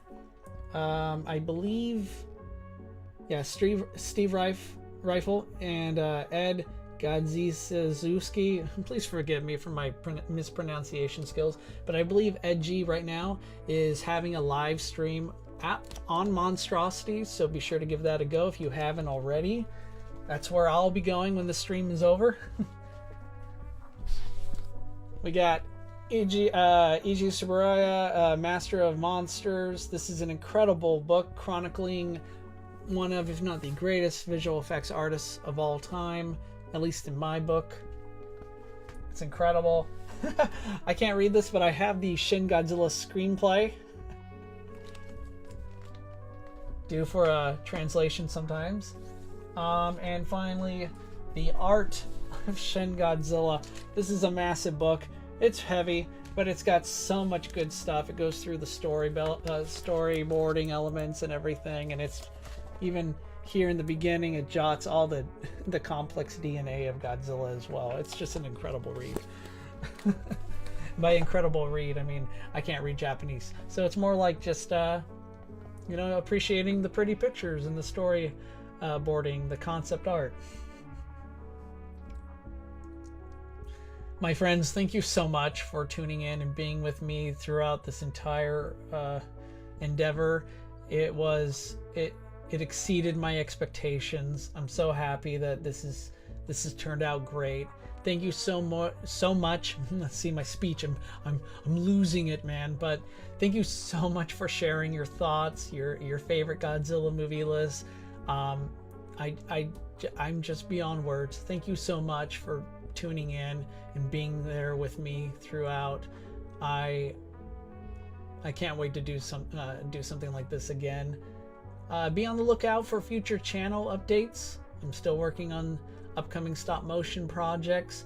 Big Damned Heroes versus Big Damn Villains is still in filming, and then after that I'm going to be tackling a huge Godzilla stop motion project after that. So guys, thank you so much. Godzilla bless you all, and be sure I look forward to seeing you all again someday. So have a good rest of your day, guys. Take care.